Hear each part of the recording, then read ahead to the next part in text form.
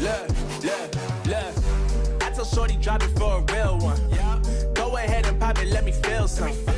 Do it for the boy with a bag now. Movie star money making everybody act out. I don't lie to these women, if I want them then I tell them. Don't get fly for these women, I was born with these propellers. All my haters cannot beat me, so I call them acapellas. See, I'm only getting better, you only get jealous. You know that I run it. Everything you wanna do, I already done it. And I got your little boo telling me she love me. I got this one, that one. Damn, it's gonna be a long night. You know, I got this one, that one. Damn, it's gonna be a long night. Yeah. MD, JPB. You already know, baby. Yeah, I said, I already done it. Everything you wanna do, I already, you know that yeah. I said, you know that yeah. Damn, it's gonna be a long night.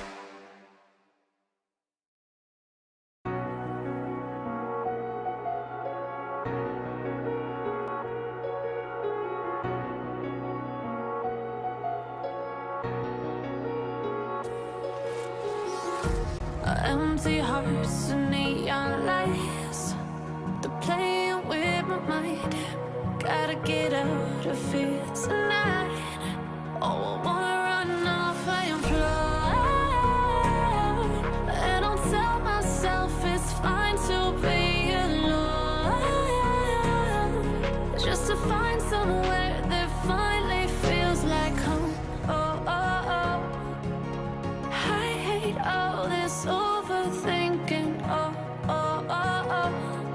The more I swim, the more I'm sinking. Take me to a world of silver. No more heartbreaks, tears, painkillers. Take me somewhere unfamiliar. Bring me back to where we started out. Get me out of now, to where we started out. Get me out of now, to where we started out. La la la la, oh, oh. Get me out of broken hearts and starting fights, turning truth to lies. Gotta get up, stop wasting time. Yeah, I wanna run off and fly. And I'll tell myself it's fine to be alone, just to find somewhere that finally feels like home. I hate all this overthinking. The more I swim, the more I'm sinking. Take me to a world of silver. No more heartbreaks, tears, pain.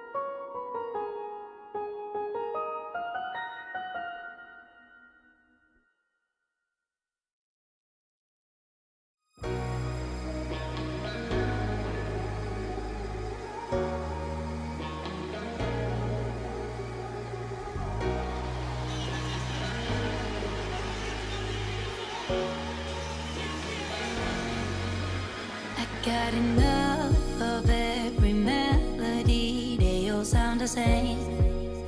Yeah. For my broken heart, no remedy, but maybe if you stay, we can get away with it.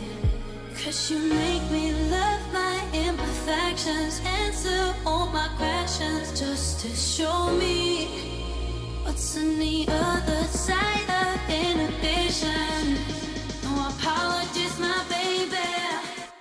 I do you do 'cause I'm feeling so good. Ooh. I do you do 'cause I'm feeling so good. Ooh. Oh, my darkest memories might let me fall back. But you'll be there, ready to rescue me if I go out of track. We can get away with it. 'Cause you make me love my imperfections, answer all my questions, just to show me what's on the other side of inhibition. No apologies, my baby. I do you do 'cause I'm feeling so good.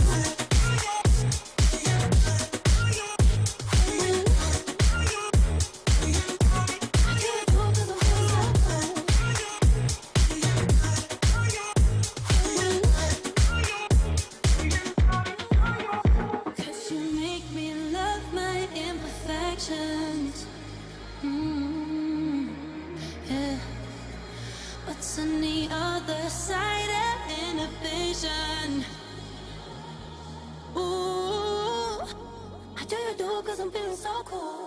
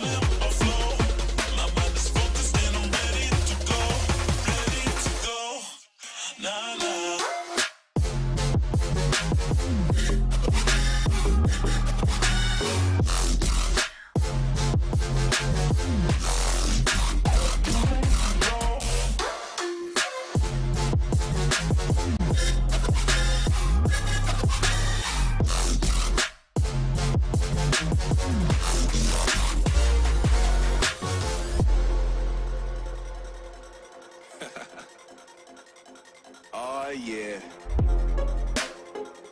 Are we talking about losing control? I'm gonna show you how we lose control, baby. Watch this. Look, Marty Mark. Watch the way I start up. I've been going hard, but I can go way harder. Every beat I'm on, yeah, you know that I slaughter. And I'm always looking gorgeous, chilling with somebody's daughter. Yeah, she loving me. Say she love the way my chain sit and contemplate. And of course it says my name if you run away. To let you know who's finna blow. Always win and check the scope. I'm only losing control.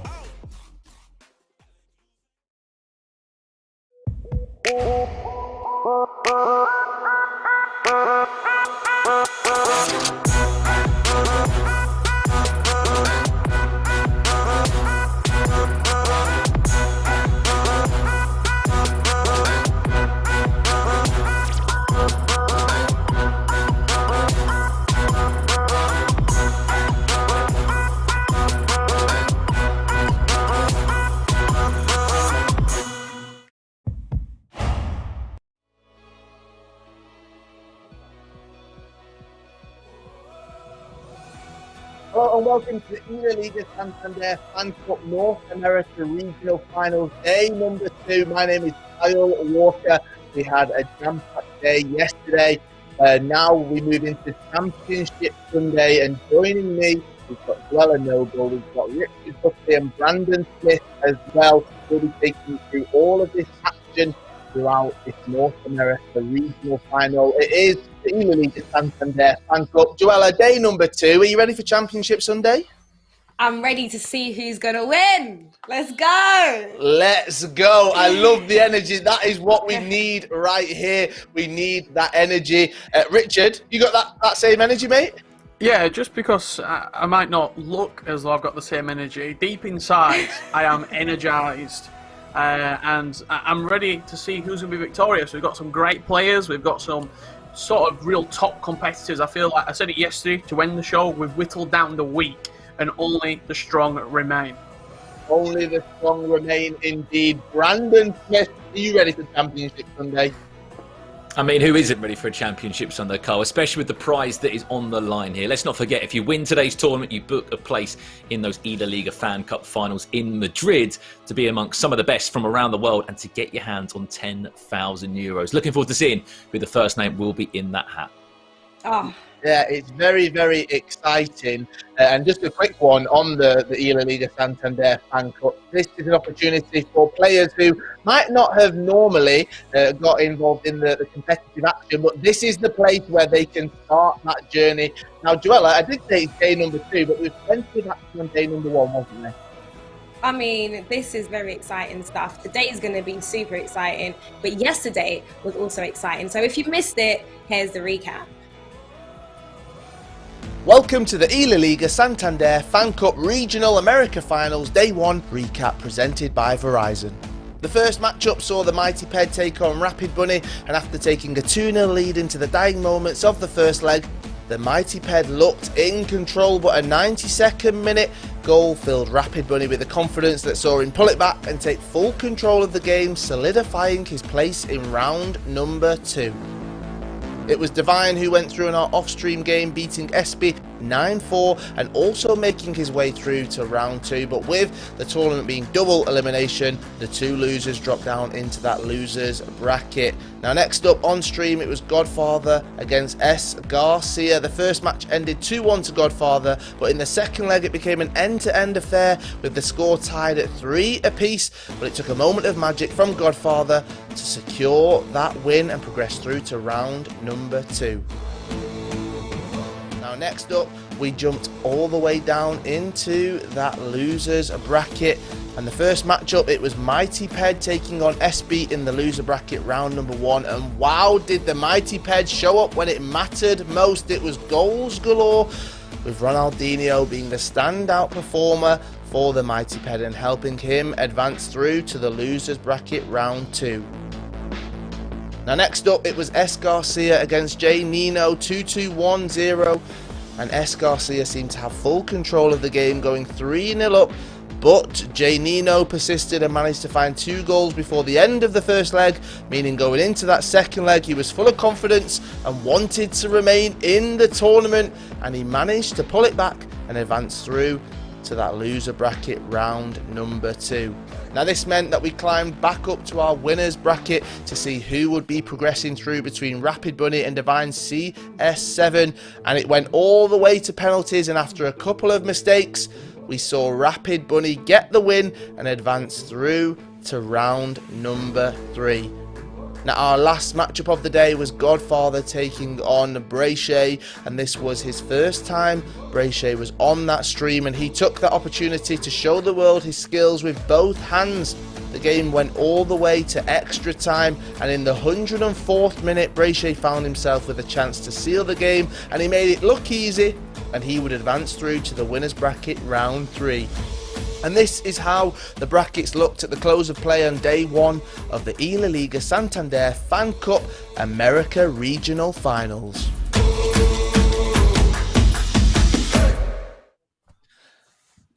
Now we can see those brackets right there. This is how it does look going into day number 2. We have our losers quarterfinals. First one and the second one, the Mighty Ped taking on Divine, and also J Nino 2-2-1-0 facing the Godfather in that losers bracket right there. After that, we jump into our winners bracket where we can see these two going head to head. Breshek taking on Rapid Bunny, and I feel like we've not really seen Breshek on stream. We saw him one game yesterday, so this is our chance to view him and see what he's capable of. All of these players though hoping to make their way through to the crowned champion of the eLaliga Santander FanCup North America region. Now Brandon, when you're looking at these players, when we're looking at day 1, Ronaldinho R10, he was the standout player, wasn't he?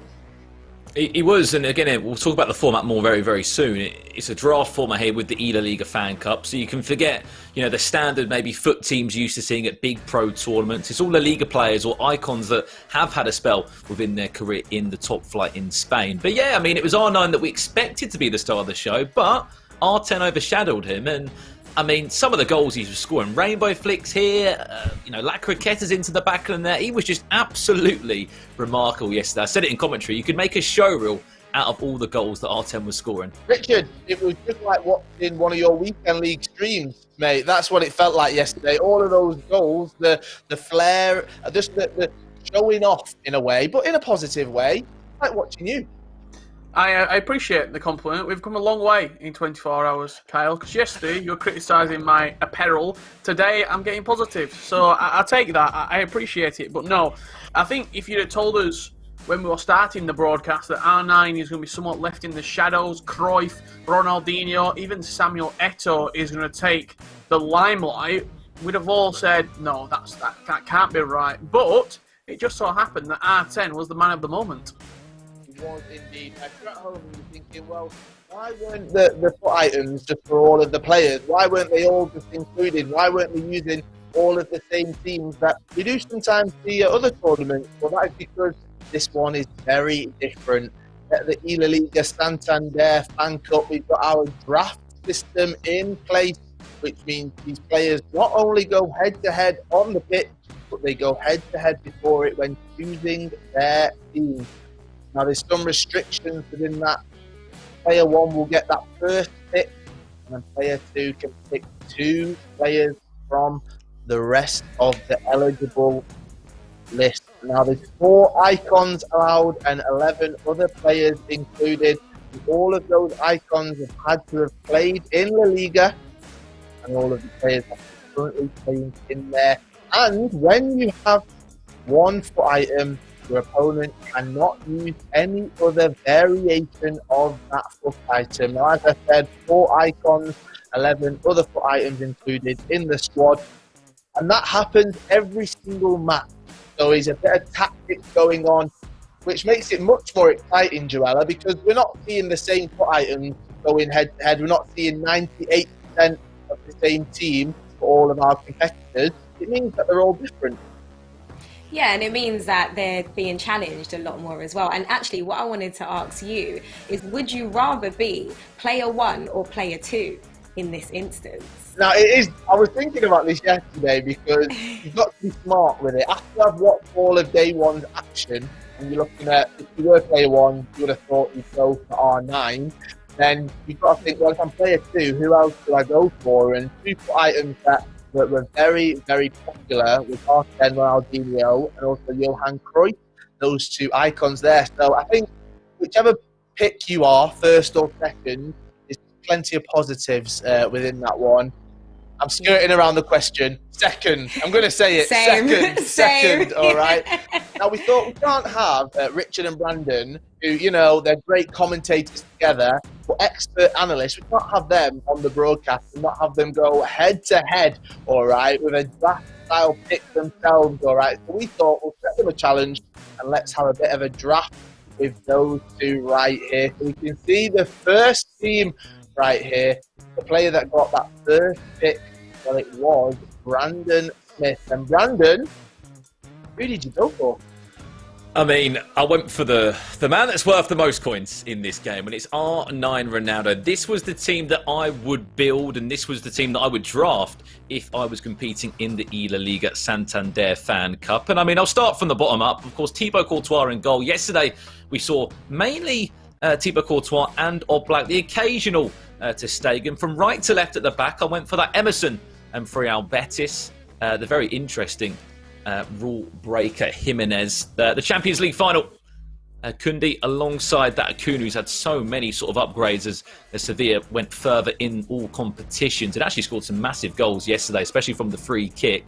Even got an Acuna Matata out of Richard Buckley, which was quite exciting. In the CDM roles, I mean, Zinedine Zidane, I don't know how I got away with this pick, alongside Inform Valverde, one of the top 3 picks that Richard mentioned yesterday. I thought I'd nick him as well. And then in the top 3 cam area, we've got player of the month, João Felix, a player that I really enjoy. Someone else who was a star in the show yesterday, Samuel Eto'o, one of the new icons for FIFA 21. Lionel Messi, and then leading the line, as he said, it's the Danger Man, who didn't have a great day yesterday. But, I mean, it's R9 Ronaldo, and he's worth so many coins, and you expect him to hopefully turn up today. All right, Richard, I'm looking at your face right there. You don't look too pleased with Brandon's choices. Let's see your dream team presented by Santander. Yeah, I mean, you only picked 3 icons, Brandon. You had 4 to choose from. You've missed out an icon. My team, I've mixed it up a little bit. I've gone for Ter Stegen in goal, the foot freeze, Alex Moreno. I was very happy with the centre-backs I got. Road to the final, Varane, and also the headliner, Diego Carlos, with Ferland Mendy left-back. Midfield, Marcos Llorente is rule breaker. Very happy that I managed to get my hands on him, alongside Prime Maradona. The central centre mid, a couple of players had gone already. I was going to go potentially for SCN, but we were discussing back and forth. I didn't know if Brandon was going to take him. He sort of baited me out a little bit. He went for Valverde instead, and then I went for Laurent Blanc. He's an outstanding foot item. That's actually the only central mid version of Laurent Blanc. He can play centre mid, CDM, next to Llorente. Up top, it's going to be a 4-2-3-1 in-game. Cruyff as the central striker. Out on the left, Ronaldinho. And that road to the final Europa League foot item of Porto. I'm very happy with my team. A few different picks in there. I got all 4 icons in. I would be very happy competing with that squad. Well, there we have it, the dream team presented by Santander. And what I love about it, mind games. Richard, you didn't know who Brandon was going to be going for. He's baited you out. He's made you pick a different icon. That's what it's all about. Yeah, absolutely. And question for you two, Joella and Kyle, who had the better team? Who picked the better team? Well, you had Mendy, So I've got to say, Mendy's the most important foot item in game. All right, so I'm going with you, Richard. Joella? I mean, I'm going to have to agree with you. I'm going with you, Richard. You had Ronaldinho, Mendy. Shall I go now? I'm sorry. You guys should go head to head though, so we can really, see who. Joella, you do not want to see that. Believe me, do not want to see that one I do. right there. Right, we will be getting back to the competitive action. Yes, it is the eLaliga Santander FanCup North America Regional Final. We've got our losers bracket game. The first one up coming very, very soon. The Mighty Head taking on.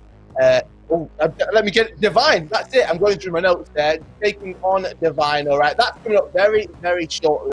All right, a minute.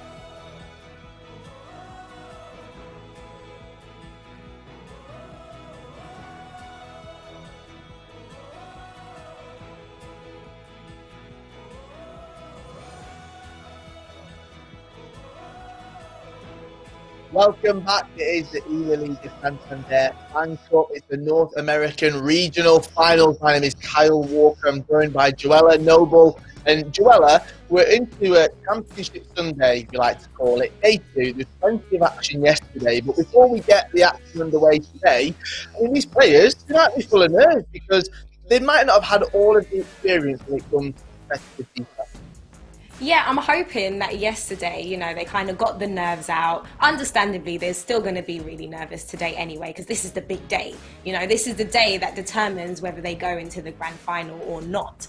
So I'm expecting the nerves. But hopefully, they just chilled out a bit, maybe took a little nap on the sofa and prepared themselves. But guys, whoever's watching, if you want to get involved, then make sure you use the hashtag eLaliga Santander FanCup as well. Let us know your thoughts on today's tournament. Yes, now the Twitch chat, normally there's plenty of people that comment in there, but take it to Twitter as well. We want to hear. Let's take some pictures as well. Let's see how you are watching us, where you are in the world, all right? Let us know, and we'll be able to hopefully even get a few of those on the stream. So use that hashtag, make sure you do it. Now, Joella, these two competitors that are going head-to-head, Divine taking on the Mighty Head, they both have had an interesting journey, dropping down into that loser's bracket. We can see it right now, and this is it. This is when I say it's fun. If you lose, you go home, you turn the console off. If you win, you're still in the tournament. Yeah, the stakes are high right now. That's the thing. And I mean, we've seen each of these players play. They're each talented in their own right. And I'm just so excited to see who comes out on top from the losers bracket. And Mighty Ped coming in this with an 11-3 win in his last game. Divine, a 7-4 win. So they definitely both know how to find the back of the net. They both know how to play full of confidence. And I guess they'll need that today because Championship Sunday, they can still win it even though they're in the losers bracket.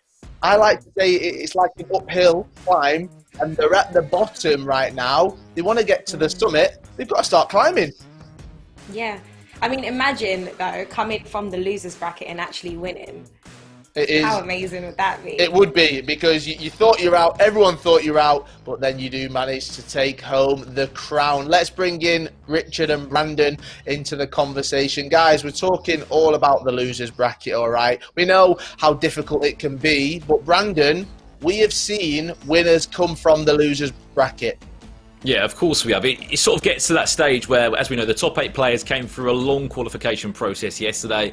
All of them did not lose a game. When you then taste that first defeat, for some players, it's a wake-up call, and you have to play at such a better level because there isn't a second chance. There isn't a case of, I can lose again and stay in the tournament. It literally is now or never, and we saw that from both of the competitors that are in that loser bracket right now. So it should be a good game between the Mighty Ped and Divine. Looking forward to jumping into it as soon as we can. And Richard, when it does come from the losers bracket, we talk about them, if they lose, that's it, the tournament's done. Does you think that makes the players play with a different energy, a different style when it comes to their games? Potentially, and I mean, looking at the example of that, the Mighty Ped lost his first game, 4-2. He won his last game 11-3. The last time we saw him in action was that 11-3 victory. Divine lost a penalty shootout against Rapid Bunny. Divine could be in the winners bracket final right now if he'd have scored 2 penalties. So that could be playing on his mind as well, but it's a new day, it's a new dawn, and I'm feeling good, Kyle Walker. Oh, I like that, Richard Buckley. He's even got the lyrics to the song right there. I saw that. I spotted that one. Right, there is a draft system in place, all right? So let's have a look at our teams. The players are going head-to-head before it takes onto the virtual pitch. Divine CS7, this is his team. We can see R9 right there. Samuel Eto'o as well. Plus, interestingly, he's gone for a different Furlong Mendy, Brandon. Yeah, I mean, even more interesting, Carl. I think we're seeing Kaka for the first time in this whole process in the eLaliga Santander FanCup. Zambrotta will be an important part of that backline. Jan Oblak's there, Messi, Inform Valverde, Rafael Varane. Pretty solid backline, in all honesty. Of course, he has got R9. Yes, he has got Eto'o.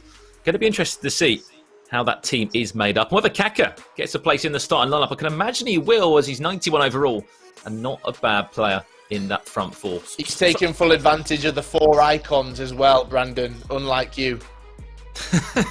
Quite literally, yeah. Sorry, guys, I only see one centre-back. I don't know if this is just me. Varane, there's no other centre-back in that team. Zambrotta. It's going to have to be Zambrotta or Alex Moreno or maybe Kappa as a centre-back. There's only one selected CB. I'm unsure on that. I am unsure on that. Well, let's see who he'll be coming up against. The mighty Ped. He's got his team right there. Cruyff, Zidane, Essien and Ronaldinho make up his 4 icons. Richard, more centre-backs there?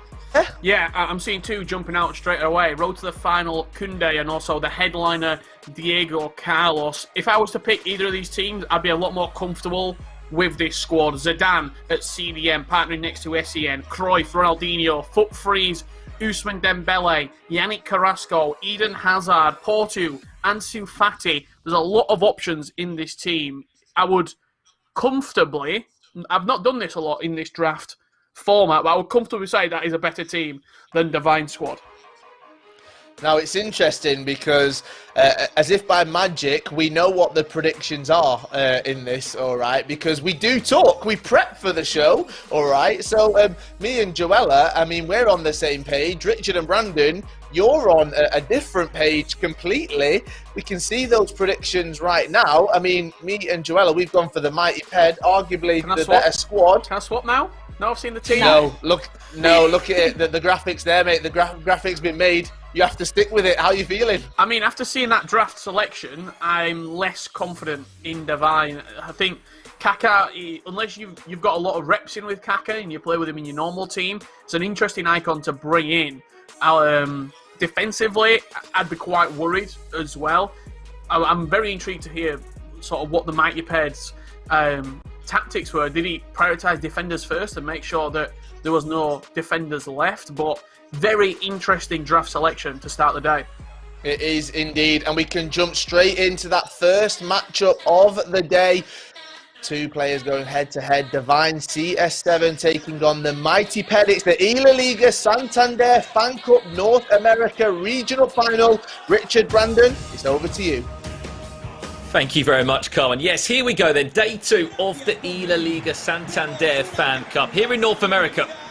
Today is the day where one player will book a ticket to Madrid for those eLaliga finals. Chance of a lifetime, an opportunity of a lifetime to be involved with some of the best from around the world. And I'm looking forward to seeing how this game goes, because me and Richard, we both said that we thought Divine might have the upper hand in this game, but I completely agree with you. After seeing that draft, you can obviously see a winner in terms of how the draft went. We'll have to see how the game plays over these 2 legs. But Kaka gets the first call up, Richard, in this whole tournament process. Yeah, very intriguing that Kaka is selected. As I said, obviously there's the SBC that you can complete for Kaka in the game right now that you can do. Chance here for Samuel Eto'o, first one of the game.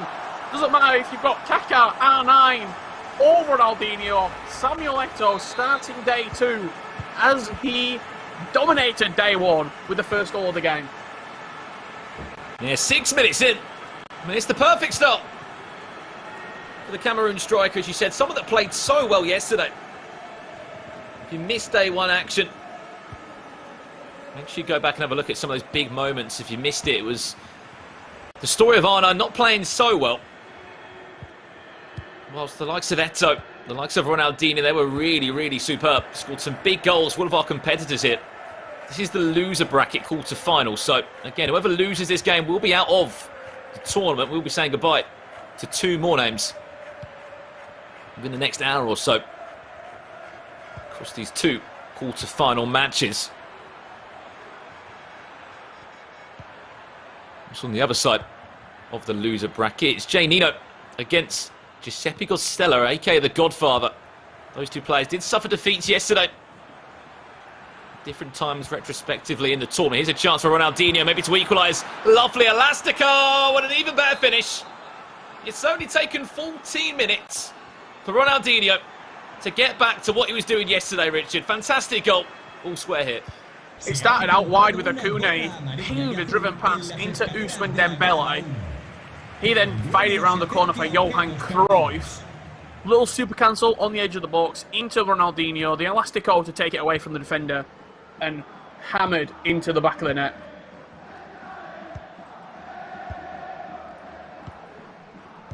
If that's anything to go by for these games, then wow, we are in for a real treat over the 2 legs.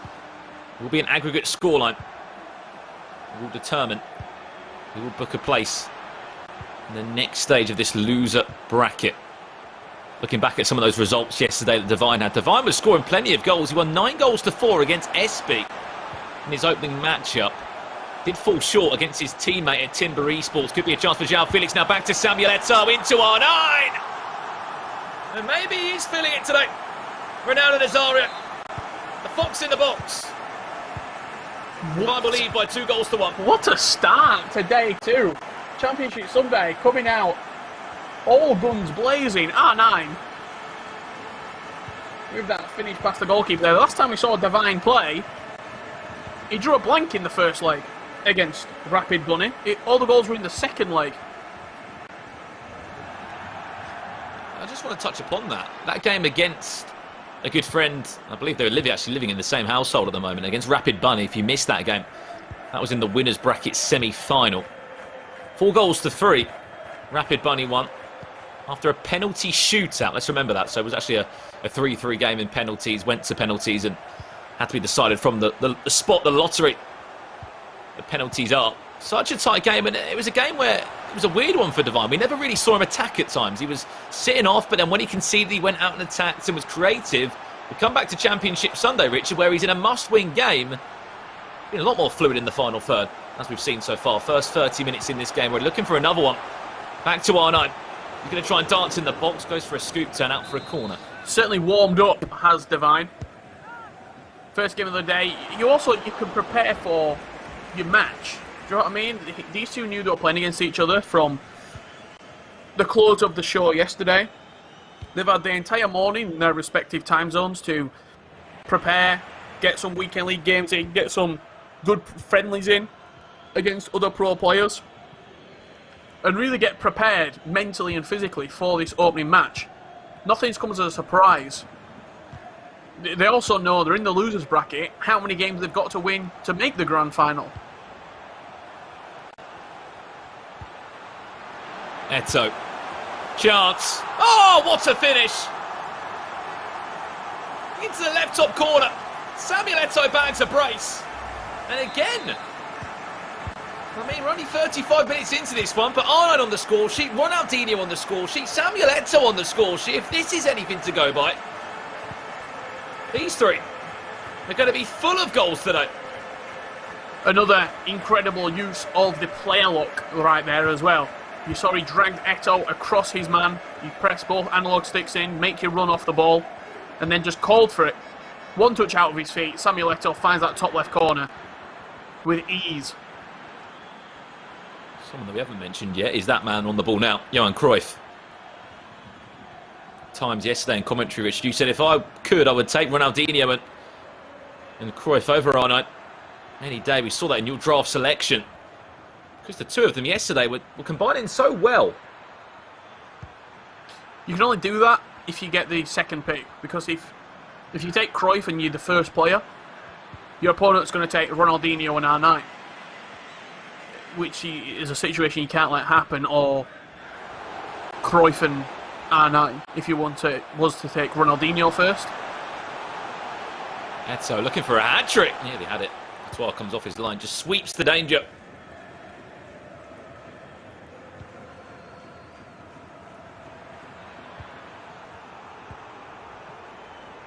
Comes the mighty Ped again.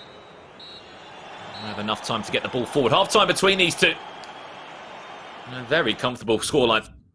3 goals to 1. I mean, this is what we want to see at half time. Plenty of goals, Rich. We're only 45 minutes into our opening game here in Championship Sunday as part of the eLaliga Santander FanCup. We've seen 4 goals already.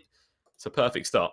Yeah, great start to the game. 5 shots, 5 on target as well for Devine. Coming out like a house on fire. And it is R9 playing cam for him. João Felix on the right with Samuel Eto'o as that central striker in the 4-2-3-1, but seems to be getting R9 more involved in the game as well. Not necessarily going out wide a lot, but using Eto'o as that man running beyond the ball, creating space for R9 in that cam role.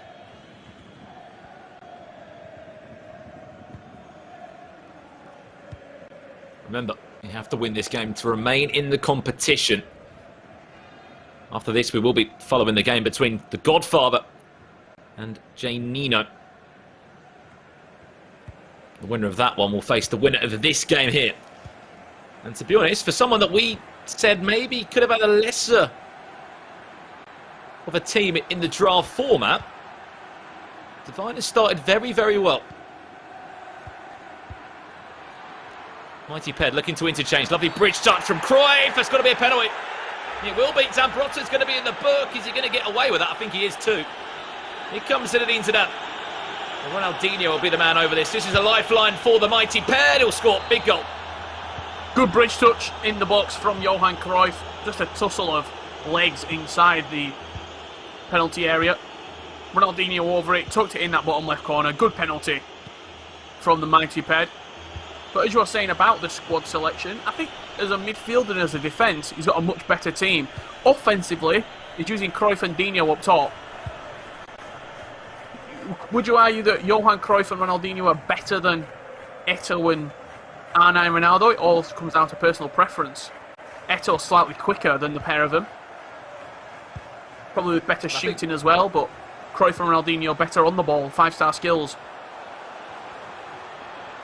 We were saying yesterday, Rich, from what we saw across the 6 games that we were able to commentate on, it sort of feel like Ronaldinho-Cruyff partnership was the better to go for.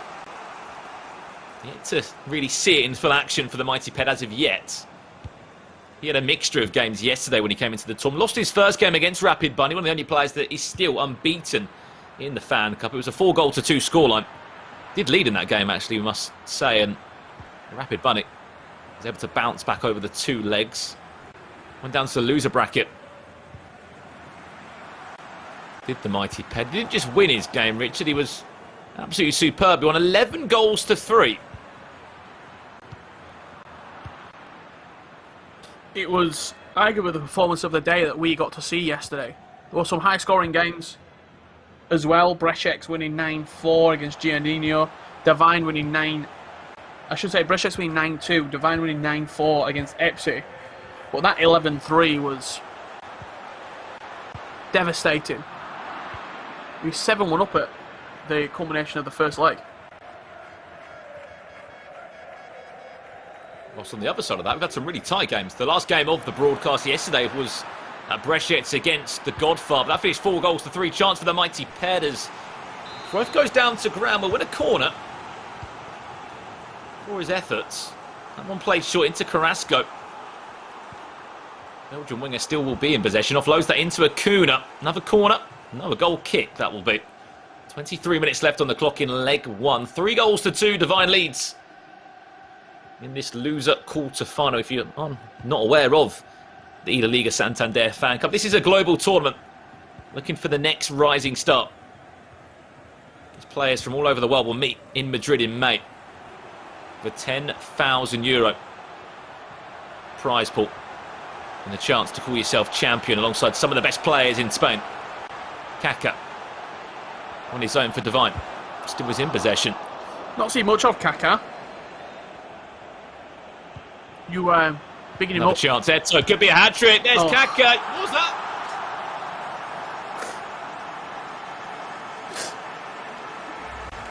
The timing on that is impeccable. It reminds us of a broadcast we did a couple of days ago, Rich, wasn't it? When I was hyping up Kaká. Maybe you weren't as big of a fan. And to be fair, when I saw him in the draft format today, I was like, oh, he is involved. You forget Kaká played for Real Madrid. Yeah, absolutely. What a player as well he was at Real Madrid. Probably his prime at AC Milan, but he was still a top player when he was playing in the La Liga. That was a really special format. Yeah, great team as well, wasn't it? With Xavi Alonso, Ronaldo, Benzema, all featuring in that squad.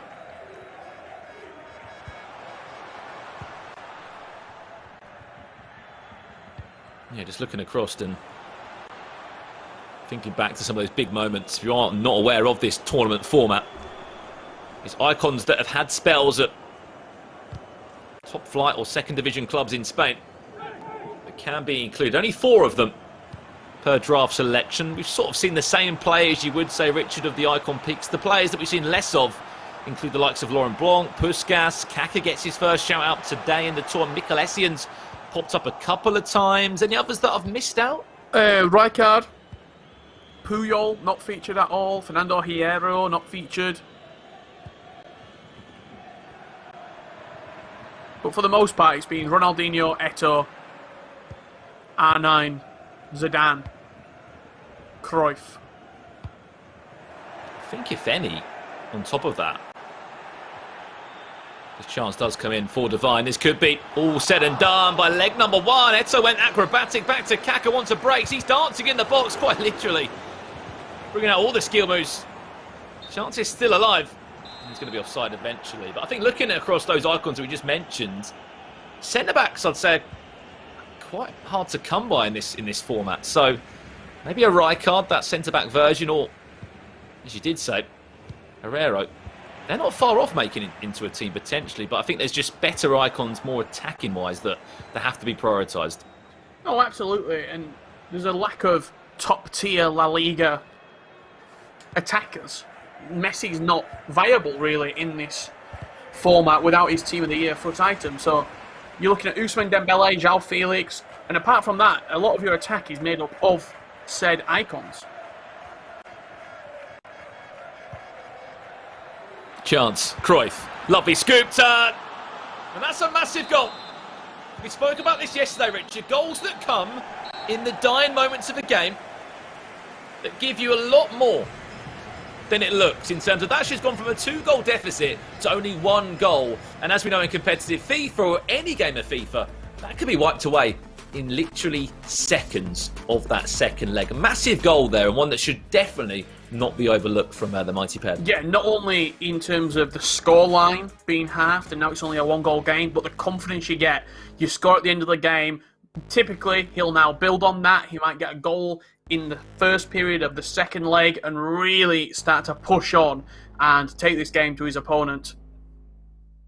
Yeah, most definitely, Richard. And as you said, can't wait to jump into that second leg. It's always a special one, especially with how these games have gone. First legs and second legs are always so different. If you have just tuned in, this is the eLaliga Santander FanCup, a tournament that wouldn't be possible, Richard, without a handful of our partners. One of those being Santander, who have been heavily involved across the football world and the esports world in Spain. Yeah, absolutely. And everyone at Santander knows how important football is. For a long time, the things that we love doing haven't been able to do. Going to see your friends, enjoying people's company, but football has stayed here. And not only football, but video games and FIFA in particular. That's why everyone at Santander got behind the eLaliga Santander Fan Cups. And we all enjoy football, we all enjoy FIFA, and we live it to the fullest. Whether it's a goal going in, your team winning, or in FIFA, seeing who will be victorious in North America here in the eLaliga Santander Fan Cups. Yeah, it must also be said too, Richard, a sort of a history-breaking moment for the eLaliga Santander in general. The biggest virtual league this year on FIFA 21, a €300 prize. But that tournament, of course, runs alongside the Fan Cups that we will be providing to you over the next couple of weeks on the build-up to those finals in May. Let's look back at some of those highlights, Richard, from that game. We wanted to see more attacking sort of football from Divine. He went 1 goal up into the game. The Mighty Ped responded pretty soon after in literally seconds. But we wanted to see more of an attacking style of play from Divine, because at times yesterday, we just didn't see it. No, I agree. I think we saw that in the opening period especially. He came out flying, you saw the player look. And we said we didn't see it, but we also saw the one game we saw on stream of Divine. He played against arguably one of his better friends, one of his roommates, in his housemates in the tournament, in the Rapid Bunny. And was it an unfair sort of sighting of him Probably. We didn't really see what he was capable of because you're playing against someone who knows your game inside and out. And right now, I think we're seeing a better display from him. Just having a look at some of these goals right now on these replays brought to you by Verizon 5G network that everyone can rely on. R9 getting on the ball. You can rely on him, really. Maybe he only turns up on Sundays. Maybe Saturdays is his day off because it looks like he's on form today.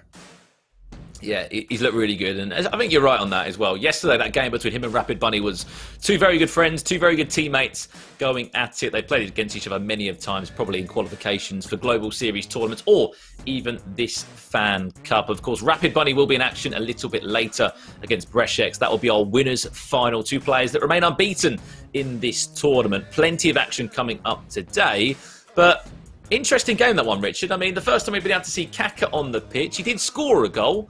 It's hard to say who has had the better team. I mean, coming into it, I think we looked at the drafts and we were like, okay, we maybe think the Mighty Ped has that better starting X side, because for Divine, he didn't have an out-and-out centre-back that we really looked at. Zambrotta's had to go into that role, and so far to speak, he's played well there. Well, he has played well, Zambrotta, in centre-back. I just want to have a quick look at the defence. Chance here straight away from the kickoff, however. R9 and Eto linking up. He stole it back pretty much straight away, did Divine. We didn't have even a chance to have a look at his defence. Valverde twisting, turning. R9 Ronaldo starting as he did in the second leg. Almost a picture-perfect goal and similarity of the first leg. Quite literally, Richard. What's that, 3 minutes into the game? I know this Twitch chat is full of Divine fans that will be over the moon with that start. 5 goals to 3 on aggregate. R9 Ronaldo, as you said, maybe doesn't turn up on a Saturday, but certainly has turned up today. Championship Sundays arrived where the one time he needs to turn up and score big goals. No doubt the most expensive player on the pitch. Puts Divine back in front of a 2-goal cushion. A massive goal, especially the fact he did concede on the 91st minute. Mighty Ped did score a late goal with Johan Cruyff, a lovely scoop turn. Allowed the Dutchman to go forward and just to provide a little bit more hope heading into this second leg. Not the start that Mighty Ped would have wanted. It's about him trying to build upon this now. Only 2 goals down, but as we know in FIFA, a 2-goal scoreline, even a 3-goal scoreline, certainly isn't safe. No, well, none whatsoever. We saw 2, 3, 4 goals turned around in our time commentating, especially on FIFA 21, with how easily you can press high up the pitch with the team press and also the instructions and custom tactics changes that you can make.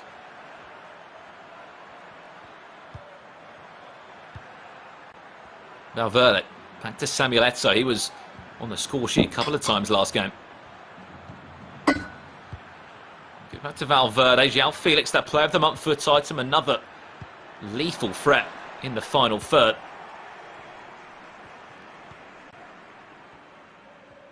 Comes to nothing in the end, and a chance for the Mighty Ped to attack. I mean, Carrasco, he's been a player that's come on as a substitution a couple of times. He hasn't really started in many games across the eLaliga draft. Do you think players would have learnt some things from their draft selections yesterday? Because the biggest one we saw for the Mighty Ped was that he dropped R9 and went for Ronaldinho after he maybe had a bit of a distaste in his mouth after game 1. I think we will see that. I think you'll see Ronaldinho and potentially R9 flip-flop with people's squads. Who you prioritise, who you do take in certain positions. Because also, as you're picking the squad, you're also planning out the starting 11 in your head. So if you've not got a CDM, for example, that's the position that you have to prioritise next. Here comes Carrasco. To Ronaldinho now. A little drag back. Trying to bring a couple more players into possession. Someone we haven't spoken about yet is that foot freeze Ousmane Dembele. Someone that I don't think featured across both of our drafts that we built earlier today, Richard. Carrasco. Back to Ronaldinho. The ball will fall kindly back to the Belgian winger again of Atletico Madrid. Can he get the ball into the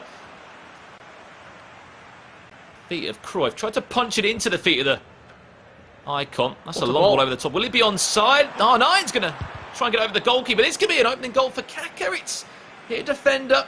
Divine still in possession. Can he find a cutback? Tries to Fake shot his way into the box, down the line. Split second there. It looked like it, didn't it? Over the top. Thibaut Courtois was going to be in trouble. Lovely drag back. Maybe he's been fortunate once, twice, 3 times. Cleared away. Eventually the ball just kept on falling back to R9. He couldn't do anything wrong.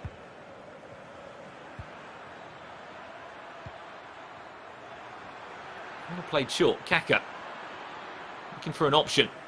Counter potentially. That goal that Divine scored yesterday with Zinedine Zidane, Richard. He sort of waited and waited. Went for a fake shot of an offside trap against Rapid Bunny. Turned about 6 players and sent the game to extra time. Yeah, that was an outstanding piece of creativity and ingenuity inside the box.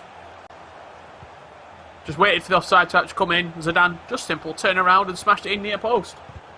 That happens like once a tournament. You don't see things like that happen often at all.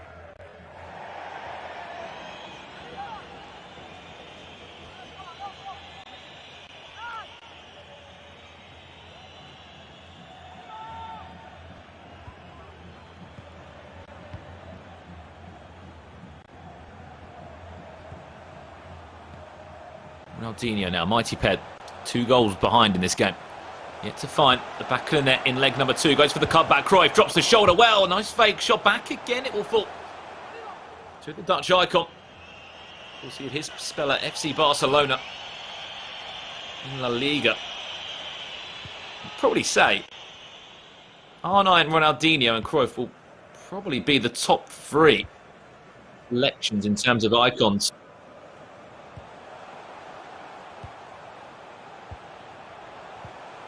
Oh yeah, eLaliga Santander FanCup. Without doubt, without doubt. I don't really think anyone gets close either. Ronaldinho trying to outskill Varane. One of the most viable and important defenders. Again, if you're looking at your draft, yes, it's great to have attackers. Yes, it's great to have icons. But you do need players that can defend superbly well for you. And if Varane's on that wish list, he's the #1 player on that list, in my opinion. 3 minutes before half-time in this second leg. 5 goals to 3. Divine still leads. Remember, whoever loses this crashes out of the eLaliga Santander FanCup. Lovely bridge touch from R9. Did a couple of those. Got Diego Carlos, who's completely out of position now. Got to be careful. It's like Essien filling in that gap.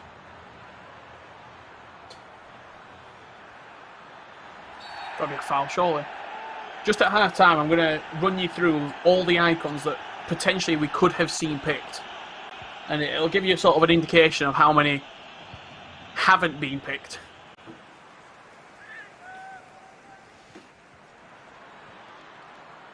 I think that will do us for half-time. Referee. Are we done? There you go. 5 goals to 3 half-time. 1-0 in this game. It was a goal after 3 minutes from R9 Ronaldo that gave Divine the lead. But no, as you were talking about, Richard, there are so many icons that have had spells in La Liga and could be a good option, potentially in the draft. But you only get 4 picks. Who are some of the icons that maybe haven't made the final cut? Well, speaking of attackers, Michael Owen, Fernando Torres, Gary Lineker, Butragueno, Hugo Sanchez, Raul, Stoichkov. We've seen Henry a little bit. Trezeguet, Patrick Kluivert, Ruud van Nistelrooy, Michael Owen. Defenders, Ronald Koeman, Puyol, Cannavaro, Zambrotta, we've seen used sparingly, Frank Rijkaard, Emmanuel Petit, Roberto Carlos, David Beckham, Rivaldo, Deco, Guardiola, Litmanen, Makalele, Laudrup, Hadji, Seedorf, Raquelme, Xavi, and Luis Figo.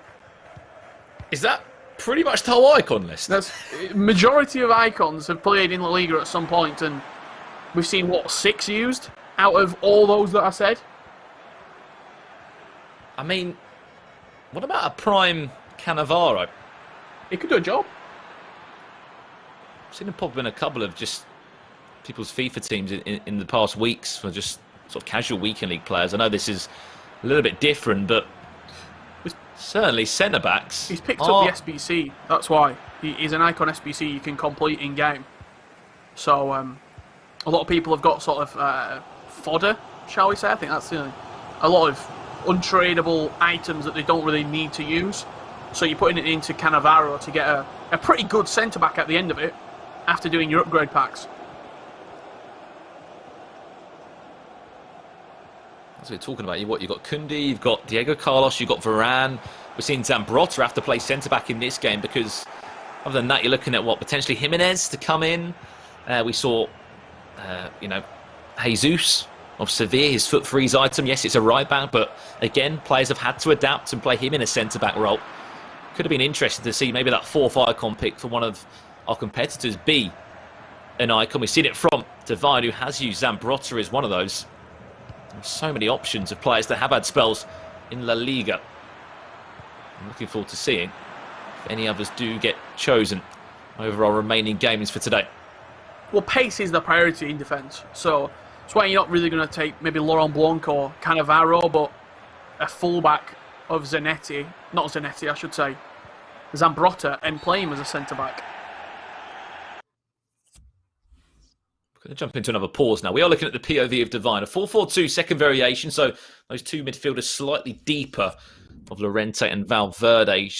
Don't think he's going to need to make any changes, in all honesty. We've seen a couple of substitutions yesterday, Richard. Naturally, all your attentions are in that starting 11. But, I mean, the likes of Inaki Williams will come off the bench. We saw Carrasco come off the bench for a couple of players yesterday. I'm trying to think anyone else that pops up late into a game. Maybe Kappa. Porto. His foot freeze comes on in a midfield area. Porto, who was in your team.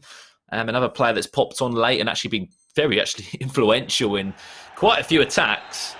It is going to be a change on the other side for the mighty Ped. It's going to be Ansu Fati who will come on. Player we didn't actually mention. He's shooting. Samuel Eto'o, direct shot. Let's have a little look. Goes on his own. Ooh-wee! Did I hit the post? I'm looking back on the replay. Bounced off the upright. That would have been an incredible free kick. The keeper didn't even move.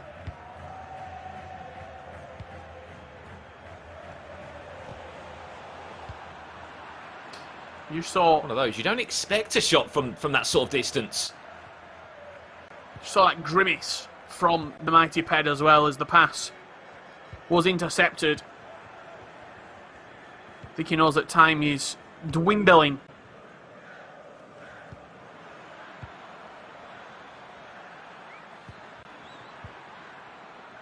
Well, I think what we saw from Divine's play yesterday, Richard, this man needs to see out a game and to look after possession. He's certainly got that in his locker. He's looked off possession, so into R9. Oh my.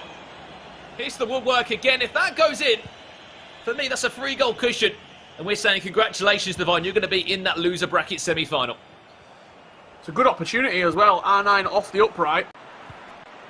You sort of, as crazy as it sounds, expecting to score that. It's hit the post inside, 7-8 minutes now? Is that third goal coming?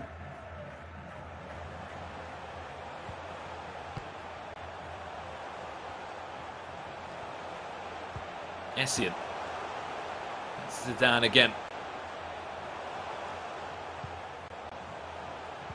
Time is running out. We need to see goals now from the mighty Ped. He needs an impact on this game as soon as he can. He's just struggling to get past this difficult defensive line. You understand why it's so hard to break down. The CDM duo of Valverde and Llorente might not be the highest ratings of players. Kaká's going to be offside slightly. Possession lost again.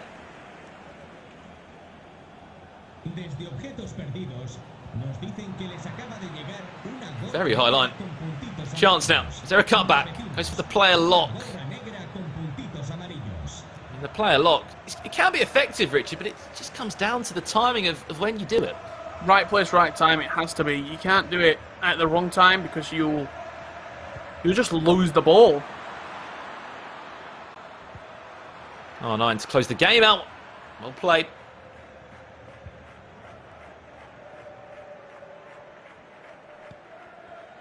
Into the final 10 minutes. I wouldn't even surprise me if we did see another pause or a movement into a different game plan from the mighty Ped. It's got to be constant pressure. It's got to be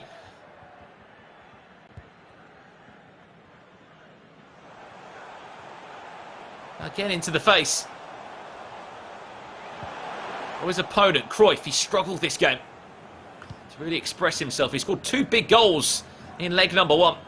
Have to give credit to the overall performance from Devine in this game. He's won by a goal to nil. He's hit the post on 2 different occasions, and in a couple of words, he's just been very solid.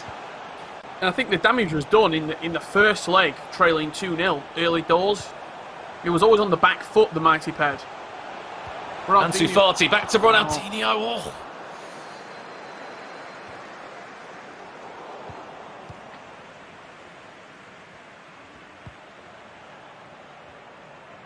Well, I think, Richard, there just isn't enough time, is there? This could be game, set and match. Kaka to close the game out if he can play the ball into R9 or Eto. They're in the box waiting.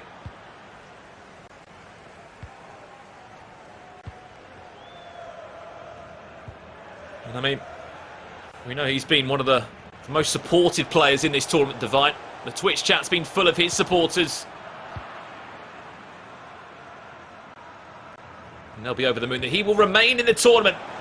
The Timbers esports man will book a place. Ronaldinho, you can see the frustration there from the mighty Penny saying, how is that not gone in? And more importantly, Ronaldinho, where's the power in that finish? Absolutely no power at all. Any time of a minute, Devine will book a place in the loser bracket semi-final. Eto will get on the score sheet to celebrate the moment. Game, set and match. Congratulations to the Mexican of Timbers esports. He will move in to the next stage of the tournament, and unfortunately for the mighty Peds, that will be the end of his road in the eLaliga Santander FanCup. Real tough one to take, in all honesty, for the mighty Ped. He was trailing. He always was trying to sort of get back into the game. He was chasing for the majority of that match as well. Devine got the lead early doors and kept the lead as well. And I think when you gave him that winning position, he looked always comfortable. Someone who else always looks comfortable in whatever surroundings they are. Mr. Kyle Walker. Kyle, what did you think to that opening game? Different foot items that were being used, and talking about Devine's team. You guys, you backed him, but you were a little bit worried after seeing his draft picks. But, I mean, Brandon, I'll come to you first. He got the business done. I always 100% back my player that I pick in the prediction. I never even wanted to swap. It was just all for show. He got the job done, and maybe Kaka's going to stick with him as well from here on out, because he looks pretty comfortable. I think when you get that front two, Eto and R9, if you can get them clicking, you saw you were playing a 4-4-2, you can create some really sort of impactful moments in the final third. You can cause damage, and you saw Eto and R9 linking up really well in this game. Now, Brandon, I would love to see Devine's ultimate team, the one he uses at home, because I'd be interested to know if Kaka was included in his ultimate team, because yesterday he might have thought, we've got the draft, I can go with some of the other icons, whereas today he might have thought, I'm going to stick with what I know. Yeah, I mean, I'm trying to think back to yesterday. I don't think in the one game we saw against Rapid Bunny, we saw Kaka actually on that team, and that could have come down to many things, Carl. That could have been a lot learnt in day one. Me and Richard were talking about this in commentary. You know, the mighty Ped was back in R9 at the beginning of the day yesterday. He ended the day back in Ronaldinho as his main pick. So I think the players are learning a lot with this draft process, and it comes down to personal preference at the end of the day. Which icons do I want in my team, and also who do I fancy giving a little run out in the Championship Sunday round? A big risk, however, the reward was also backed up there for Devine. And Richard, how frustrating do you think it was for the mighty Ped at the end of the game? On his camera, he looked certainly frustrated. He looked like he didn't know what to do, how to break Devine down. What did you make of that?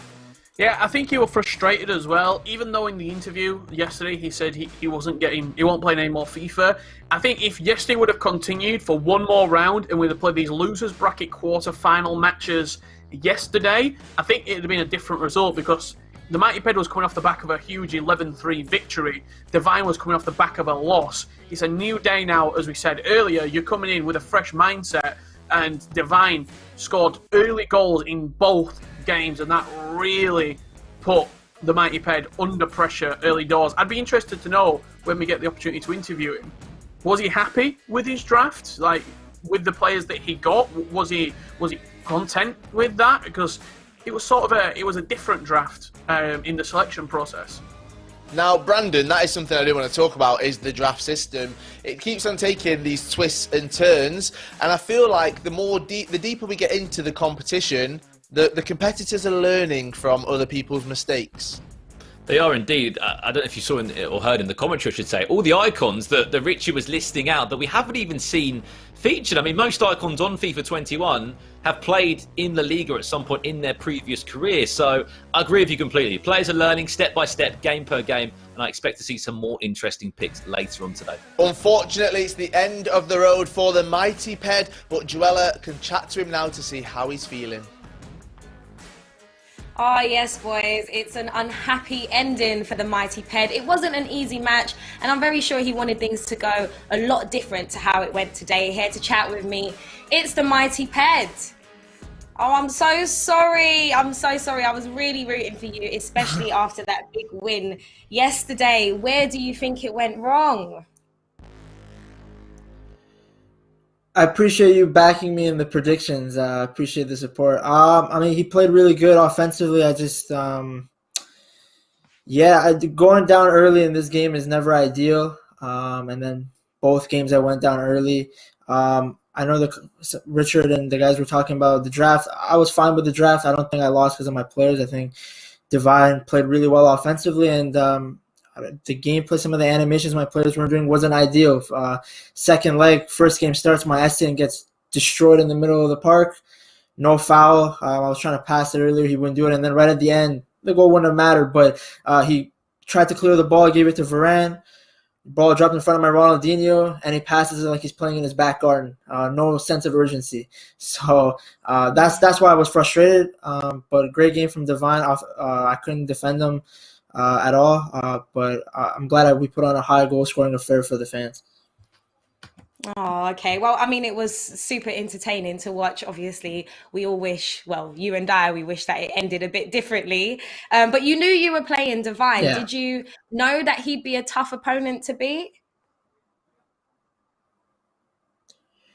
Yeah, I knew offensively he's very creative, very unpredictable. I think I just got to practice a little bit more playing on this one-bar connection.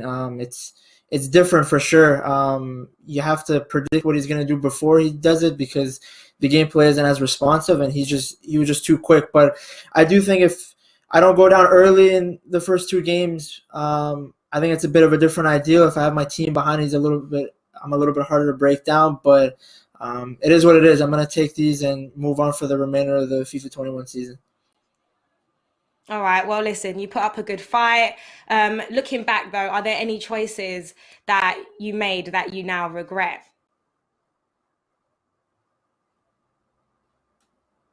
Essien had an absolute disaster class for me. So if this draft ever continues, he will never be playing for my team again. All right, then. Well, listen, thank you so much, the mighty Ped. It's been such a pleasure watching you play. I'm so sorry that it's ended here, and hopefully we get to see you at future eLaliga tournaments. Hopefully. Thanks for having me. Take care. Oh, I'm really sad about that. I'm so gutted that he didn't win that, but Divine did play a very good game. Back to the boys, Richard, Brandon, and Kyle.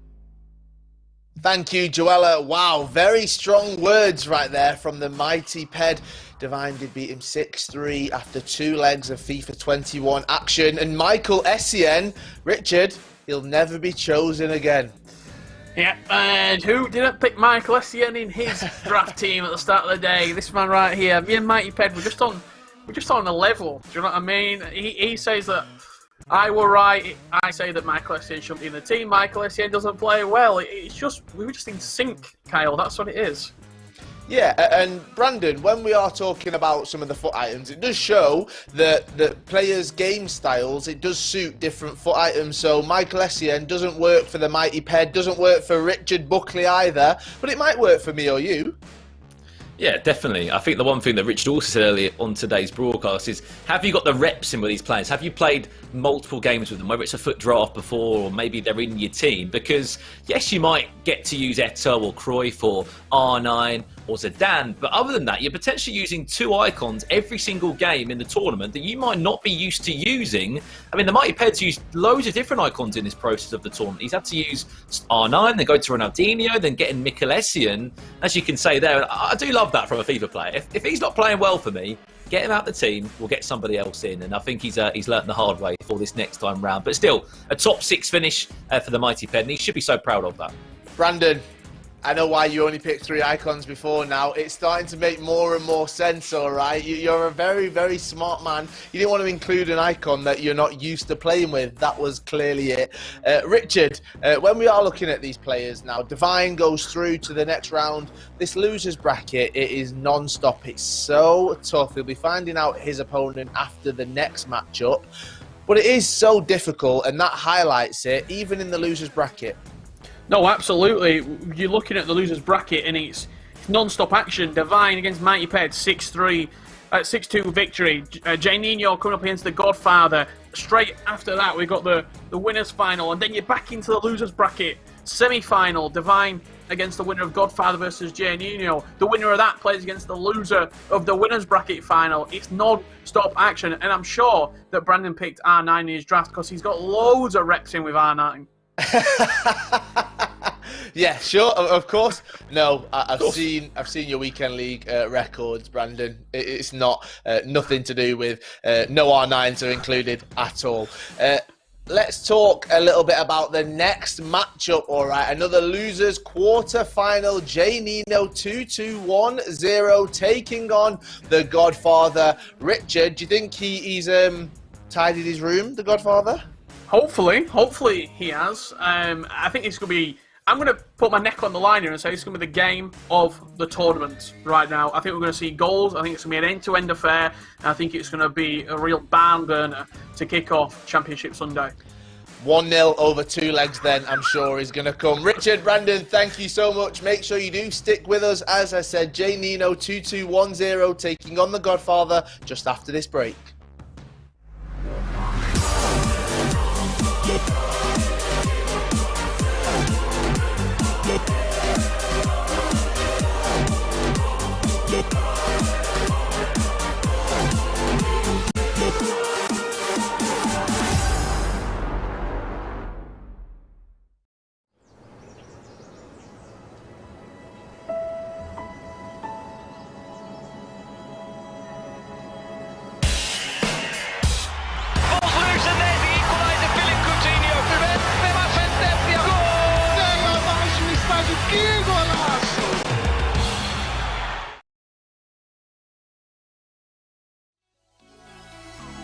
Those hands and lights can't stop me.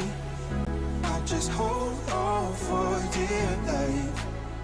Yeah, I can't give up this feeling that I get when looking down from the sky. When I'm with you, when I'm with you,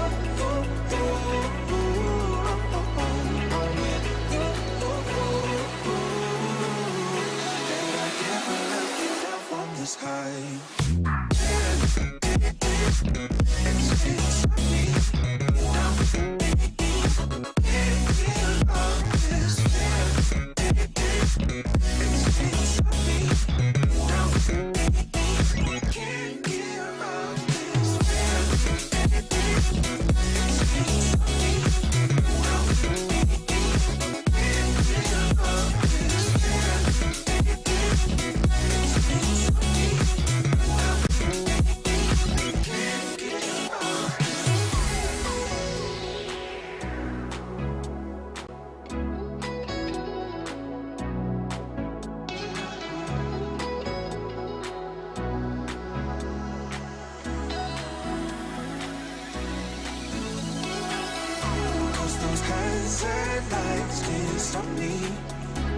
Just hold on for dear life.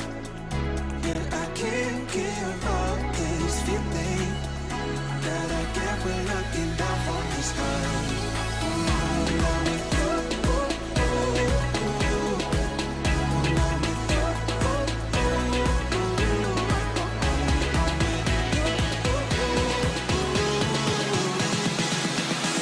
I can't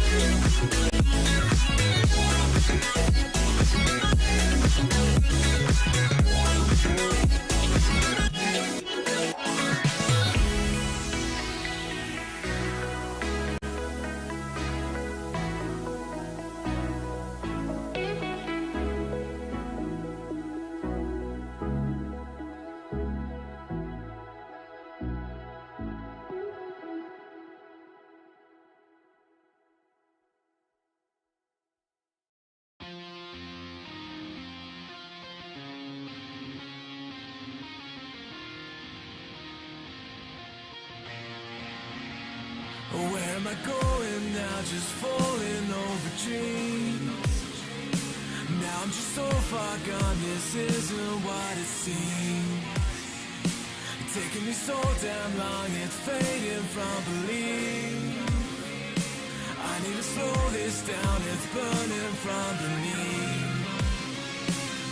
Come break this light, this flow tomorrow tides. Holding on for what is worth my life. I'm all on your side, I'll make it up the vine. Find my way to giants in the sky. Tonight it comes to life.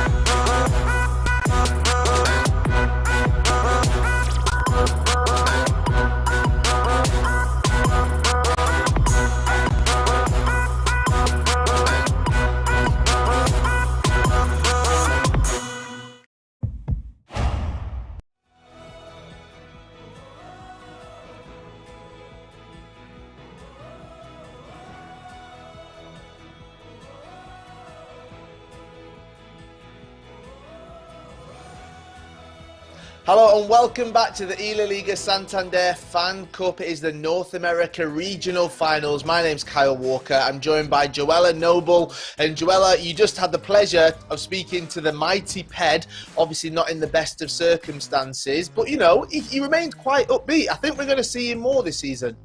Yeah, I think we are. He seemed like he was ready to just practice so that, you know, he can continue with life. I mean, It's heartbreaking though. Yeah, really heartbreaking. It's hard, isn't it? Because these players come into these tournaments and there can only be one winner, but there's plenty more throughout the season. So we'll remain positive, all right, on this one, and we'll move into our next matchup, all right. We can have a look at the loser bracket, how things have unfolded there so far. As I said, the mighty Ped, he did lose to Divine CS7, who makes his way into that loser bracket semi-final right there. But next up, it's Godfather taking on J Nino 2210. You did speak to Godfather yesterday. That smile we can see on his face right there, Joella. He had it on his face yesterday. He's full of confidence and happiness as well. He's just happy to be here. Yeah, I got to speak to Godfather and J Nino as well, and so I feel like I'm connected to both of them in some sort of way where I'm rooting for both of them. It's really difficult for me to choose one, but Godfather, as you can see from that big old smile on his face, he seems really confident. He does indeed. Right, let's bring in Richard and Brandon into the conversation. I want to see their smiles as well. They're always happy just to be here to enjoy themselves. Richard, you and Godfather, you've got a bit of a thing going back and forth in your Twitch chats. All right, you like to comment on your Twitch chats. It's nice that you have been able to strike up that friendship with the players, but you know, he's here to do business. He's here to win the tournament. Yeah, absolutely. We've known of Giuseppe Castella since FIFA 17, where he was victorious in the North American Regional Championship. He lifted that trophy, went through to the finals in Berlin. That's where we first got the opportunity to meet him. Qualified for the Interactive World Cup that year as well. And since then, he's been on this roll, whether it's in numerous leagues, numerous competitions. He always seems to be there. He's always got his finger on the pulse as well. A tournament like this, for example, he lives in America, he lives in Los Angeles, but he saw the eLaliga Santander FanCup, fancied a bit of that, signed up, made it through to the knockout bracket, and here he is, guaranteed top 6 finish, losers bracket quarter-final, but it's a tough game against Giannino.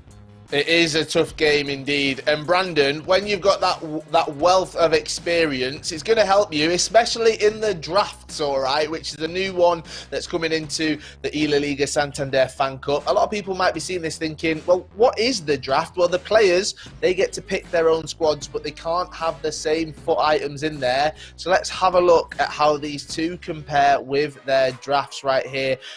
Brandon, talk me through it. The Godfather's draft. Is he going to blow us some kisses today? We'll find out. We'll have to wait and see. There we go. Are we coming? No. Giuseppe? Arms folding? All business today? Maybe it is. Maybe. Oh, there we go. There you go. Hello, my friend. There he is. He's back for Championship Sunday. And he's just introduced himself to everybody from around the world. Let's have a look at his draft. He's got Johan Cruyff and Ronaldinho. And he's gone for the interesting duo there. That means no Samuel Eto'o, but he has got prime Maradona, a prime Zinedine Zidane, an unbelievable 4 icons of choice. Looking across his back line, he's missed out on Varane, but he has got Koundé and Diego Carlos, Acuna and Moreno making up that line. He's also got Ousmane Dembele as a very good out-and-out option. Valverde there, and potentially Benzema off the bench late onto the game alongside Porto. On the other side of that, Richard, how is that draft looking? Yeah, I'm quite impressed there with the Godfather's draft, in all honesty. Giannino running with the 4 icons of Zambrotta, Ronaldo, Essien and Eto'o. Looking at the other personnel that make up the squad, we've got all the familiar faces. João Felix, Varane, Llorente, Messi, Carrasco, Kappa, Emerson, Jimenez, Mendy and Oblak. You would argue on paper the Godfather's team slightly more adventurous. He was using Puskas quite a lot yesterday. He subbed Puskas out for Maradona. Puskas not being featured at all yet in today's competition. Messi's an interesting one because he should be outstanding in FIFA. He's arguably the greatest player to ever play football, yet it doesn't translate, especially in FIFA 21 with how the game is. You want players who have got 5-star skills, ideally. And in that team right there, only 2 players have got 5-star skills. João Felix and R9. On the side of Godfather, you've got Cruyff, Ronaldinho, Maradona, and Ousmane Dembele, with 2 of those players being 5-star, Cruyff and Dembele. So the advantage in that department, in the offensive, certainly going to the Godfather, in my opinion. Now, we are looking at these drafts, the 2 teams going head-to-head, the 2 players going head-to-head as well, Godfather and Giannino. And Joella, we're talking about the mind games here. They're trying to bait each other out. They don't know who they're going to pick. It makes it so exciting because it's another element. It's another layer to the cake, the FIFA 21 cake, the eLaliga Santander FanCup cake, all right? There's another layer to it. Yeah, it's like I was saying earlier, it's not just the challenge of playing the game, it's also the challenge of picking your players. You know, what are the tactics going to be like? What are you thinking? How are you going to psych out the other player? Because that's essentially what it is. But it's always interesting to see who they pick, and I'm looking forward to seeing them go head to head. So am I. I cannot wait for this one. We've got our predictions as well. This is who we have all gone for. Oh, Giannino, I'm so sorry if you're watching. No. I'm sorry. I apologise. All 4 of us, we've gone with the Godfather right there. Richard, why did you choose him? I'll tell you why I chose him. as quickly as possible, in all honesty, and that's looking at the results. He only lost 4-3 against Brešec, who arguably was one of the best players in the tournament yesterday. You also look at where he's sort of been going with his performances, and I think he's levelling up. He's coming into this day fresh, he's coming in strong, and I feel as though potentially he could actually go all the way. Now, even though all four of us have chosen the Godfather, Brandon, Jay Nino, he's not an easy competitor. No, he isn't. Let's not forget that he rounded out yesterday with a 7-4 victory in his game against S. Garcia. So, this guy knows how to play FIFA. He might have suffered a defeat early on in the round of 8, but he picked himself up, he dusted himself down, and had a massive result to end out day 1. So it depends how these guys slept last night and how they look back on their recovery from day 1. But it should be a good game, nevertheless. It should be indeed. Right, Richard, Brandon, these two are going head-to-head. It's Godfather taking on Jay Nino, 2-2-1-0. It's over to you guys.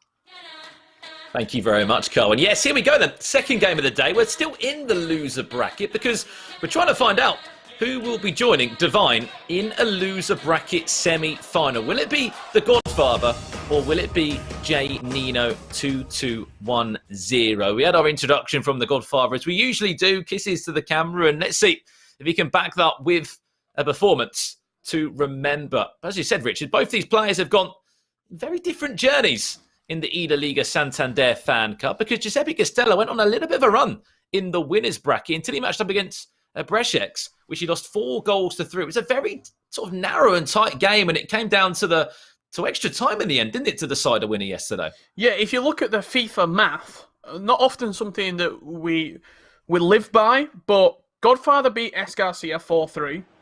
Jay Nino beat Garcia 7-4. Brešec beat Jay Nino 9-2. Chance here early doors for Jay Nino. Moreno does well. Brešec beat Jay Nino 9-2. Godfather lost against Brešec 4-3. So you look at Brešec as a mutual opponent. Both players lost to Brešec from Colombia. One lost 4-3, one lost 9-2.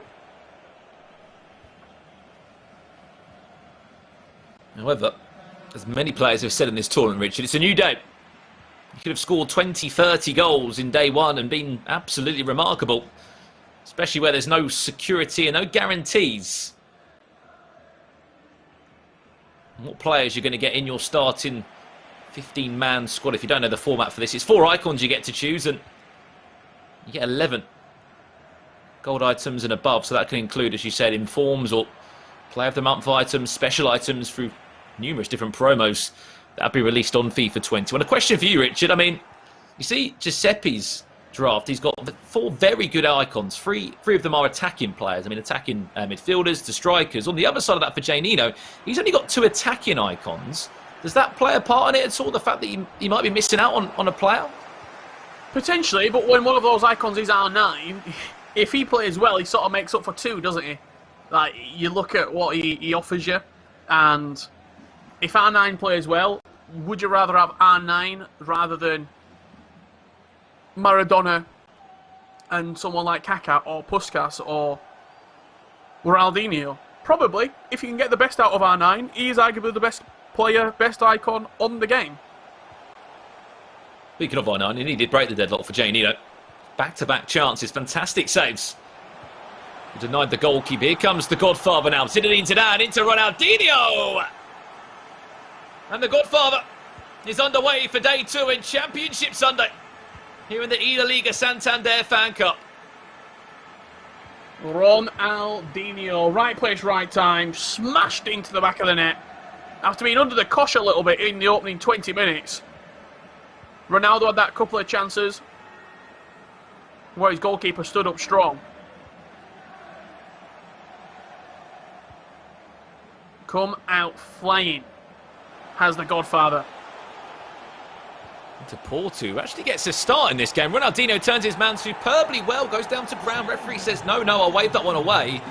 And that was a pick that would have been in your draft there, Richard. Porto, normally a super sub. The Spanish winger gets the call up and starts this one for Giuseppe Castella. He offers you quite a lot, does Porto. He's pacey, he's got decent weak foot and skill move out wide.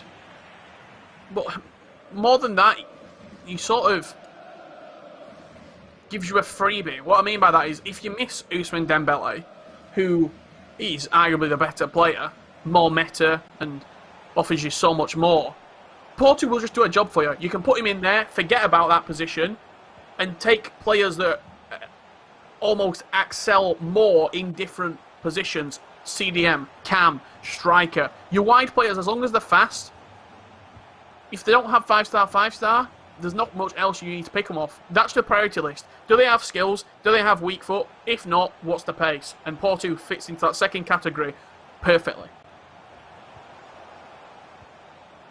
Cruyff, back to Ronaldinho. He's already bagged 1 goal so far. One thing that you may have missed yesterday is the Godfather's reactions. A very animated character. Based out in the United States of America currently.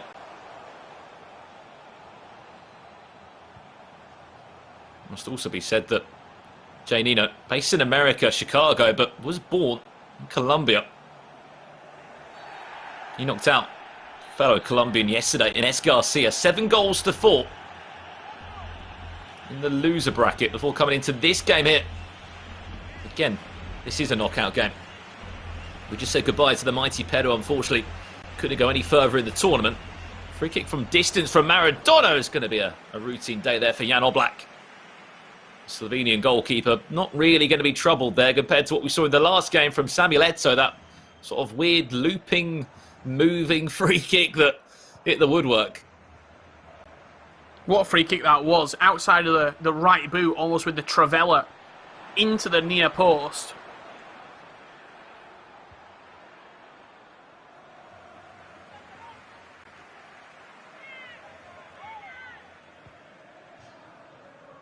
Definitely an unbelievable effort, and one that nearly caught the goalkeeper off guard. So that was Divine winning his game very comfortably. That is who the winner of this game will play in that loser semi-final. And before we do that, we'll turn our attentions back to Brešec against Rapid Bunny. Those two, the only 2 unbeaten players in this eLaliga Santander FanCup. There's plenty of action to come in this tournament, by the way. There's FIFA weekend after weekend from all around the world. Go to South America next. That'll be taking place next weekend. This exact same place. So feel free to come back and join us, and we'll see another name book a place into those finals in May. Be part of that €10,000 prize pot. Here we go. R9. Stamina's quite low, but he's doing very well to work his way around the chance. It'll be pulled back for a free kick. He's been penalised there. A chance for Giuseppe Castello just to reset, and that will probably do us for half-time here, Rich. Yeah, referee's adding no time on as well at half-time, so that will bring us in for an interval. Janino trailing 1 goal to 0. You see the possession stats. This is a real sort of top-level pro game you're seeing right now as well. Oh my, what has happened to the stamina of Janino? It's something that I touched upon. I think he's just double-checking his... He must have got team press on by accident or overload ball side. His game plan there. I mean, this is something you should be worried about. Yes, you've got 45 minutes left, but you expect that in about the 75th minute, even if you occasionally use a team press. That's R9 with not much stamina left on him. That is a worrying sign. Oh, no. Oh, no. He's got to... yeah, he's got overload ball side on. He accidentally flicked it on. That could be so huge. Look at the stamina. I think Giuseppe knows, but Janino doesn't even want to crack a smile, to be honest. He's a little bit worried, and you understand why, because that stamina, out of all of his players, that's centre-backs there that have got half the energy, full-backs look at the, that have got half the energy. When the ball goes to Llorente, look at Llorente's stamina. He is blowing. Eto's got probably more stamina than a lot of players on this pitch, but R9, below half a bar, which is not going to do Janino any favours. This is a knockout game of FIFA. Let's not forget that. R9 will beat 2 players, but he's got to look at Llorente, as you said. He's a box-to-box centre midfielder for you. If Godfather can take advantage of that, this game could be finished in the first leg. in all honesty. He could wrap this game up 3-4-0 and be cruising going into the second leg on a simple misclick. Let's just look at the comparison, Richard. Look at the stamina bars. Casemiro compared to Llorente. Ridiculous. But can he pick him off, as you said? There's an opportunity here to find gaps in between where the fullbacks are lacking. Chance for Ousmane Dembele. Lack cricketed his way past Ferland Mendy. He'll go out for a goal kick in the end, but does this beg the question for Jay Nino to make a couple of substitutions within the next 5-10 in-game minutes? Surely you're looking at Llorente, you're looking at Emerson at right back as well, and those two particular are really struggling. The front, the attacking four, Messi, Felix, Eto'o and R9, you can probably get away with because you're not running backwards and forwards too much with them. But your midfielders and your fullbacks especially are pivotal.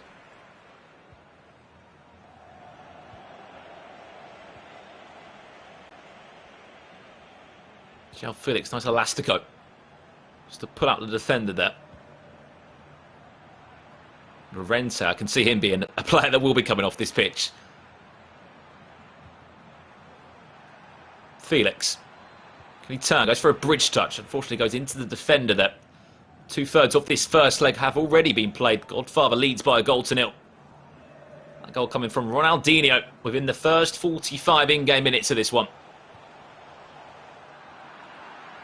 Big sigh there from the Godfather. I feel as though he's probably a little bit frustrated he's not been able to take more advantage of this stamina misclick.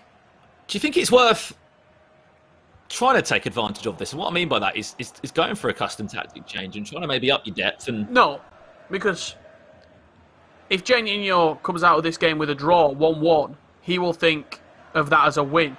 Do you know what I mean? It's like when you go down to 10 men and you play for a draw. You sort of you try and get the most out of the game that you could potentially get. In this scenario right now, 1-0 is a decent scoreline. If Godfather goes for this game and goes a little bit more offensive and then concedes, he'll kick himself.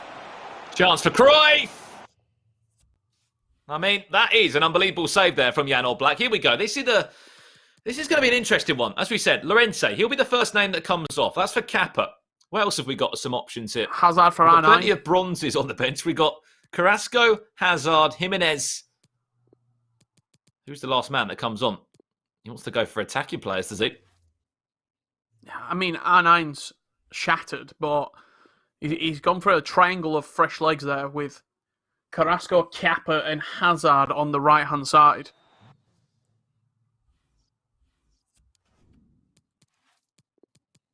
Do you swap? He's put Eto'o up top.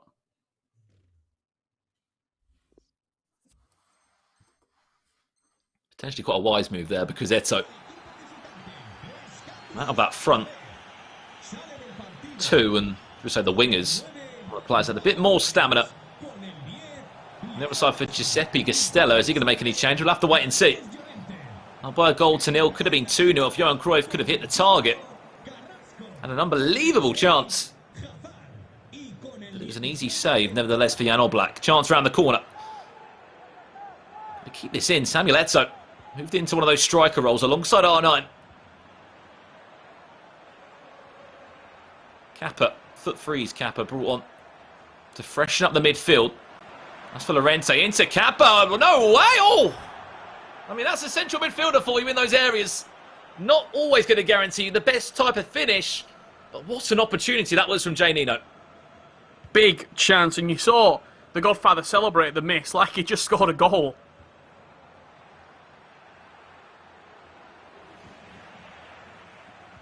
Got a question how that hasn't ended up on target.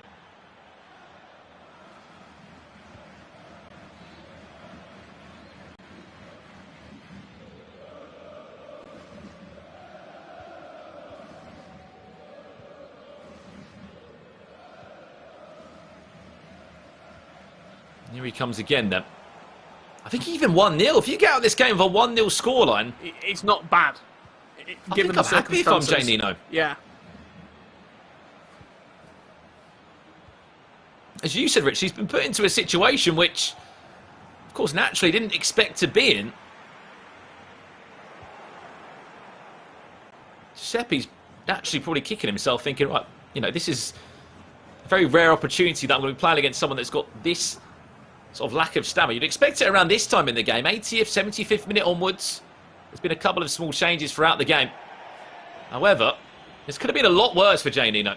A lot without worse. doubt. I mean, just looking at not only the stamina, but he didn't realise until half time. That's one full half of stamina drain.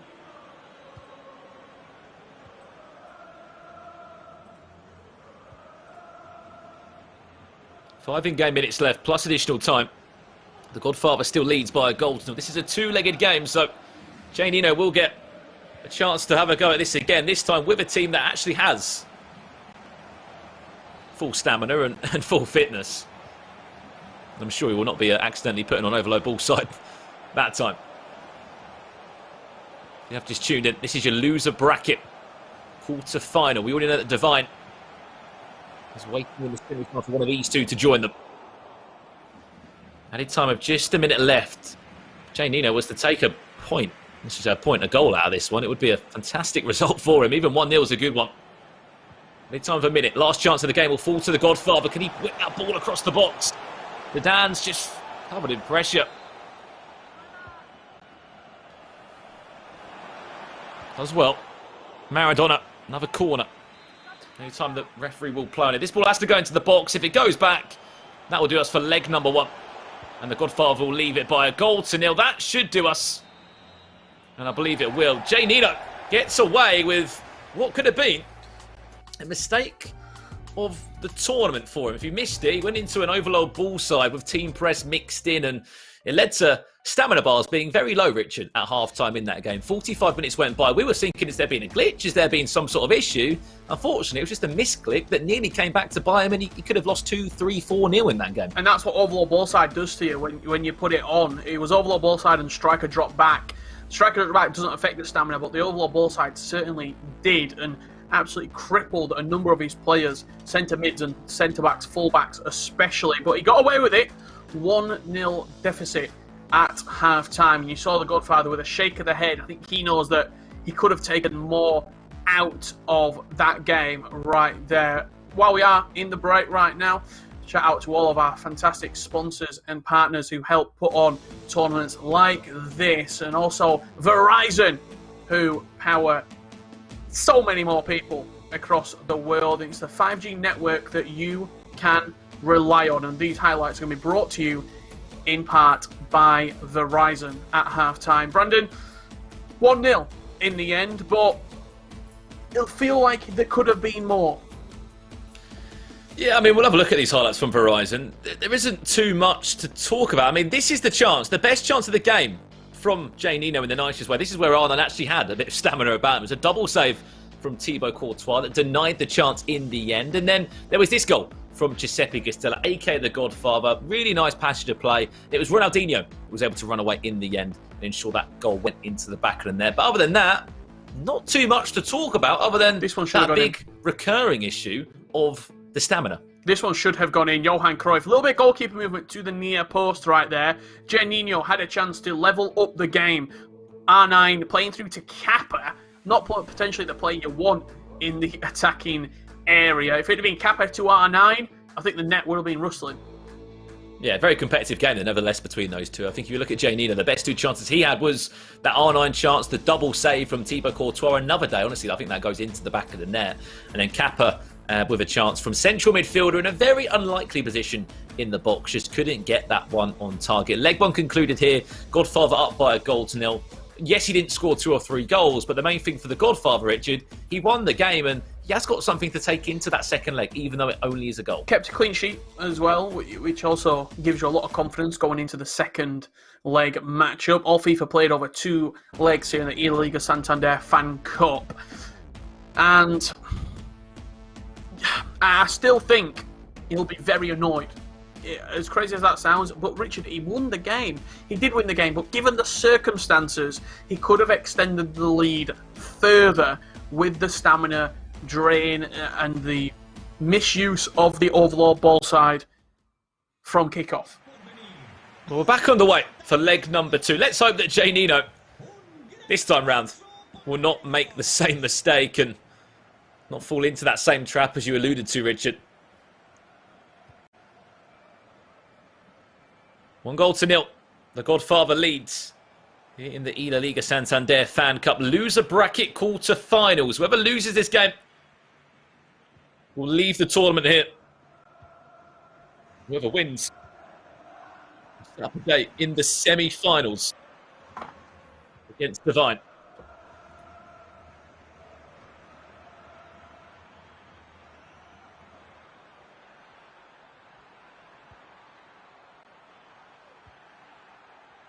Will be the Godfather looking from right to left. Casemiro actually getting a nod in central defensive midfield. What a tackle that is at the back. Left Johan Cruyff, unfortunately, to fall on his backside.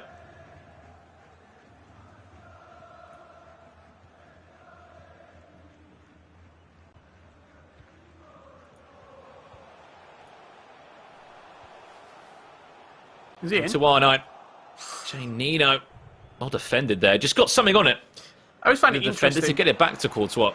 People's perceptions and people's opinions on certain players. Like we saw the Mighty Ped hate Michael Essien, but then we've also seen Michael Essien featuring a lot of other squads and him being a real sort of pivotal player. Same with Lionel Messi. Doesn't get selected, but Jay Nino using him to the best of his ability. There's a couple of picks in all these drafts, but that's why it's been so interesting. A very good format that has been created here by the eLaliga Santander. Towards the front post, it's gone all the way through. Where is the goalkeeper in this? He's on the floor, he's been tripped over by 2 of his players, and the Godfather saying, Courtois, where are you? And Samuel Eto'o can run away and celebrate. That's 1-1. So he's whipped the corner into the box. Courtois has come for it. He's missed it. And then it's fell to the back post for Eto'o. 2 players have fallen over each other. And Courtois just not sprinted back to his line to try and cover the line. And Godfather will be fuming with that goal that's being conceded right there. It's one of those goals that you just sort of need to get rid of straight away. You just got to eradicate it from your brain. Cruyff. To Ronaldinho. Chance for the Godfather. Well defended again. Last-ditch tackle from Varane. Sticking out a left boot. But this goes again, Richard, to show that 1 goal means nothing. This has been 14 minutes and it's already been wiped away. Chance. Goes for a corner. See, very animated, the Godfather there. Not happy with how that happened. This time, Courtois, stay in your goal. Don't come out and trip over 2 or 3 of your defenders.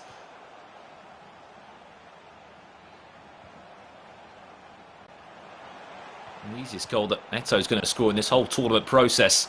João Felix into R9. He'll try and turn his defender. Can't get round that.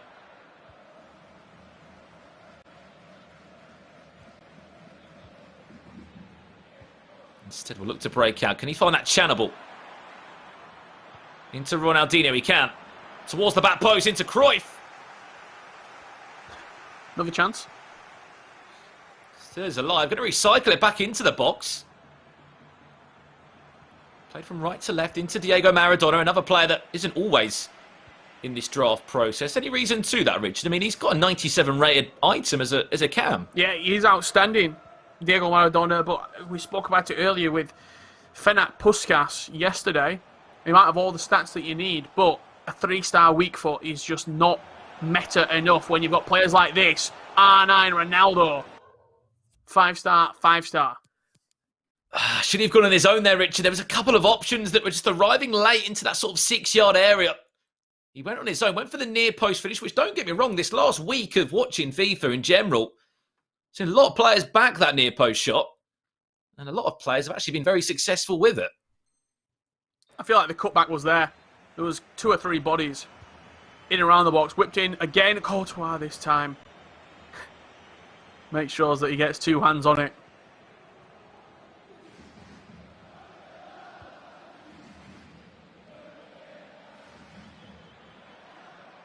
Wants to come forward again.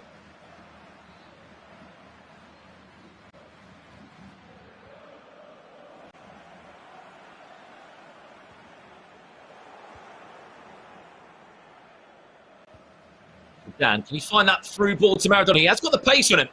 Maybe a 3-star weak foot, which when you're coming up against a player like Maradona, you know which foot he's going to favour. Those big moments. May not sound like much, but trust me. Really create one chance all game. It's going to come back to haunt you. Went for the finesse from Ronaldinho. Cruyff might get a second bite of the cherry. Well defended. It was an offside trap played by Juninho. The Godfather recognised that, sprayed it into Ronaldinho's path. We talked about the near post. I think that was the opportunity to do it, that near post strike.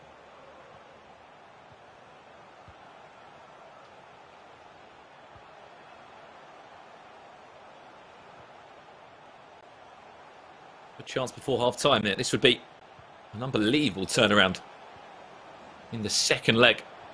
João Felix into R9, drops the shoulder. Juninho with the ultimate turnaround.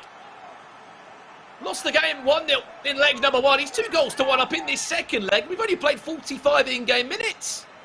What a turnaround from Juninho. This is what can happen when he's not playing on overall ball side.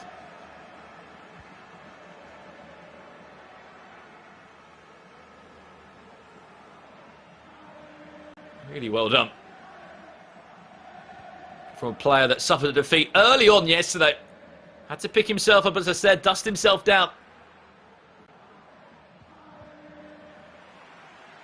And ensure that he was at his best for the loser bracket. He replied in the best way possible yesterday, winning 7 goals to 4 against S. Garcia. And now he's 45 in-game minutes away, Richard, from a place in the losers bracket semi-final. The Godfather, he's got to switch things on now and get things going because, as you can see, they're only 1 shot created in the game. Less possession. Juninho has been the better of the 2 so far. You got 2 very different formations as well, lining up against each other. The 4-4-2 second variation with the left mid and the right mid and the 2 CDMs against the Godfather's 4-1-2-1-2 wide. 1 CDM, left mid, right mid, a cam, and then 2 strikers. We are watching Juninho's point of view right now, so the Godfather changes have been made at halftime. Looks like Maradona's maybe a bit more central right now. You see Dembele being introduced as well. And that says a lot there for Giuseppe Gusto. That foot freeze. Dembele doesn't get the nod in the starting 11 over Porto. See if he can make an impact. Maybe he can. From the get-go, Valverde, one of those substitutions as well. Poor pass. Could not link up. That's an interesting one. There's Zambrotta. Just about deals with the possession. Nice little triangles with Emerson and Messi. After this game is concluded, there'll only be 4 players that remain in this tournament from the original 8. Already said goodbye to the mighty Ped today. We're 40 minutes away from doing the same unless the Godfather can equalise and send us to more extra time and more late drama chance for Zidane. There you go. Game on. Almost annoyed with himself that it's taken him that long to get a goal. Valverde, great play on the edge of the box. Played into Maradona, who just teed it up on a plate for Zinedine Zidane.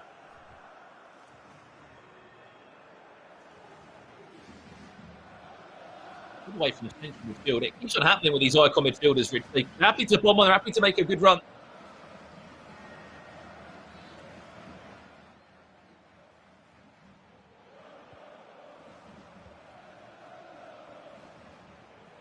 And that's what we love about a handful of these icons and midfielders. It's all about having the balance. We've said time and time again in our commentary. This goes to any FIFA player out there. If you've got a team where you've got 2 central midfielders, a 4-4-2, a 4-2-3-1, have someone that's an out-and-out defensive midfielder. You know what their job's going to be. But then also have someone else that can go forward and add value to your attacks. Zidane was able to do that.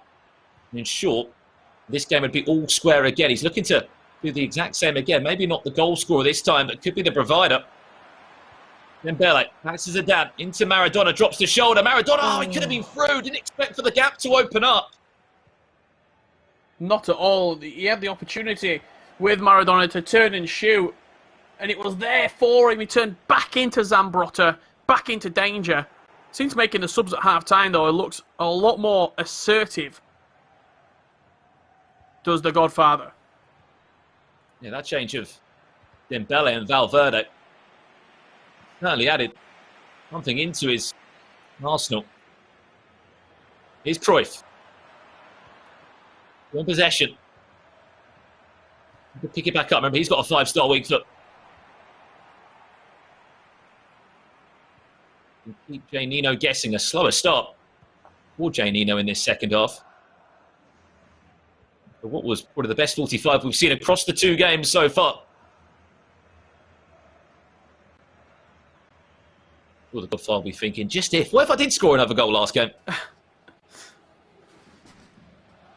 That's always the case, though, isn't it? What if, and if that went in, if I didn't concede that. Cruyff scored that chance. It's one of those. Can't live your life on what ifs. Got to live it on definitely's. The ball's coming in from one of these 2 competitors. Messian. Still, Jay Nino! Lovely elastico.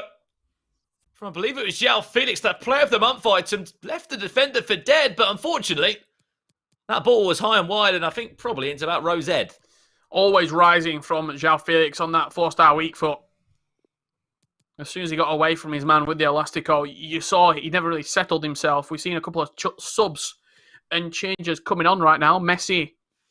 Well, no, actually Carrasco leaving the pitch, and it's Messi coming on, being swapped into a striker role next to R9 Ronaldo, with Kappa playing CDM. Well, he came on before Kappa and actually nearly scored. Comes on for Llorente, as you've just alluded to. Carrasco also makes way for João Felix, who, tell you, that finish didn't impress Jay Nino. Get him off and get some fresh legs on. Can they be the players that make the all-important change, though? 16 minutes left in this game. If we are all square, we'll go to extra time. Acuna can't find Cruyff. Defended well. And he'll get his first couple of touches on the pitch, Kappa. This could be a great opportunity to Carrasco, who's full of pace and full of energy. To go on his own. Cuts it back into Messi. Chance. Oh, just didn't angle the shot in the best way possible. It may have been on his left boot. Could go back to R9. The gift of a goal for Ronaldo Nazario. You can see the Godfather saying, how on earth has that bounced back to him in the box? But it's easy pickings for R9 Ronaldo. A player that you know when he's in the box, he's at least going to get it on the target, Richard. And 99% of the time, normally find the back of the net. He's saying, how on earth have this ball not been cleared? 3 different attempts. It was just bouncing around like a pinball machine. Could not clear it at all. And you see the 5-3-2 switch on the quick instructions and quick tactics from Jay Nino, if he does want to go into that 5-back. Goes out in an own goal, in fact. Wow. Did look like an interesting finish from R9 originally. Didn't look like there was that much power on it. 10 minutes left for the Godfather to save his status in the eLaliga Santander FanCup, where it will be commiserations. But no doubt one of our older competitors in this tournament, man that's got so much experience in competitive FIFA. However, it looks like he's going to be unpicked by Jay Nino. After a very nervy first leg of half of his team lacking stamina, he held on to a 1-0 defeat, turned it around within 13 in-game minutes in this game. He's also been able to add 2 more goals on top. 5 in-game minutes left.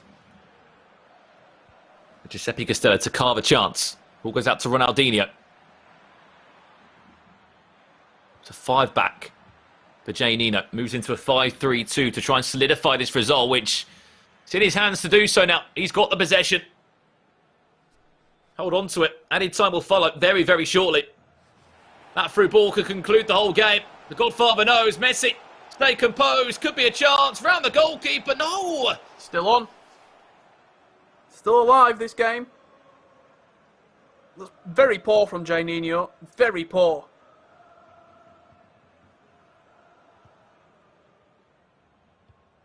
One of those, isn't it? You're not going to get a better chance. You have so much time to think about it. You question yourself. What do I do? Do I go for a ball roll? Do I go for a chip?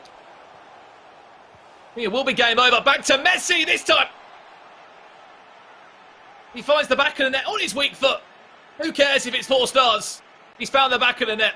And he sent Giannino into a loser bracket semi-final. He will continue his incredible run in this loser bracket. It will be commiserations to the Godfather. And you have to think back to that first leg, Richard Buckley. Could he have done more? Could he have scored more goals? However, we can sit here all night and say, what if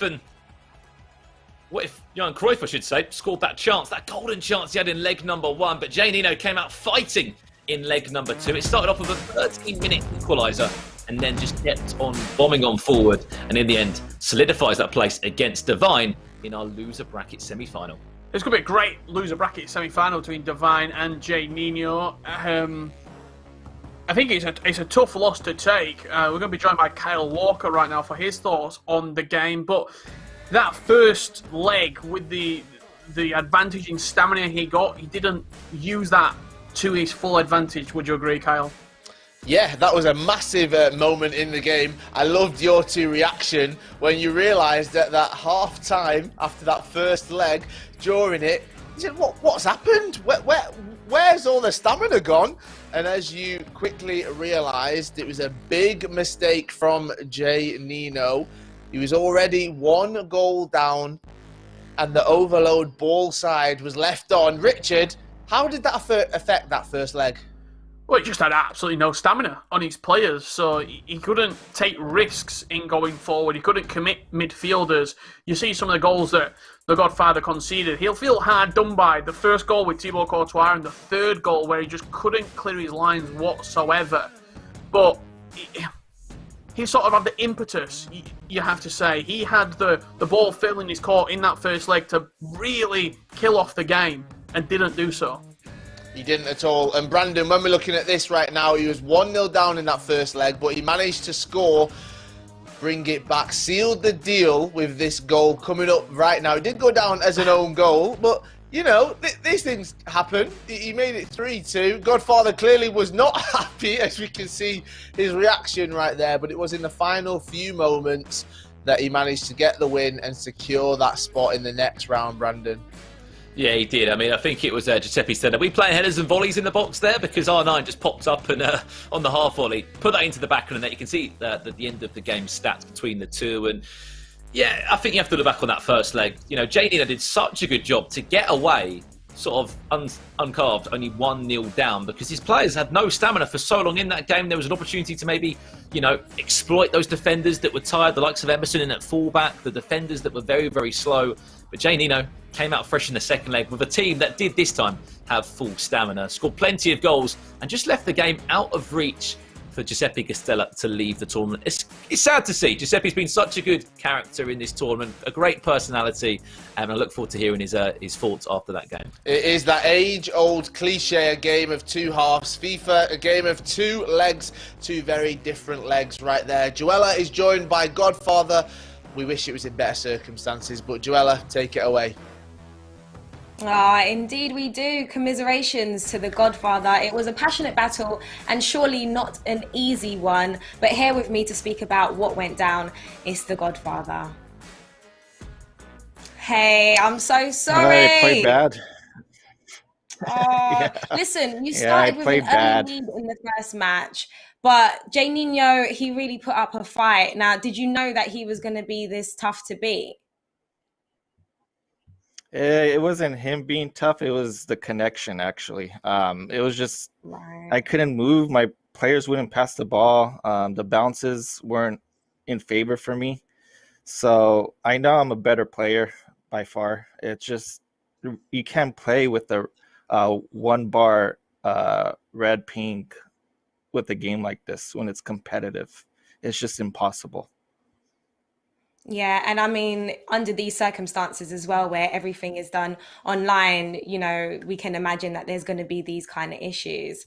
But going back to the first match, some of Jay Nino's players were really lacking in stamina. I don't know if you noticed, but if you did, do you feel like you could have taken more advantage of that?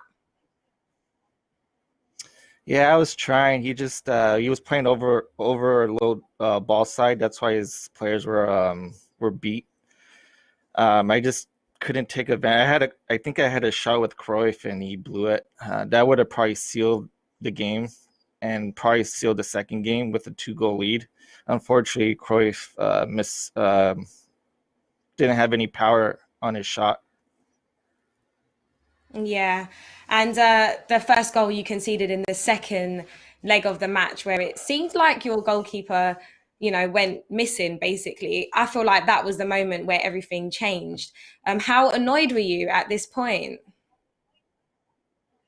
Yeah, it's trying to beat the game. When stuff like that happens, those type of like glitches where he just totally misses the ball, and then my defenders just fall and hit each other, and they're just on the floor.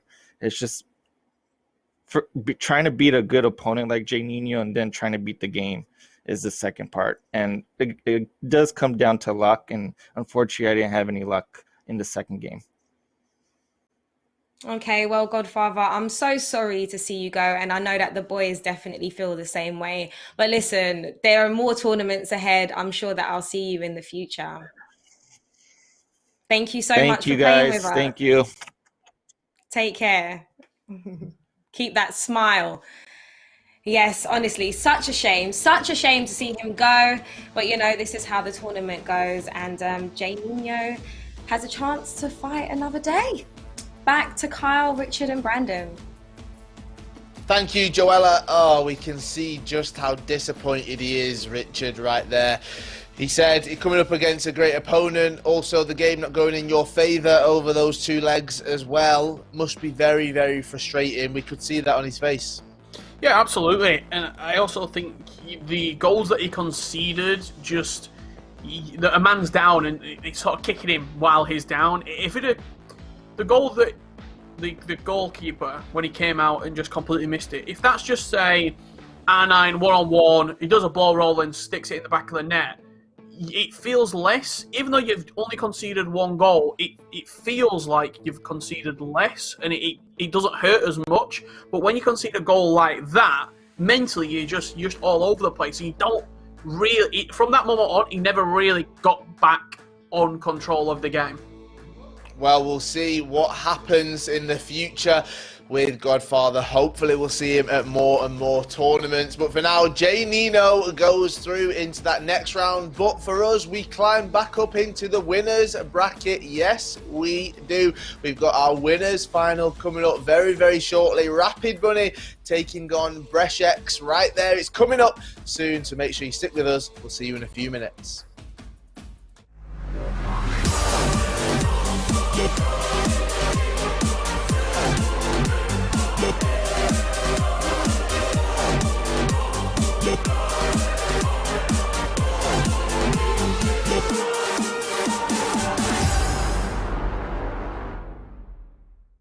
Welcome to the next level. This phone paired with 5G ultra wideband, wow. The new Samsung Galaxy S21 is here, and it's on Verizon 5G ultra wideband, the fastest 5G in the world. Available in parts of many cities. It's not just a great network. It's ridiculously fast. Stream your favorite shows in Ultra HD. I'm so excited about this. Streaming was crystal clear. Select unlimited plans get the Disney Bundle included and Discovery Plus on us. Yes.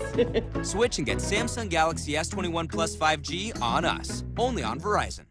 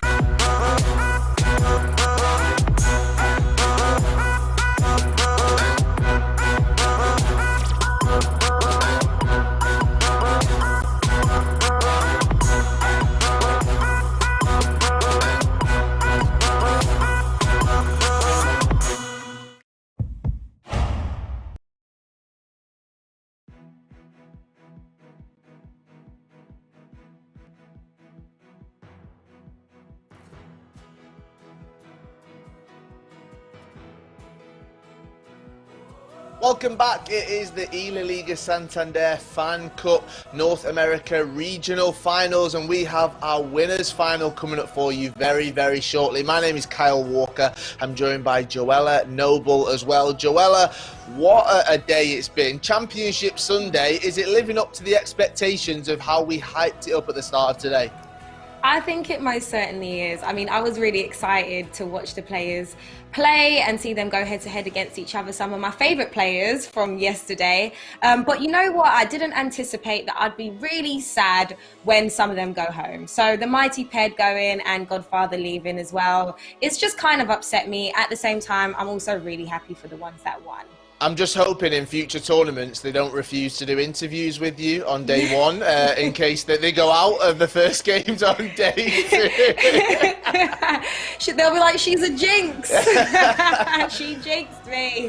No, we won't let that happen. We won't let that happen. But coming up shortly, we do jump into that winners bracket right there, okay? The winners side of things, yes, double elimination. So these guys who are facing off against each other, they're still to lose. They've not lost any lives just yet. And it is Rapid Bunny taking on Brzeziec. They go head to head in that winners bracket. But before we get into that, let's have a look at the losers bracket. This is how things have panned out already. We can see the Mighty Ped. He took on Espy, and then he took on Divine CS7. And those two were going head to head. But it was Divine who came out on top. Below that, we had Jay Nino taking on S. Garcia. Jay Nino came out on top, and we've just seen that Jay Nino beat the Godfather 4-2, setting up that losers semi-final a little bit later on. On the winners side of things, well, we can see double elimination. So once you lose, you drop down. But we have had Brzeziec come through our off-stream game. Then he performed yesterday against Godfather, beating him 4-3, setting up his place in the winners final. And above him, Rapid Bunny, well, he had an interesting start, beating the Mighty Ped. And then he came up against Divine CS7, beating him as well. And he makes his way through into that final, which we're going to see very, very shortly. Yes, Rapid Bunny, Brzeziec, the two going head to head. And although we do love the losers bracket, Joella, in the winners bracket, this is where the winners are. These could be our champions. I mean, listen, let's not put down the losers bracket, because to make it this far as well, they've had to do a whole lot of winning too. It was just that one game, you know, that one time.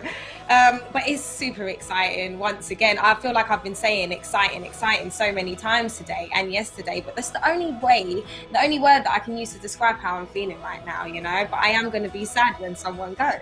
There can only be one winner. That is it. Unfortunately, there can only be one winner, one champion of the eLaliga Santander FanCup North America region. It is the finals over these 2 days. There's been plenty of FIFA 21 action, but we're getting into the business end of the season, all right? Or of the tournament, I should say. There can only be one winner. And both of these two going head-to-head next. They will want to be crowned the champions. Yes, Brzeziec. Interesting, having that first game off-stream, Joella, he's probably not felt like he's had as much attention as some of the other players. Do you think that'll mean that he's got something to prove? I think they all have something to prove, but definitely, you know, the nerves might be coming up a bit more as well, because now he's going to have it on stream, it's going to be live.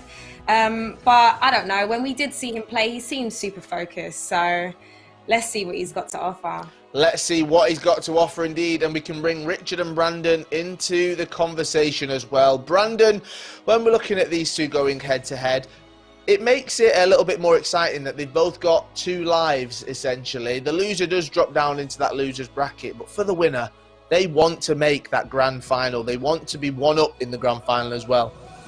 Yeah, I don't know what the time is over in Mexico or in Colombia, but if they win, you know, they can have a break for a couple of hours because they will be in the grand final. But as you said, these two have been perfect in this competition. That's not just from yesterday, but from the qualifiers that took place to get into the top 8. But yes, they've got an extra life to fall back on. It will be more of a difficult road because if you then get to the grand final, you of course have got to win across two separate two-legged games. So win this game, get the job done, get yourself to a grand final, and then you can have a nice little break before the big game. And they'll know that, Richard, as well, won't they? Because they want to make it as easy as possible. No one wants to drop down into that loser's bracket. Everyone wants to stay there. Everyone wants to keep that perfect, clean record as well. And they want to go into that grand final one up. Yeah, in all honesty, Kyle, I'm not surprised that these two are in the winners' bracket final. Just giving a bit of context to these two, Rapid Bunny is 18th in North America, in the world right now on the rankings. In South America, the region that Brešex is competing in, he's 30th in South America. So these two top 30 players in their respective regions across the complete competitive FIFA scene. So top players. Let's see how they get on in the draft selection process. Yes, and we can see those drafts right here. It is the eLaliga Santander FanCup. And we can see Rapid Bunny's draft selection. R9, Eto'o, Zambrotta, Zidane. I mean, Brandon, what do you make of this? I mean, I think one thing we would have realised yesterday is that Rapid Bunny was given quite a few different drafts in terms of the icons that he was able to use. He wasn't always able to use R9. He had to use Ronaldinho a couple of times, maybe even twice. But coming to today fresh with a fresh mind, yes, we don't know how the draft process went in terms of who got the first pick, but I can imagine that R9 was probably one of those first picks alongside Zidane. Very, very solid team. I'm looking at the back. He has got Varane locked in. Ousmane Dembele, Valverde will partner alongside Zidane, of course, as the two CDMs. Oblak in goal, very, very solid. I'm curious, Richard, to see what's on the other side for Brešex. Let's see what the Colombian has got his hands on. Pretty standard team, in all honesty. Cruyff, Ronaldinho, Essien and Puskas, the four icons being selected. Maradona is left out in the cold. Defensively, we've got Acuna, Diego Carlos, Jimenez, and also Torreira. In the midfield options, Essien alongside Llorente. Also, Kappa is there. And then out wide, Messi, Carrasco, Eden Hazard and Ansu Fati. A very, very good team. You would probably say 3 of the 4 icons going to be starting in the offensive third for him. Cruyff, Ronaldinho and Puskas alongside Messi. Probably, if I was to edge it, I would say Brešex has a slightly better draft. And we can see the sunlight popping through as well in Colombia. As I look out to the Manchester skyline, it's pitch black, it's freezing. I'm very, very jealous. One thing, though, that I do want to talk about is the fact that he is competing from Colombia right there. And, I mean, that is a different place when we're thinking of the North America region. But because the world's so big, it's included here in this one, Brandon. And it's a great opportunity for him. Yeah, as we were saying, South America's got so much talent. We had to sort of separate it somehow, and we gave North America Colombia, and it speaks volumes when this man is also in a winners final, in the winners bracket for Brešex. Clearly there's a lot of talent in Colombia, and as Richard said, he's in the top 30 at the moment on those global series rankings. So a good player, not just in this tournament, but in the overall landscape of competitive FIFA this year. Right, let's get into the predictions for this game. And I don't like how Brešex was rubbing it in my face, the sunshine, all right? So I'm going with Rapid Bunny, me and Brandon right there. Joella and Richard, you've both gone for Brešex. 2 against 2. And looking at the drafts, Richard, you think you've got one up on us? I would say that, yes. I would argue that I would actually. I'm sure someone in the back can work this out, but I think I might be the most successful prediction player out of the 4 of us over the 2 days. That might be a stat that I've just made up in my own head, but I'm sticking with it. It's going to go in my Twitter bio, and I'm going to live and die by the prediction sword. Wow. Joella, are you feeling as confident as Richard in your prediction? I mean, right now we're on the same team, so we're good. But just to respond to that, Richard, there's no one here to prove it, so we're just going to pass over that one. Richard is correct? Yep. Thank you. Also.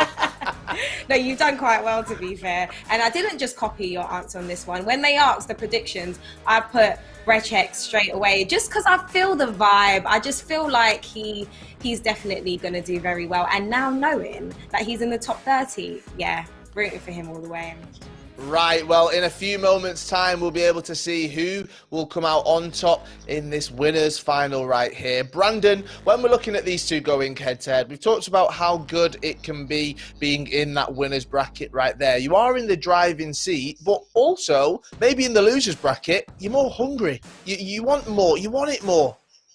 Yeah, we've seen that a couple of times, to be fair, Carl, with the players that have gone into loser bracket. It's sort of like a wake-up call. It's like I've got to start playing unbelievable FIFA now. Yes, I'm in a bit of a fairy tale that I've made the top 8 already, but going to the loser bracket was a wake-up call, and it's been a wake-up call for quite a few of our competitors, hence the 2 that are in that loser bracket semi, including Divine. One thing I also want to touch upon is that yesterday, they both won their games, these 2, retrospectively, 4-3. So they weren't sort of, 6-7 goals in front. They weren't sort of wiping the floor of their opponents. They were very narrow games.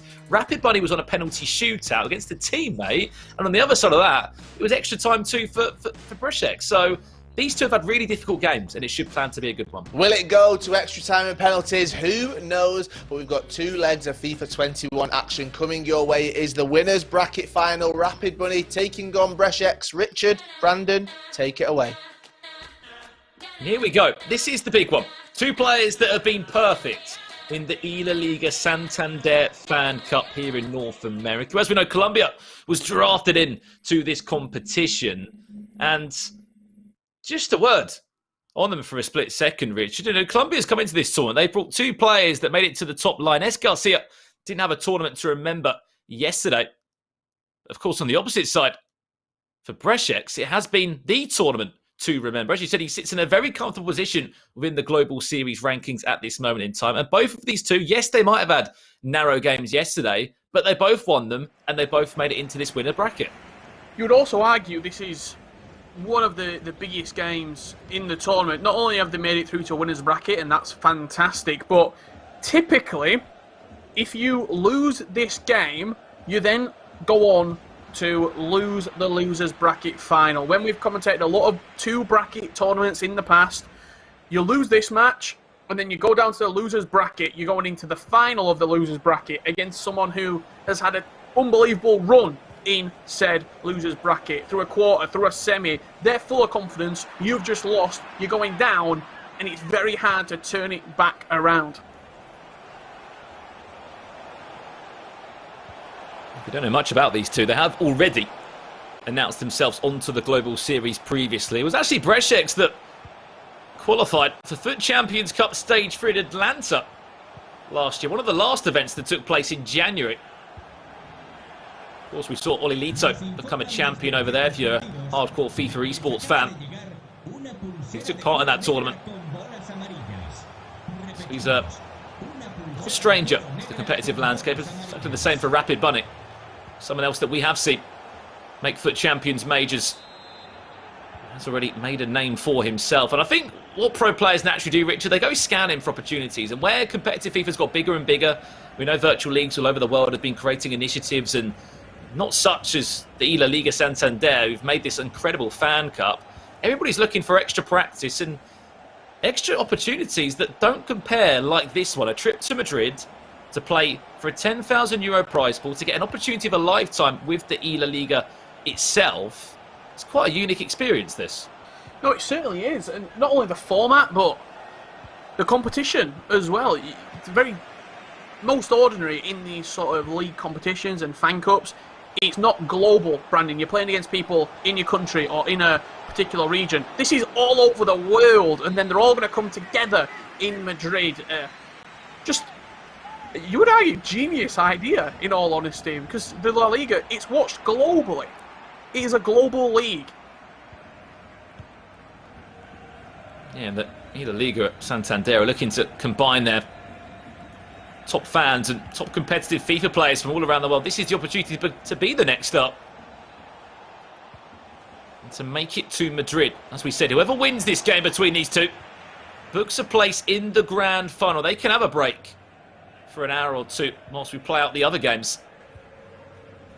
And also, it does take a little bit of pressure off you, Richard, if you do get to a grand final, because you only have to win a standard 2-legged game of FIFA. Whoever comes through the loser bracket has to go back-to-back and win 2 individual series of 2-legged games. So you do have that advantage over you, and it's something that definitely should be accounted for. Absolutely. You look at that grand final, dig to the back post, Ousmane Dembele with the first goal of the game as Rapid Bunny points to the sky.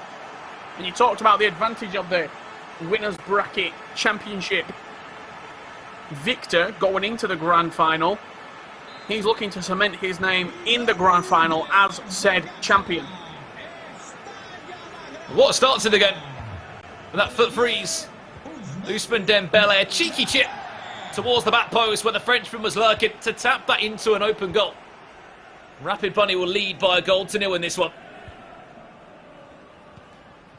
Perfect start for the player from Timbers Esports. As you said, ranks 18th in the world in North America on the PlayStation. Don't know what those rankings are that we are alluding to. Those are the Global Series rankings. You make it to the top 64 on those. You make it to the Global Series playoffs where all the players will be come sort of May, June time in the competitive ecosystem.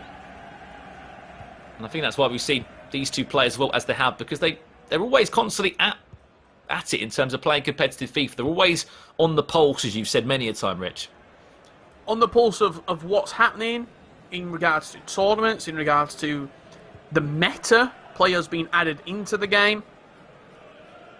And I mean, Rapid Bunny is literally in the same house as Divine. They are living together. Does it get more on the pulse than that? You've got a sparring partner that you can ask for games 24/7. I'm going to say, I wonder if they had a laugh about that penalty shootout last night. They congratulated each other after it happened. It was one of our final games of the day yesterday. What a game it was. Rapid Bunny against Divine. A 3-3 scoreline across 120 minutes in that second leg. Could not separate the two. Had to go to the penalty spot. And there's Rapid Bunny that could overall hold his nerve there and solidify a place into this game. Here comes Breshek's. First time we're really going to get to talk about one of his attacks. Into Lorente. Obviously the midfield partner alongside Essien. We'll try and push that eventually through to the forward, and no way through in the end. I mean, Puskas does get the nod back into the draft system, Richard. He came a couple of times into the fold yesterday. Looks a little bit slow in the final third for Breshek's right now. Struggling to sort of get the pace to the game that he had against the Godfather yesterday.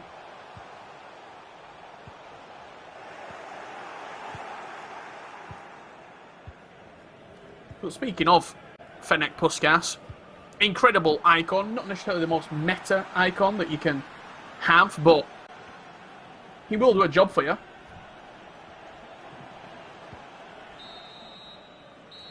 Well, that's half time. In 1/2 of 4. Rapid Bunny leads by a goal to 0. It was an easy tap-in at the back post for Ousmane Dembele, but the chance that was created did involve some skill. 1 goal at the break, 65% possession. I mean, we said that the attacks have been slow from Breshek's. In all honesty, Rich, he's barely touched the ball. Yeah, 35% of the ball. Just looking at the passing accuracy as well, it's very high from both players. At the interval, Rapid Bunny got the goal that he needed to, and who'd have thought Ousmane Dembele at the back post would have been the way that he scored. Back underway. It's Rapid Bunny kicking from right to left in this half. Breshek's from left to right. His back line actually involves Torreira. So he moved from Arsenal to Atletico in Madrid. Picked up a foot freeze item. Not a bad little addition to add into your team.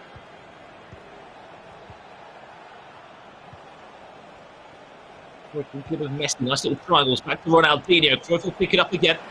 Wants to turn away from his man to Lorente, the man you don't really want in the box. He eventually does get dispossessed, and chance for Rapid Bunny to get back under control. Loads of space out here for Dembele to drive into. Goes for that cross towards R9.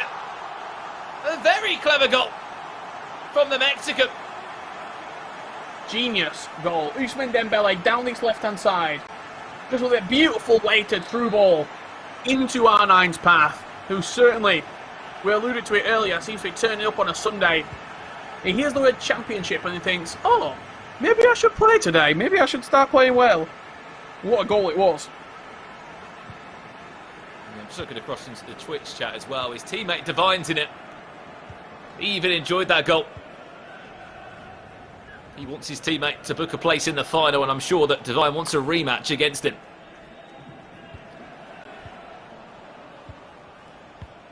2-0. It's been a dominant display from Rapid Bunny so far. He's looked very, very confident, and I'm sure this is only the start. Can we see that exact same cross again? Dembele cuts it into Samuel Eto'o. Does well to recycle it back to Dembele again. Lofted in, punched away by Courtois. He didn't really have much of a say in that. Couldn't collect it, was surrounded by black shirts. Puskas again struggles to get away from a CDM there. Zambrotta once again also does fall into centre back, and I don't know if that's a thing that Divine and Rapid Bunny have been talking about, because they've seemed to do that, Rich. Whether that's a conversation they would have had last night, or whether it's just a case of they completely missed out on the centre backs of their choice and they've had to improvise.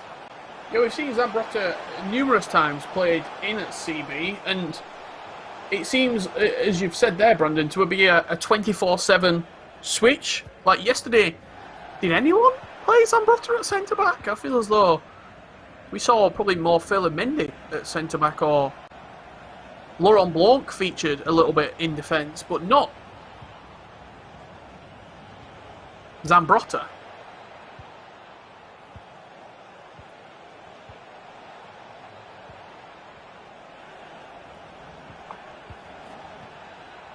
Patient build up from Brasheks now. Puskas back to Cruyff. He's just not good enough at the moment. The movement hasn't been good enough either from Ronaldinho. That it's Cruyff and Puskas trying to link up together and then wait for some sort of movement from another player. Rapid Bunny saying, how is that not a free kick? Instead it goes out for a goal kick in the end. Into a pause we'll go into now for Brasheks. I mean, it's the five at the back. Yes, it's become very apparent in recent times that this formation is a go-to formation, and it can work well if you can set yourself up properly, if you can use your fullbacks in the right way.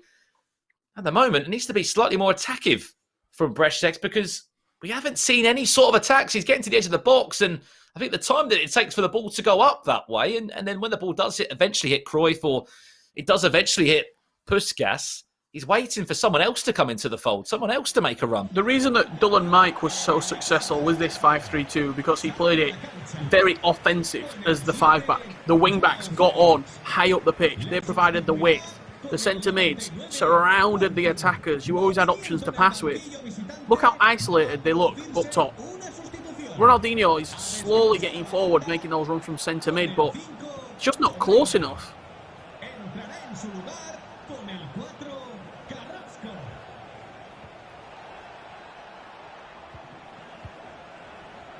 Have these changes made any difference? You can see how much higher likes of Carrasco up. Actually, a change of game plan. Even a goal. We've seen how big that can be. To go into a game only 1 goal down instead of 2. It's going to help you massively. Cruyff. Back inside. Chance, Puskas. The big save and the best chance yet from Brasheks. It came on the 77th minute. It was denied by Rapid Bunny's number 1. Headed in back towards the box, and Jan Oblak. A routine day for him.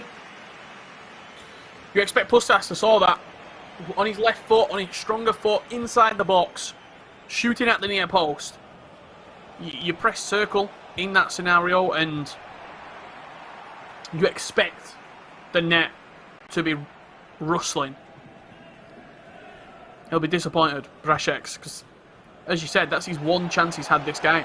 And look at, you're playing a 5-back, but you're almost isolating yourself in midfield.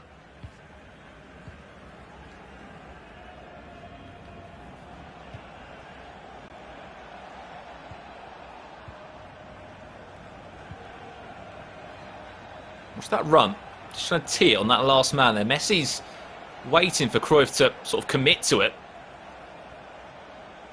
Doesn't want to make it too obvious, though.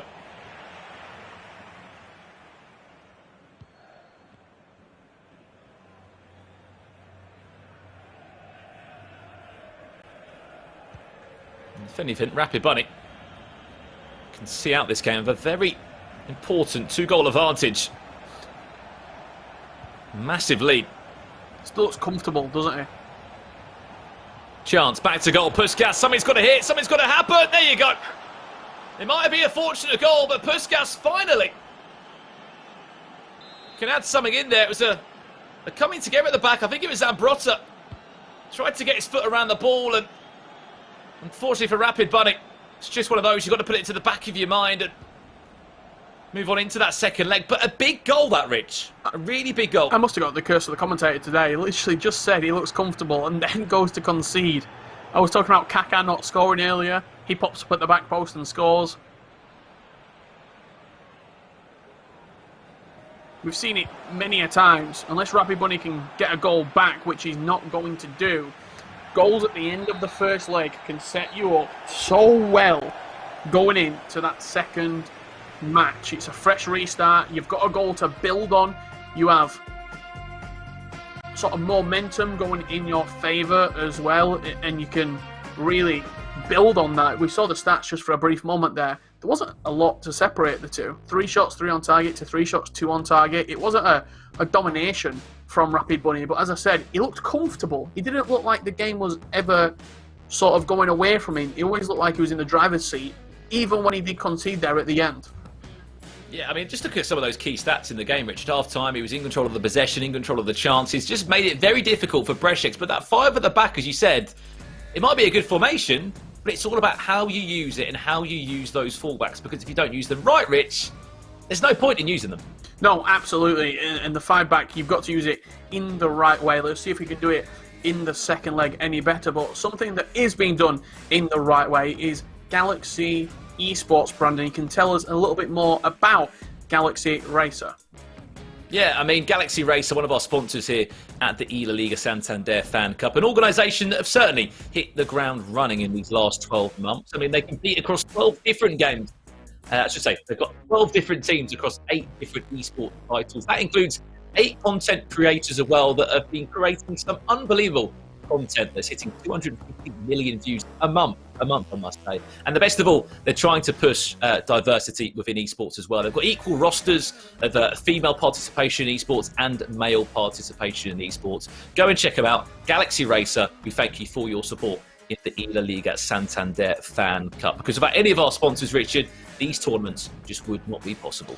We have a look at some replays in between the games right now of that first leg. There wasn't too much to talk about. These replays brought to you in part by Verizon.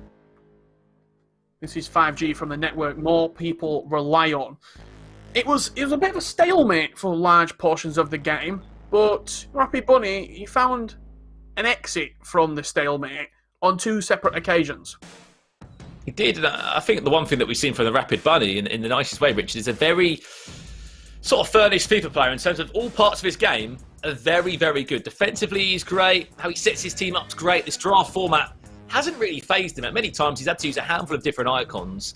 Of course, he was 1-0 up at this point. There was a chance down the other end for him pretty soon after. That cross was so intelligent. Just played it round the corner. R9 timed his run in front of the centre-back, and it was an easy tap-in. This goal was slightly fortunate, you would like to say. I think this could be the chance before the goal. Yeah, that was the chance that Puskas did have. Eventually, though, after knocking on the door, the Hungarian forward, he did find the back of the net.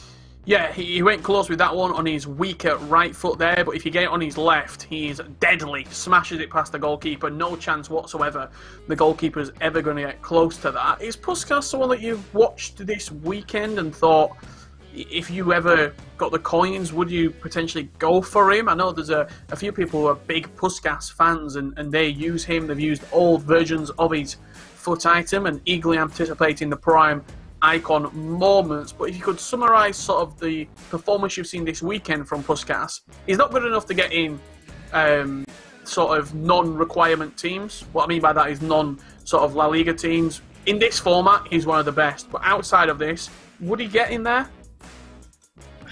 I mean, to be honest, Rich, I don't know if he would. I mean, as we said, we spoke about weak foots and skill moves, those being sort of big selling points for a lot of these pros. But at times, I voiced it quite a lot yesterday, a little bit underwhelmed with Puskas' performance. That might have been the best 45 minutes I've seen from Puskás across this whole weekend. And the reason you say, Brandon, why is that? That's because, quite frankly, he's been overshadowed by the likes of Ronaldinho, R9, Cruyff. There's been so many good icons. Samuel Eto'o to add onto that list.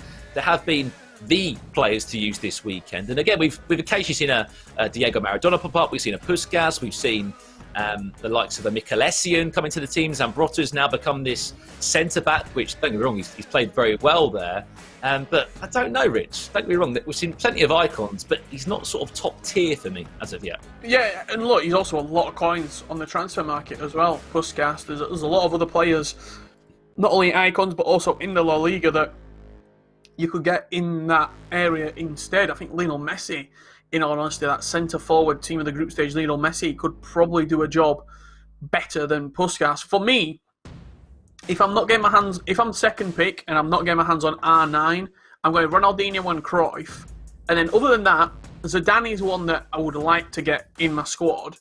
And then I'd probably be taking a centre-back, in all honesty. I think Laurent Blanc next to someone like Diego Carlos. You're looking at other players. Frank Rijkaard is an option to play in there at centre-back, the 88, Frank Rijkaard. Or, as we've seen with playing fullbacks at centre-back, Zambrotta. You got Fernando Hierro, a great icon. Carlos Puyol, I think a little bit too slow. But if you're playing Koundé at centre-back, or even Sergio Ramos at centre-back, Puyol is good enough to play there as well. I think the one thing that's come apparent of this weekend in this tournament, Rich, is that you need another centre-back option. Hence why, Blanc's popped in there a couple of times, if not in a central midfield position. Zambrotta's had to pull in there now as an option. Fullbacks, you're pretty fine for. There's plenty of options of players. I mean, Torreira's even gone into left-back for one of these two. As we get back underway for the second leg here. I've just tuned in. This is the eLaliga Santander FanCup North American Finals. This is your Championship Sunday. And this is your winners' final. Whoever wins this gets a fast track into the grand final this evening. It's 2-1 at the moment for Rapid Bunny. Brešec is back underway, kicking from left to right in this game. And, I mean, is the five at the back the way to go? It's a great formation, it really is, but I don't know if he's using it, again, in the right way. It's quite a defensive five-back that we're seeing from him. And I seem to remember when he changed formation, he played much better in a previous match. See how high Torreira is, that's what you want from him. Could be a chance.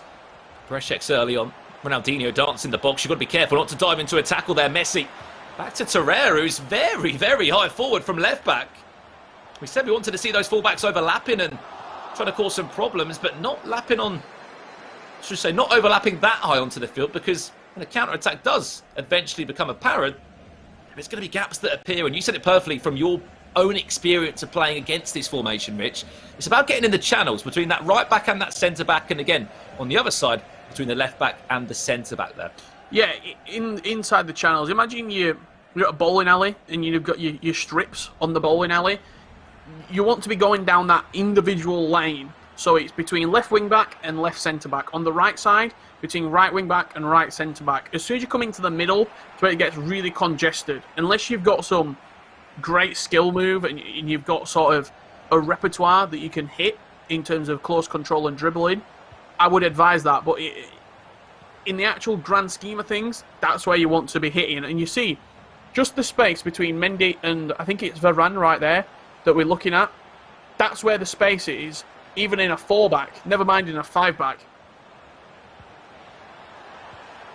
Here comes another chance. Cruyff looks a lot better. Ronaldinho, it's been a much better start for Brešec in this game. He's looked on the money. And he's looked 10 times better in and around the box. Ronaldinho's looked exciting. He's been heavily involved in these first 15 minutes. And he's actually earned himself a goal in the end of it all. 2-2 the scoreline in aggregate. Game on here in our winners' final. Perfect example of how to play in the 5-3-2 right there, Brandon. I'm going to keep on going on about it. You saw how high Acuna was up the pitch. Just here at the bottom of your screen, left wing back. He was almost in the opposite box. You want him there, create the numbers, create the extra man. Popped it into Johan Cruyff, around the corner for Ronaldinho, coming forward from centre mid.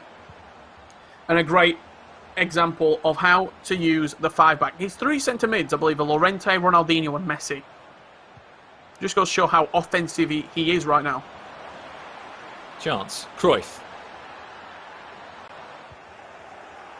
It's been a much better start. I mean, Rapid Bunny has struggled this 20 minutes, let alone to keep the ball, to get the ball out of his own box.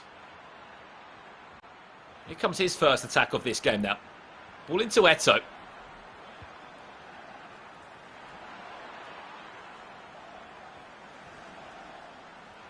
To Dembele. He scored one of his 2 goals early on into the game. Going to run down the byline. Wins a... kick in the end. I thought it was going to be a corner. Comes back off Usman Dembele. It's the referee. I mean, how important is this, Rich? You win this game, a lot of weight off your shoulders because you still have not lost the game, and you have that safety sort of line to fall back on in the grand final, which you need it to. Oh, absolutely. And also, you could be playing against someone in the grand final that you've already beat, whether that be Divine or whether that be Brešex or Rapid Bunny, if they were to go through the losers bracket final, win that match, and then get a repeat in the grand final. What a save. What a save. From Thibaut Courtois there to keep out that chance from Rapid Bunny.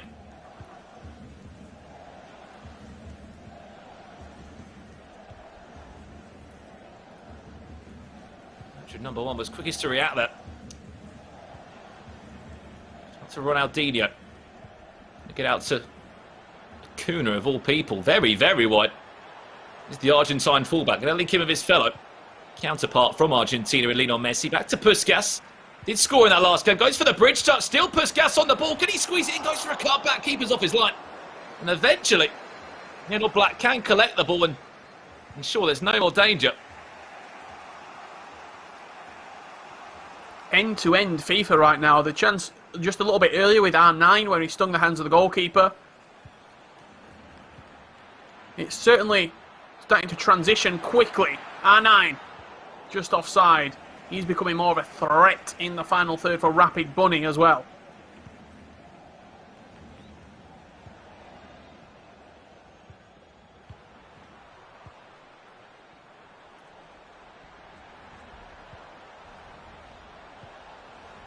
Ronaldinho into Lino. Could be a chance. Nice bridge touch again. Very efficient and effective skill move that's become much more used on FIFA 21. Especially by these types of players we're looking at right now. Players that are foot verified. That means they've got over 27 wins on one individual weekend league this year. Lovely drop of the shoulder from Cruyff. Still with a chance. Back to Puskas. Looks to drop the shoulder of his man. Back to the Hungarian forward into Ronaldinho, I should say. Another bridge touch. Doesn't open up the space he originally wanted. Zambrotta will stay very composed. Links it back to Oblak. And another chance dealt with. But this has been a very good 45 minutes from Brešex. I mean, I questioned the fight with the back, but he's used it in a much more offensive way in this second leg. No, he looks like he's a lot more comfortable as well. I'm not sure if that's him just settling down a little bit, even though they are so high up on the Global Series rankings. I don't know what has happened here defensively for Rapid Bunny. The goalkeeper's all over the place. The defence just seemed to part. Yeah, whipped across the back line. Puskas drops the shoulder with a finesse! And then into the left-hand corner. For a player that's looked 10 times better on Championship Sunday. I don't know what it is about these big icons, Richard, but you start talking about prizes, you start talking about championships on a Sunday, they all arrive, and they've been instrumental today. The likes of R9, the likes of Puskas. Players that were so quiet yesterday have been so vocal today, and vocal via the form of some huge goals there. What a turnaround for Brešex. Again, I'm not sure what happened defensively. It seemed as though Rapid Bunny, I don't know if he played an offside trap, but everyone just seemed to just be in completely the wrong position at the back. He just ran through. 5-3-2 against 5-3-2 right now as well. He's matched him up in this formation. You're seeing absolutely... I think what you're seeing is maybe the player who's more comfortable in the 5-3-2 starting to take the driver's seat in this game.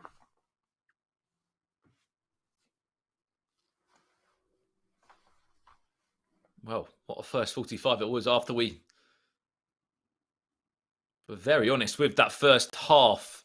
Technically across the two legs here, we saw someone that was really struggling the 5-3-2 to get things moving. However, these fullbacks have been 10 times better. I believe it's been Acuna and Torreira making some huge night and runs for. There will be a substitution. It's going to be Emerson of all players. Fullback that comes on for João Felix. Not too sure at all about that one, in all honesty, but maybe a change of formation. Looking at another 5-back chance. Usman Dembele squeezes it into the near post. I thought he's going to finesse it across the goalkeeper. Instead, tucks it into the near post. The foot freeze item. You can understand why he's holding his price on the live market right now, because for moments like that, he always seems to deliver. Incredible, isn't he? Usman Dembele, so good in the final third. The foot freeze variant of him. The reason he's maintained his price over $1 million coins on the market. Just smashing it at the near post. He was one of my players to watch, players to pick yesterday. You see why.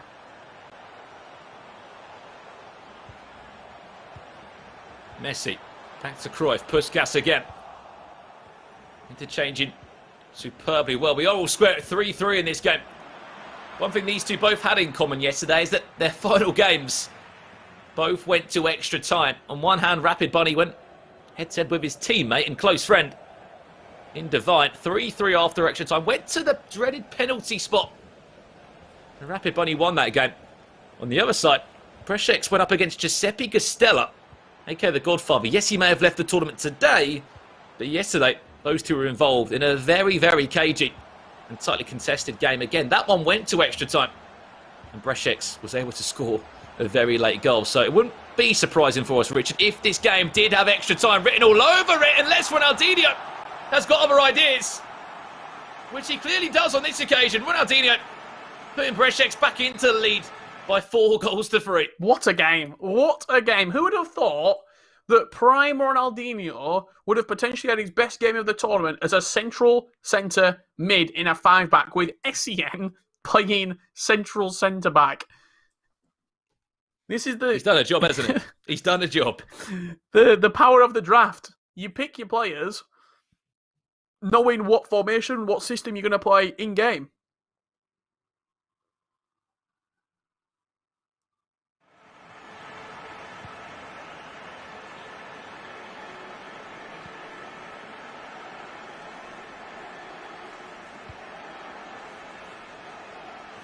Well. 30 minutes left. Preshex leads by 4-3. And he is 28 minutes away from a grand final, Richard. Which would mean that he's only got to win one more game over 2 legs, and he will be on his way to Madrid. The first name in the hat from North America. It's the Colombian, it could be, Rich. The man that's come into this region. It's incredible, really.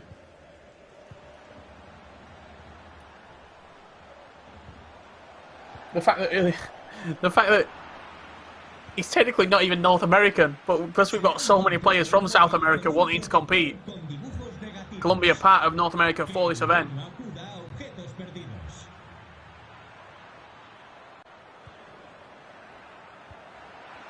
Chance. Oh, 9! That's what he can do in the big match moments when you need a player to pull you out from a hole. Or on that occasion, it was a hole that was 4-3 down for Rapid Bunny. And what is it about these Championship Sunday vibes, Richard? R9, Puskas, players that went missing yesterday are back to the forefront and back scoring massive goals. Incredible when you consider that R9 yesterday, we were contemplating not even being a starter, not even being our first pick. It just brings it out of him. And when you're down, when you need somebody to pull you out of a hole, when you're holding out for a hero, R9 comes along. Chance. Samuel Eto'o. Surely not for Rapid Bunny. Oh, he has. He squeezed it in. I was expecting a lofted chip over the goalkeeper. For me, it looks like Samuel Eto'o scuffed his lines there, but somehow still good enough to get past the goalkeeper. What on earth is that finish? What is that finish from Samuel Eto'o? Squeezing it past him at the far post. It was like a finesse shot / chip shot. Just any contact on the ball is good enough. And it trickled agonisingly for Brešec into the corner. What a game. I mean, how this game's just swung again, Richard. It was Brešec that was leading, and then 5 minutes later, a goal from R9, and well, the slightest sort of feints on the ball, the touches, I should say. They're just squeezing it past. Brešec's goalkeeper. I think anyone expected that to be a lofted chip. However, he's not going to play, and that's gone into the back of the net.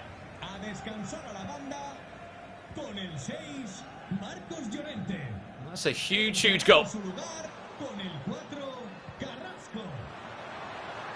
Is there more to come in this one? 5 goals to 4.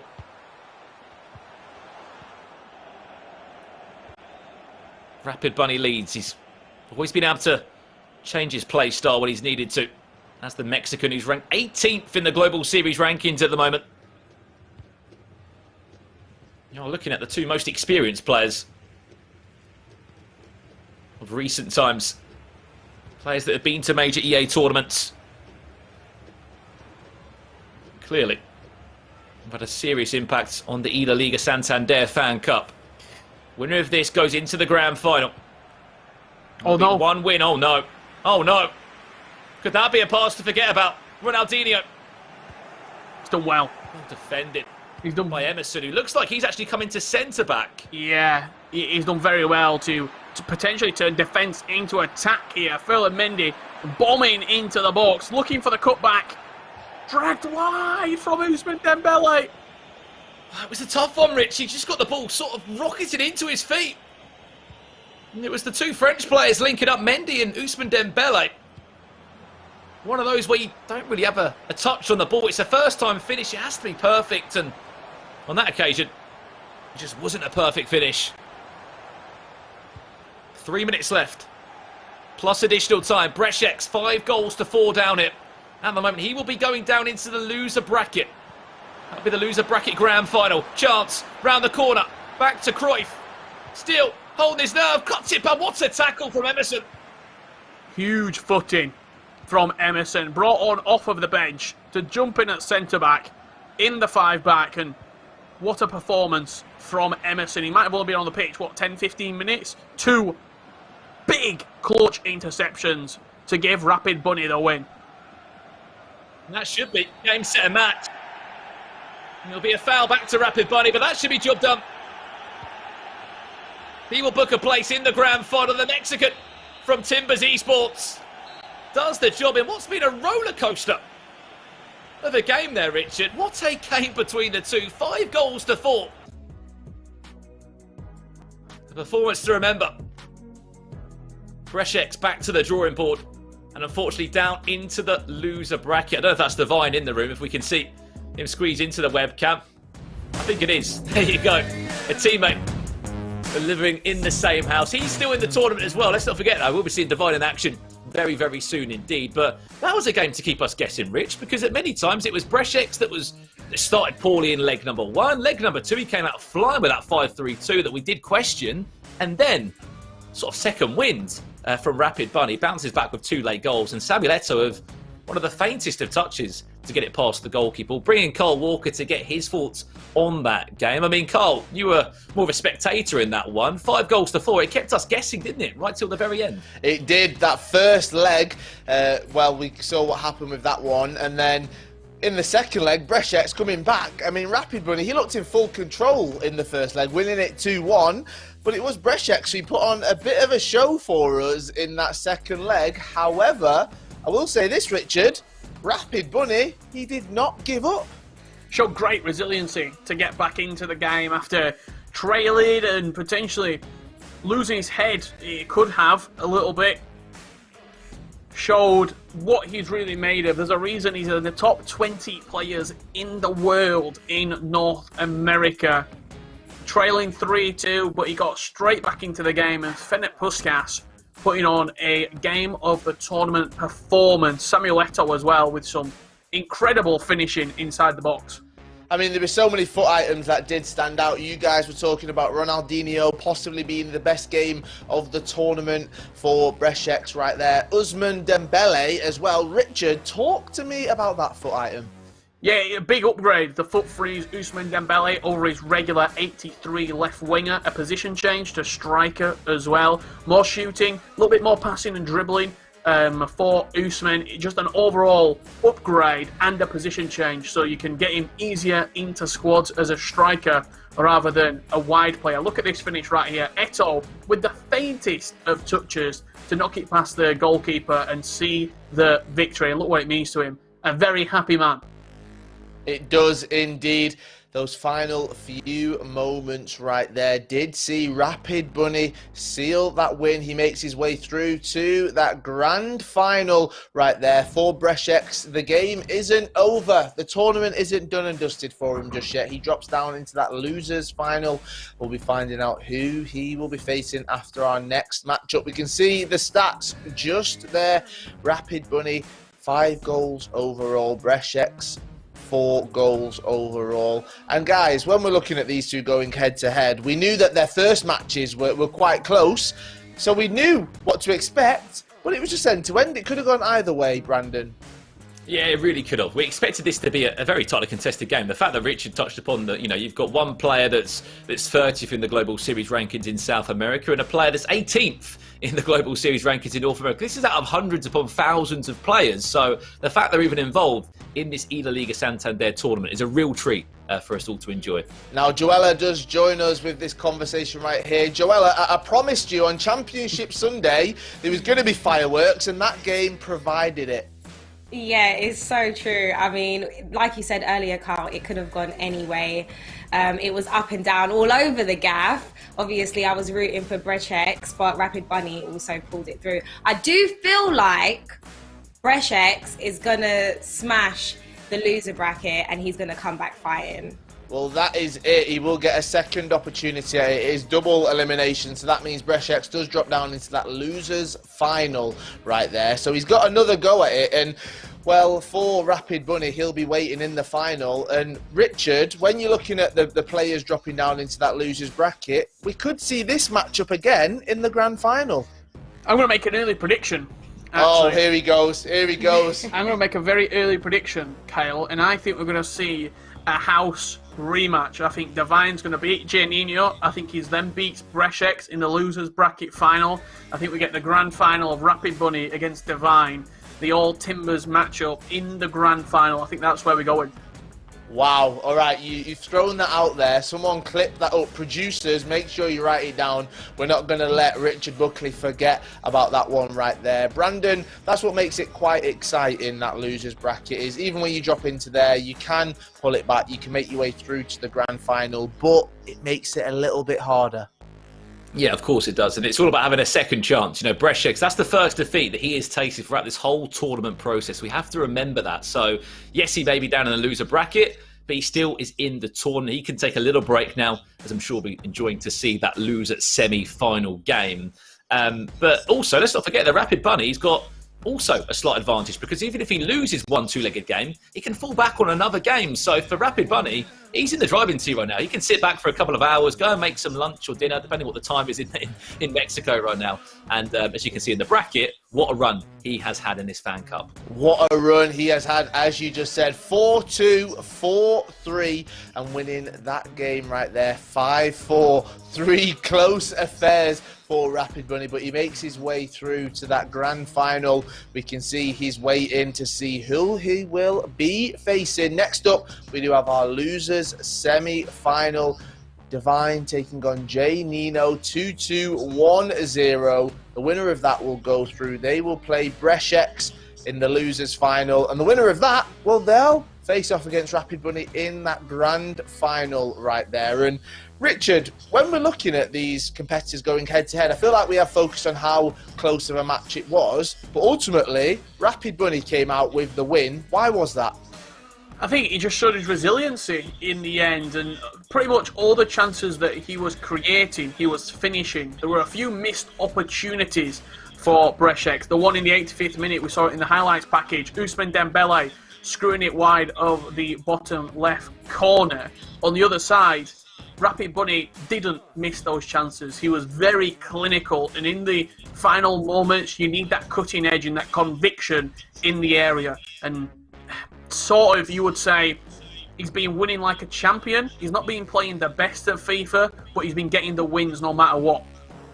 And ultimately, the game is in his control going through into that grand final. He's got 1-0 to his name, essentially, meaning he'd have to lose the first game. If he was to lose this championship, he'd have to lose the second one as well. So, Brandon, it feels like he's in the driving seat. He's in 4th gear right now. Do you think we'll see him put it up into 5th? I mean, for Rapid Bunny as well, Carl, as you said, he's only got to win one two-legged game. And you can book that trip to Madrid, touch wood, with the pandemic, and be involved in that tournament. He will be the first name in the hat, and I can assure you the Asia tournament, the South America tournament, the European tournament, they'll all be watching the wings and thinking, you know, North America have made an absolute announcement onto this tournament, how competitive it can be and how difficult these draft picks can also be. Right, I can't wait until we find out who Rapid Bunny will be taking on in the grand final. We have to have our competitors going head to head before that, though. Next up, it is our losers bracket semi-final. Divine taking on J Nino, 2-2-1-0. It's coming up after this break.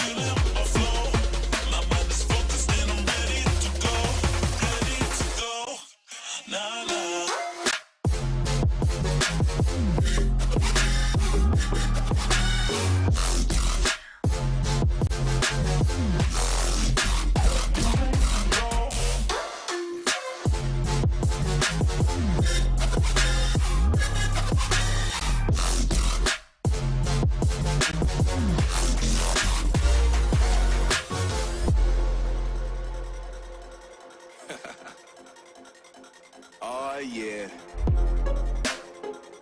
Are we talking about losing control? I'm gonna show you how we lose control, baby. Watch this. Look, Marty Mark. Watch the way I start up. I've been going hard, but I can go way harder. Every beat I'm on, yeah, you know that I slaughter. And I'm always looking gorgeous, chilling with somebody, daughter. Yeah, she loving me. Say she love the way my chain sit and contemplate. And of course it says my name if you wondering. To let you know who's finna blow. Always winning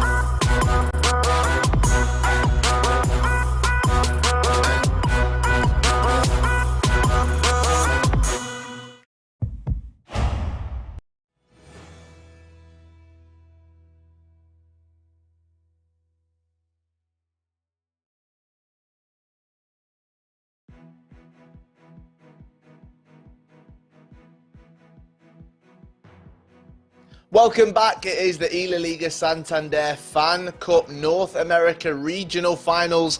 We've had so much action already over these past 2 days, but we've still got 3 matchups to come. My name is Kyle Walker. I'm joined by Joella Noble. Joella, we're dropping down again into our losers bracket. We've talked about how exciting this can be. If you win, you go on to the losers final. If you lose, you're so close, but that's it. You turn the console off. Your tournament's done. It's done. We're getting down to the nitty gritty right now. I guess, you know, Rapid Bunny is rapid bunnying all over the tournament right now, just winning everything. You got to admire it. You got to respect it. So I just can't wait to see what's going to happen. In the loser bracket, who's going to win between Divine and Jay Nino? Yes. Who's going to go into the final? Well, those two are going head-to-head and both wanting to climb their way back up to that grand final. But Joella, people at home, they can get in touch with us. Yes, they most certainly can. If you want to get in touch with us, then make sure you use the hashtag eLaliga Santander FanCup. All right, let us know your thoughts, who you're rooting for. We're getting down to the nitty-gritty, as I said before. Yes, we've all been giving our predictions. Make sure that you give your predictions as well. We want to hear from you, all right? So make sure you do that. Now, Joella, you did say that Rapid Bunny, he's waiting in the grand final. He's got a couple of hours right now. How would you spend this time? Would you just wait? Would you watch the broadcast? Would you chill, put something on the TV? I think I'd watch the broadcast. I'd size up the competition a bit, definitely. I'm certainly going to be chilling while I do it. He's probably going to need something to eat. You know, we need some fuel. In the breaks, I've definitely been eating myself. It's been a long day. It has indeed. Right, we can have a look at the loser bracket right now. This is how things have unfolded at the eLaliga Santander FanCup North America Region Final. That losers bracket, well, there's one spot left in the losers final, and Divine CS7, J Nino 2210, they are going head to head for that spot against Breshex, who we have just seen unfortunately get beat by Rapid Bunny. Double elimination, so that means if you lose in the losers bracket, that's it. Your tournament is done. Right, Richard and Brandon, they are joining us in this conversation right here. Brandon, we're looking at these two going head to head. What are you expecting from this matchup? I'm expecting an interesting draft again, because as we said last time, you know, we may have backed Divine, me and Richard, in our predictions earlier today, but we didn't think he necessarily had the best draft team. Maybe it wasn't something that went to plan for him, but as we know, he's in the same household as someone that has just got to a final in Rapid Bunny. I'm sure that Rapid Bunny will be somewhere in the room of Divine supporting him through that game. But I'm expecting a good game here, because Jay Nino also played a very good game. Let's not forget that his players had like no stamina for a long time in one of those games against the Godfather. Right, one massive part of this isn't just the action on the pitch, it is the draft picks as well. 4 icons, 11 other FUT items. They go head to head to try and pick their squads. Divine giving us a little salute right there. performing for the camera. Richard, what do you make of his squad? Well, you can see the big icons in there, Kyle. R9 and Eto featuring. Kaká also coming back for a second stint in the squad alongside Zambrotta. Apart from that, no real headline players. No Messi, no Ousmane Dembele either. Varane, Llorente, Valverde and João Felix making up the other sort of big players in the team. Then you've got those squad players, Emerson, Marcelo, Kappa and Porto making it up. I'm expecting a hard carry from R9 and Eto if he is to be successful. Right, he does take on Jay Nino 2-2-1-0. We can see his draft team right there. Cruyff, Ronaldinho, Essien, Zidane. I mean, Brandon, what do you make of that? Yeah, again, I think what we're coming accustomed to in this tournament now, Carl, is if someone has got R9 and a Samuel Eto'o, on the other side of that, someone's going to have Ronaldinho, Cruyff, Zidane, and Essien. My guess is that maybe Jay Nino got the second pick here. He might not have Varane in his team, but he also has the likes of Jimenez, Diego Carlos, Acuna, and Moreno to make that back line up. Messi should be part of the frame as well. Zidane's always going to be solid in those CDM roles, probably with Essien alongside, and both very good drafts, and it should be a very, very good game. Now, these two are going head-to-head. It is the losers bracket, but we've been putting all of our predictions together right here, and Richard, I was told that you are the best out of us, all right? You've managed to get all those predictions correct, so we might as well lead off you. Why have you chosen Divine? Well, I said it at the end of the last round, Kyle. I think it's going to be a Divine Rapid Bunny final. So from here on out, I've got to back Divine up to that grand final. You looked at that in particular game.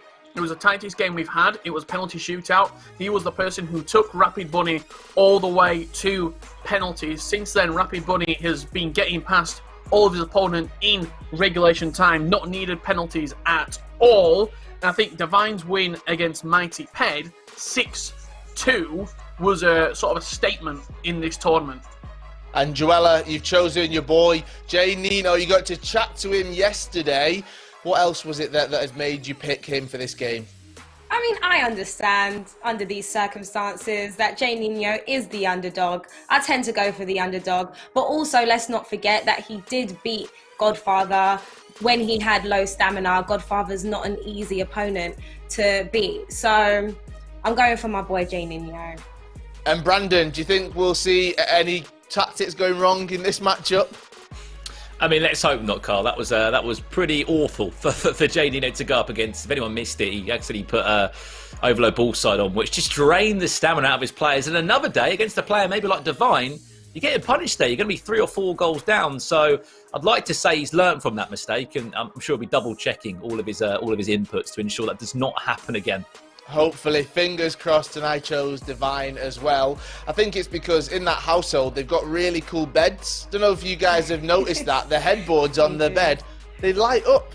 I mean, I've certainly not got that at all. That's obviously what you get in a gamer's house. It's not me at all. Richard, we are seeing these two going head-to-head. Ultimately, they want to win this tournament, and both competitors, they've got what it takes to do that.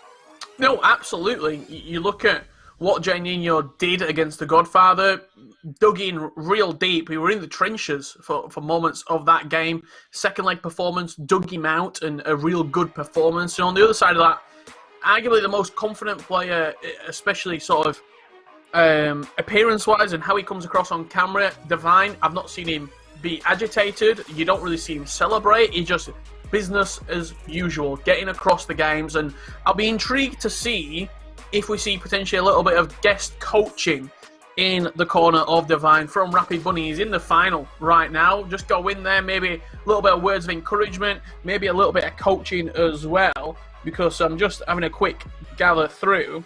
They've not matched Rapid Bunny and Jay Nino, so he doesn't know what he's up to, but any coaching is better than no coaching. That is very true. And Brandon, when you're looking at the coaching aspect of it, that can be the difference. If you live in a household where you've got another pro player, if you've got a coach yourself, if you've got friends messaging you, they can be an extra set of eyes for you. They can indeed. I mean, it's very fortunate those two are sort of living together out in Mexico as part of that Timbers esports household. And as you can see, it's that winning mentality, Carl, that's pushed both of these two as far as they have gone. And as we said, Rapid Bunny's in the grand final. He'll have his fingers crossed that he can have a rematch against his good friend and teammate in Divine.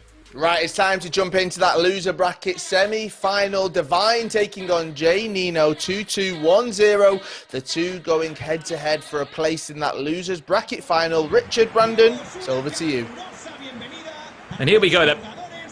This is your loser bracket semi-final. Again, another elimination game of FIFA, Richard. However, the opportunity to set up a tie against Breszek in that loser bracket grand final. I mean, you've had a slight feeling about this one with Divine. You feel like maybe he could be on a track of momentum to really push on through and to try and set up that game again. Yeah, absolutely. I looked at what he did in the match against Mighty Ped, who was somewhat of an underdog going into those games. And not only an underdog for the tournament, but an underdog in his individual matches. And Divine just dispatched of him. And also the words of sort of praise Mighty Ped gave to Divine. He's a great attacking player. He's a real threat in the final third. He's unpredictable. I think those elements will be too much for J Nino in this game.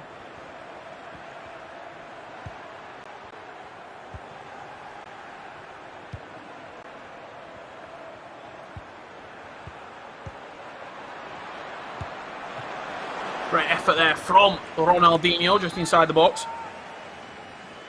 Tipped it over the bar. Johan Cruyff on the short corner, onto the edge for Dembele. Now Ronaldinho, Elastico, approaching the edge of the box. Nothing to come of it, and Divine potentially with a counter-attack. Samuel Eto'o making the run through the middle of the pitch. Moreno chasing back and just does enough to get the other side of the Cameroonian legend to tuck it away. Big chance. Ultra offensive. Being implemented in the attack here. I mean, coming into this, Rich, would you say that one of these two had the better draft? They seem pretty balanced, and as I was alluding to in that sort of draft build-up, if somebody gets Eto'o at R9, the other person 9 times out of 10 is probably going to get Cruyff, Ronaldinho, and Zidane. I mean, on the basis of today, I would rather be having Cruyff, I should say R9 and Eto'o, with how good those two have played compared to Ronaldinho and Cruyff. R9 certainly turned up.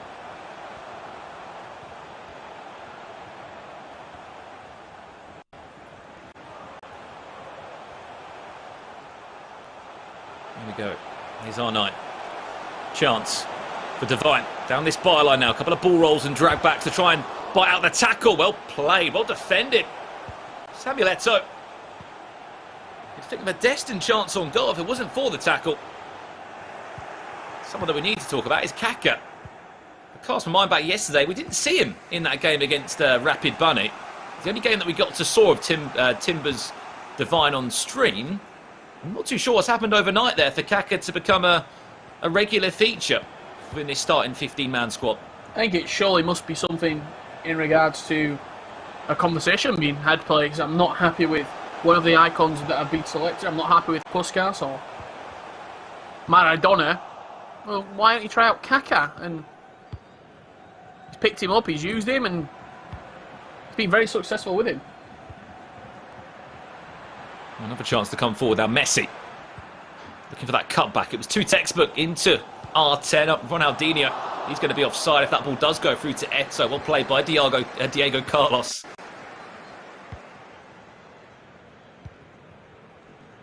Remember, as always, two-legged game this. Winner goes into the loser bracket final against Breszek, the Colombian. What's that run of Cruyff? Cruyff could be through it. Very well done at the back there by Furlong Mendy. Came across. And he had to defend well.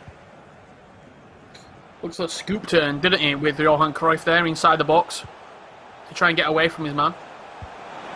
Chance, Felix across goal! Oh. Samuel Eto'o. One of those, you've got to get your head over the ball and your foot over it. That simply has to be a goal. That has to be a goal. The low-driven cross into the box. Eto'o hitting it into the floor. Another chance. Samuel Eto'o. Cut back inside. João Felix, one more into R9. Opens up his body and tucks it into the back of the net.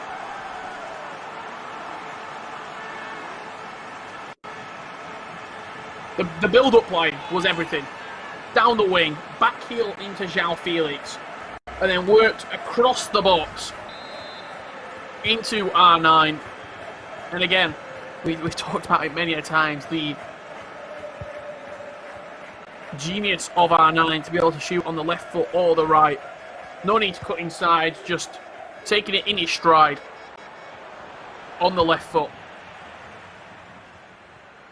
I mean, if the warning sign from Samuel Eto'o and that dangerous cross into the box wasn't enough of a warning sign, and that certainly was. Devine leads by a goal to nil in our first leg hit. Brilliant goal from R9, and it's just that intelligent movement that these icons will make. Opened up his body, let the ball roll across it. It doesn't matter with R9 which foot he does go on. It's part of that 5-star weak foot club that he's been renowned for so many years. Into Kaka. And very well now in this sort of lamb area. R9 and Samuel Eto'o being the out-and-out strikers. Back to João Felix. Can he find Eto'o? Goes to R9 instead. R9 plenty of time to twist and turn and to put it into the back of the net. Cannot give Ronaldo Nazario that space and time inside the box because he's a born finisher. Rifled into the top left corner. And R9 just showing his worth today. Across all the games that we've been able to see.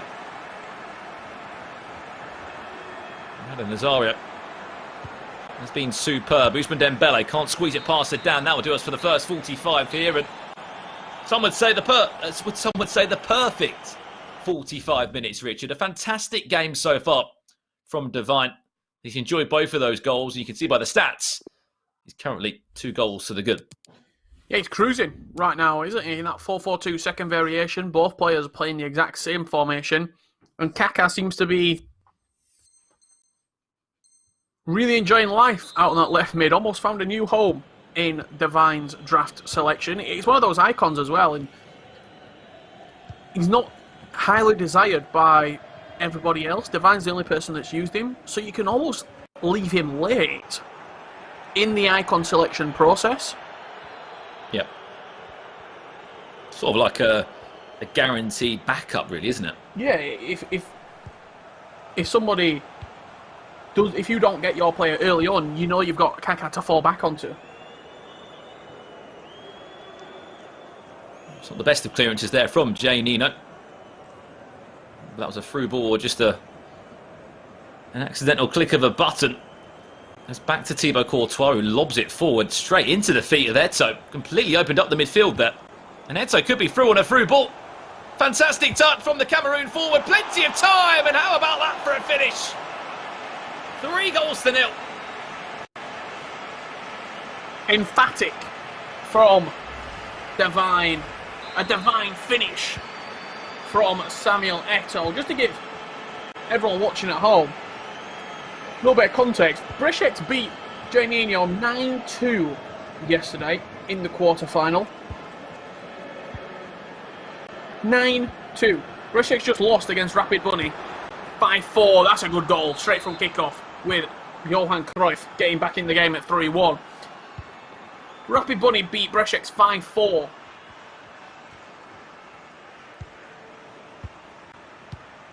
Devine lost on penalties to Brešec. So if you're doing a bit of FIFA math, Devine should win this game comfortably. It doesn't always go like that, Brandon.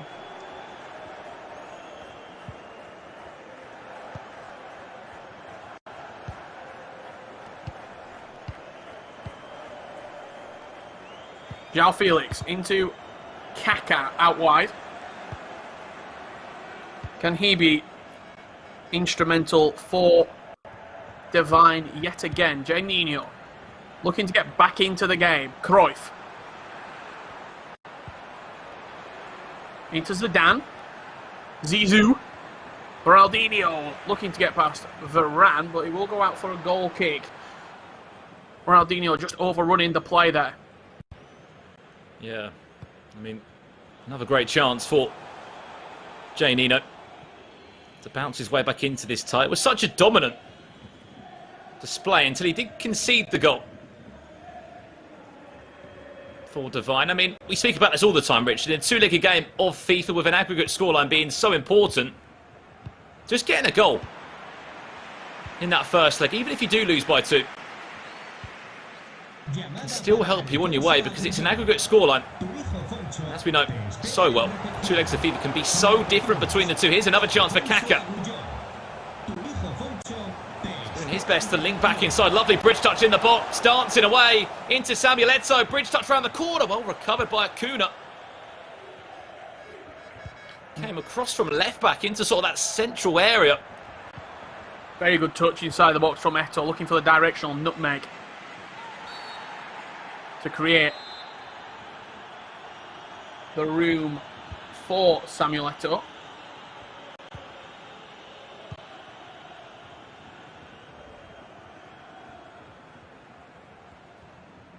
"20 minutes before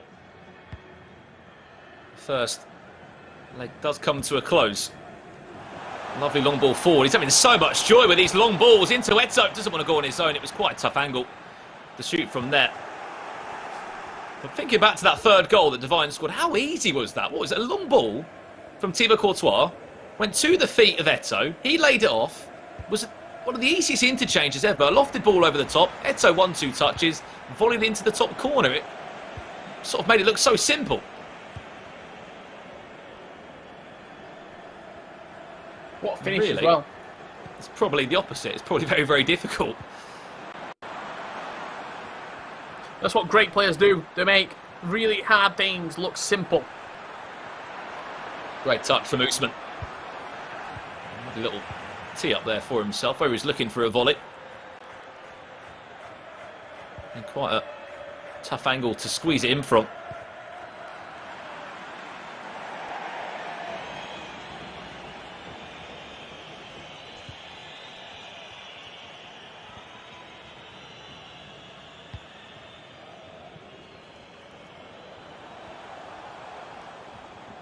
See if Divine can score another one.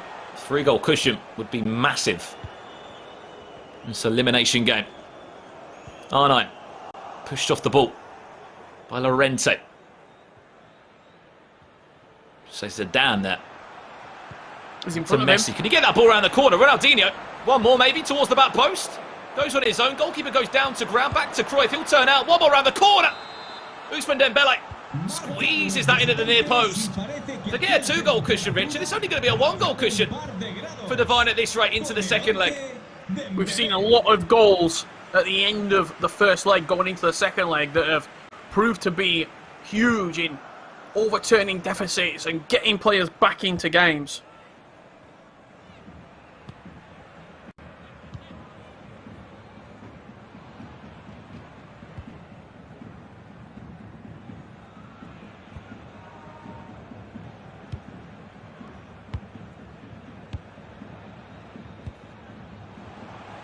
Best of all, we'll still get another leg to get to do this all over again. Divine was 3-0 up. 3-goal cushion has been reduced only to 1. Speaking of 1, will he get one more chance before the end of this tie? Eto'o back to Kaka. It's been tough. I mean, I don't think Kaka should be out wide. I mean, you play as a striker, wouldn't you? It's difficult to justify it, I guess, when you've also got Eto'o and R9 that on the priority list they're a lot more higher. You could play Eto'o out wide and Kaka as a striker, but I think you wanting the best out of your best players, and it makes sense to play Ronaldo and Eto'o as the strikers and sort of bite the bullet a little bit with Kaka out wide. That is leg one concluded, Richard. That was a game that taught us quite a lot. I mean, Divine looked absolutely superb. He went 3 goals to the good. Then Jay Nino squeezed back, not 1, but 2 goals. And once again, he leaves the game 1 goal down. He lost 1-0 to against Giuseppe Castella, the Godfather. What happened there? Turned that one round in the second leg. Is it going to be the same case in this one for Jay Nino? Because, you know, we said 3-goal cushion's not much. A 2-goal cushion, not so much, but a 1-goal cushion, it could be wiped away in absolutely seconds or minutes into this second leg. Yeah, it really could. And those 2 goals, so important in the complexion of the game. And something else that's very important is all the amazing sponsors and partners who help put on the eLaliga Santander FanCup. And one of those being Santander themselves. It's been a tough year for everybody at home, wherever you are in the world. The pandemic's affected us all, but Santander love football. We all love football, and more importantly, we love FIFA. That's why not only are they sponsoring the best league in the world in La Liga, but the best virtual league and the best fan cups in the world. Catch all the action right here on this channel from the eLaliga Santander Fan Cup Regional Finals. We're going global, Brandon, to find the best, and we're all going to meet in Madrid. Yeah, we are going to meet in Madrid in May time. Must also be said that we're back again next week for more action too. So if you enjoyed the Fan Cup this weekend, guess what? We're doing it all over again. Same time, same place, but this time in a different region. South America will be next up along the line. But Richard, it plans to be a really exciting next month in February because there's so many tournaments coming up. We'll talk about that more later on today. But here are the highlights. And again, a very interesting game. 5 goals were scored. However, it was Divine that left the game with a slight advantage.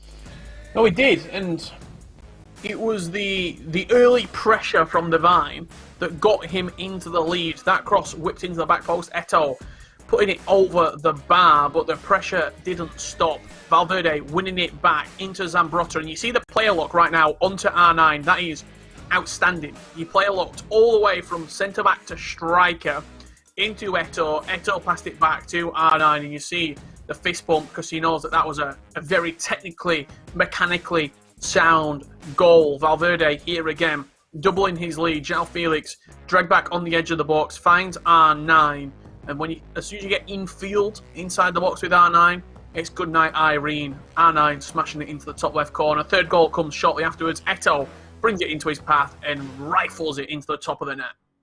That goal was brilliant, by the way. Just a long throw from Thibaut Courtois. Lovely interchange over the top. Eto'o ran. This was one of the goals that did come back. The second one, I should say. Keeper came off his line. This is where the goal happens. One more pass from Cruyff to Ousmane Dembele. That was Cruyff that takes the shot. That doesn't go in. It's all about the one more pass that many FIFA players will do. Ousmane Dembele, one of the easiest goals he is going to score. But R9 looking like R9. It's nice to say. Yesterday it wasn't the case. Today it has been the case for Divine. And if you can get R9 into those right areas, as we've seen, or any of these icons, Eto'o, Ronaldinho, Cruyff, their in-game stats are that good, Richard. That is why we've sort of seen the chances go in that we have. Those top corner finishes, those chances where they're having like one touch and then bang, half volley into the top corner or finesse from here or there, because their in-game stats just are so good. Yeah, these are some of the best icons to have ever played football, never mind to have also played in La Liga, embraced and give everyone the pleasure of watching them in La Liga. And their stats translate to FIFA as well. Eto'o, 95 pace, 93 shooting. R9, 97 pace, 95 shooting. Zidane, Ronaldinho, Johan Cruyff, Kaká, just a selection of the players we've seen in the icon department this weekend. And I'm looking forward to seeing who's going to be that clutch player, clutch icon to lift the trophy and send one of the remaining 4 players, Divine, Juninho, Breshex or Rapid Bunny, to Madrid. 3 goals to 2. Divine leads this game, heading into this elimination game. This is in your loser bracket. No second chances round here.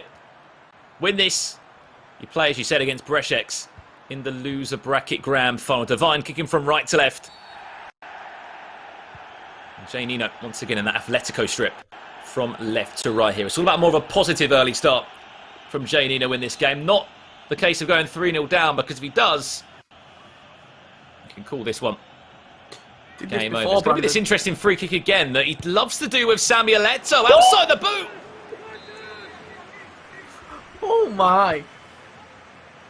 I mean, please upload some sort of tutorial on that, Divine, because I've no idea where that's come from. He did it earlier today. And he's nearly just scored again with it.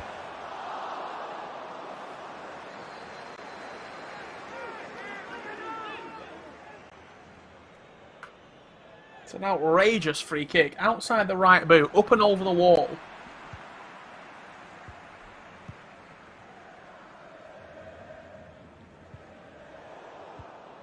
Talk about putting Swaz on a free kick, Richard. That was a little bit more than Swaz. The power on it. Outside the boot, Samuel Eto'o. It's just the aim that confuses me. The aim's just completely over the bar, isn't it? But the way the ball dips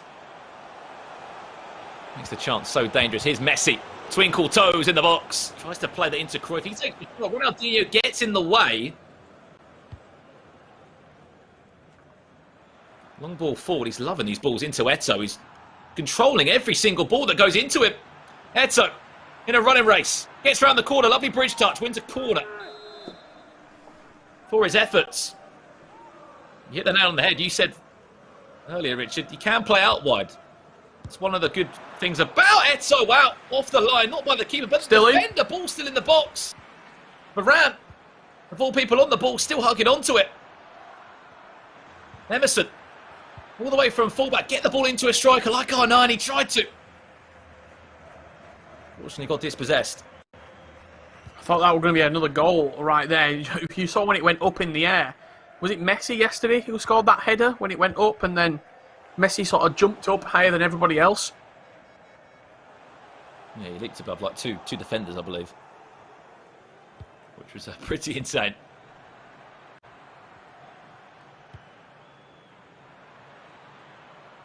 Kaka into R9. Tries to use the bridge touch. It's one of those techniques that has to be done at the right time. Otherwise you can just get body checked at the wrong time, as we saw that.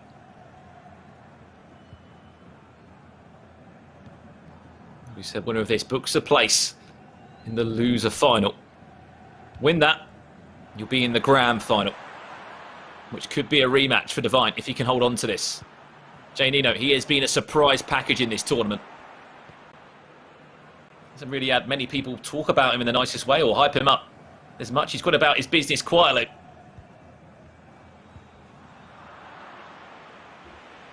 I think we probably wrote Jay Nino off a little bit, Brandon, because of his first loss in the tournament. Back to goal. Eto'o, fake shot, doesn't know where he wants to go, but no, I completely agree. You know, when you lose the first game, that top 8... 9-2. It's not the way you want to start things, obviously. Went down into the loser bracket, but then he won 9-4 in the loser bracket.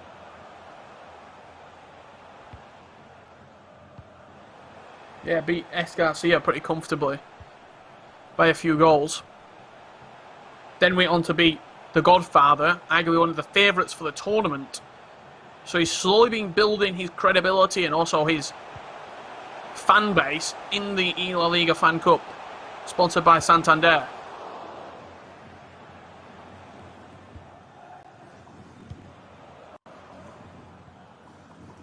As we said, plenty of action coming up for you over the next weekends. Back to back weekends of eLaliga FanCup action. Today we'll conclude the first name from North America. We'll be off to Madrid in May. €10,000 prize pot. Chance of a lifetime. To play against not just some of the biggest La Liga fans from around the world, but some of the best FIFA players.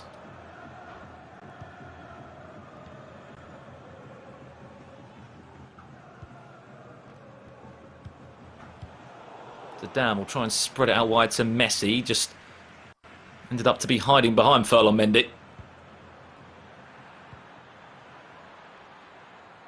Kaka into Ronaldo, into Eto'o. Back to R9 now. Well read, Acuna will try his best to take the ball off the feet of Ronaldo Nazario. Constantly making his opponents guess. Player lock. Lovely touch. Back to R9 from distance. And that's R9 in his prime. And that says a lot about Divine CS7 from taking shots from that sort of distance. Said it once and I'll say it again. You cannot give R9 time and space on the edge of the box or inside the box. He will punish you. What a finish it was from Ronaldo. Dragged back onto that right foot and just whipped in the top corner.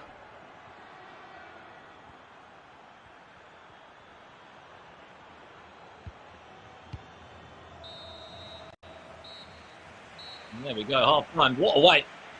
Won the first 45 bit. But that does say a lot, Rich, about, yes, it is R9, but even from those angles, you don't always catch those finesses as sweet as Divine did there. Clearly full of confidence and clearly backing R9 in those areas. Yeah, a lot of people haven't been able to get R9 sort of clicking as they would like to. But Divine looks like him and R9 have got a bond. R9's one of those players as well. We spoke about it earlier, talking about reps and using players that you're comfortable with. R9's not a player, especially the Prime R9, isn't a player that is easy accessible. It's like 10, 12 million coins on the market. So it's not like you just go out your way and buy R9, play loads of games a weekend league and get used to him. You've got to sort of understand how he plays, how he's feeling in game.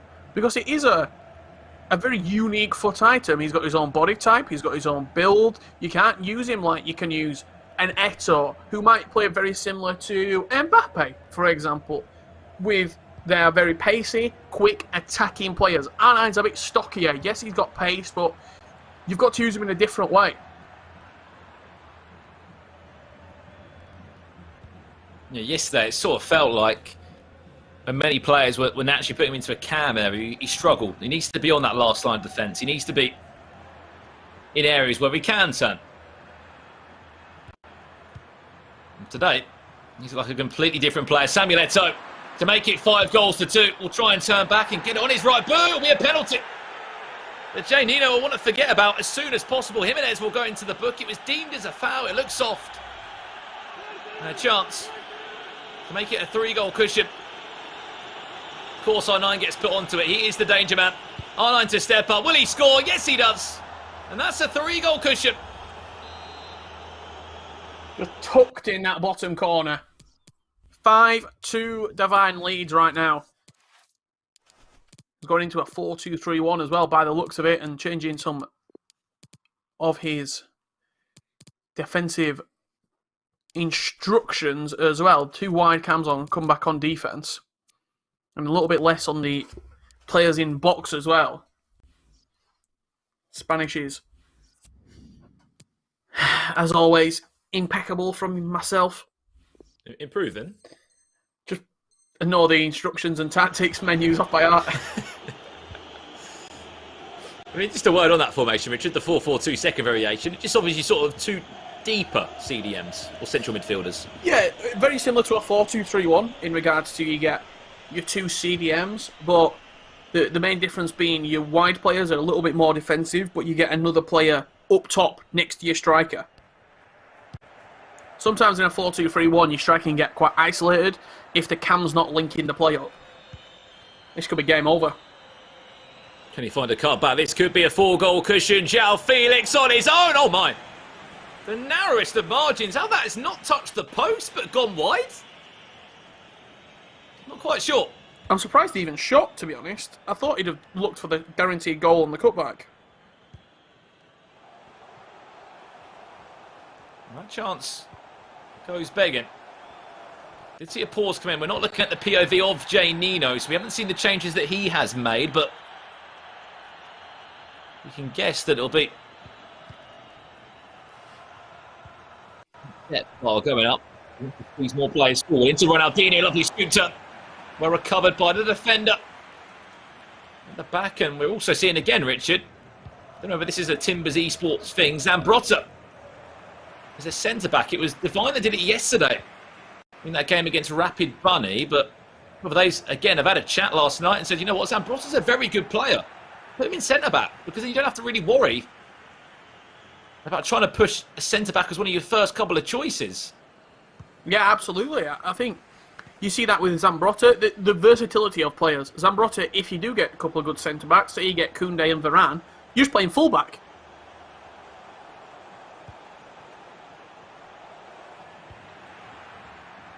similar to a player like Kaká, if you do get a couple of good wingers, if you get Ousmane Dembele and maybe Porto, you can play him in field. Valverde in behind to make it 6-2. Ball roll past the goalkeeper.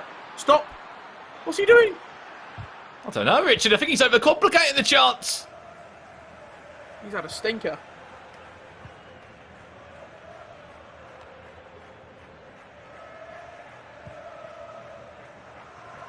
It's one of those. I think the angle just wasn't on. There was a player on the line for Valverde. He couldn't squeeze it past.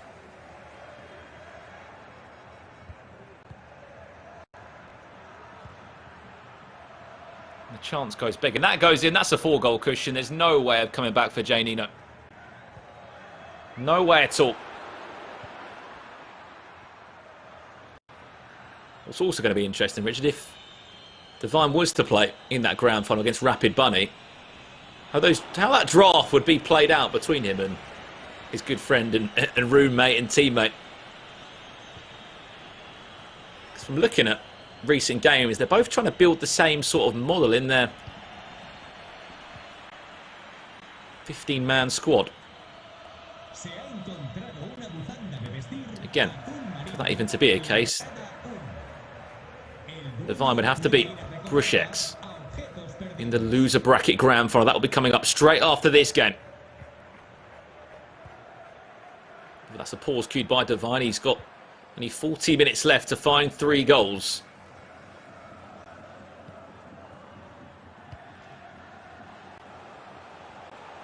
That gives that to Essien. Here's Ronaldinho. Chance for Cruyff. Tries to... Oh, no. Tried to dink it up, One of didn't those. Not sure whether there was a button input there that was wrongly used, whether it's just very unfortunate with the natural touch that was implemented from Johan Cruyff. Didn't expect to get over the original defender. Could have been through. That could have been a goal.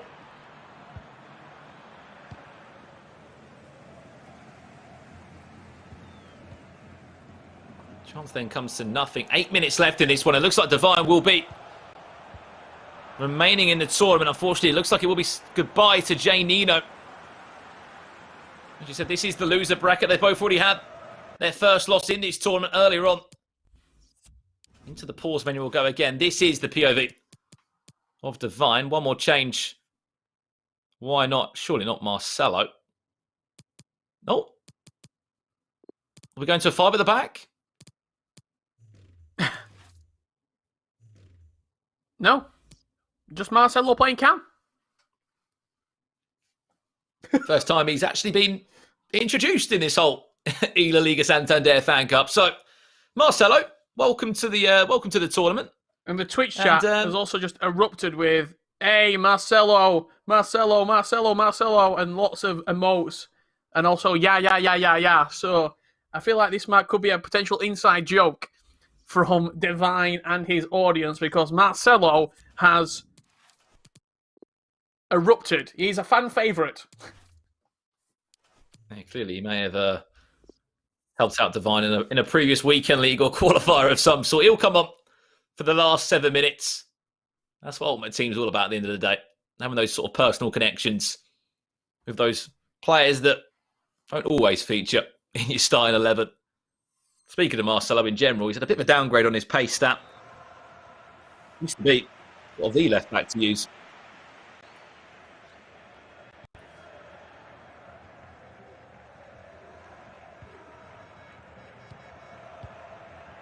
Changes there on the other side of Janino. The party will come on.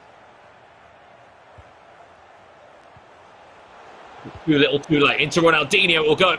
Well on Mendy.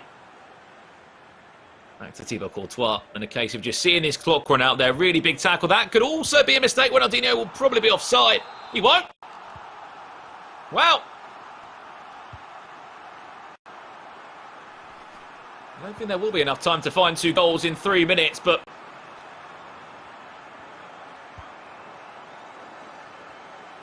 You wouldn't think so. But the press is certainly there. Very careful.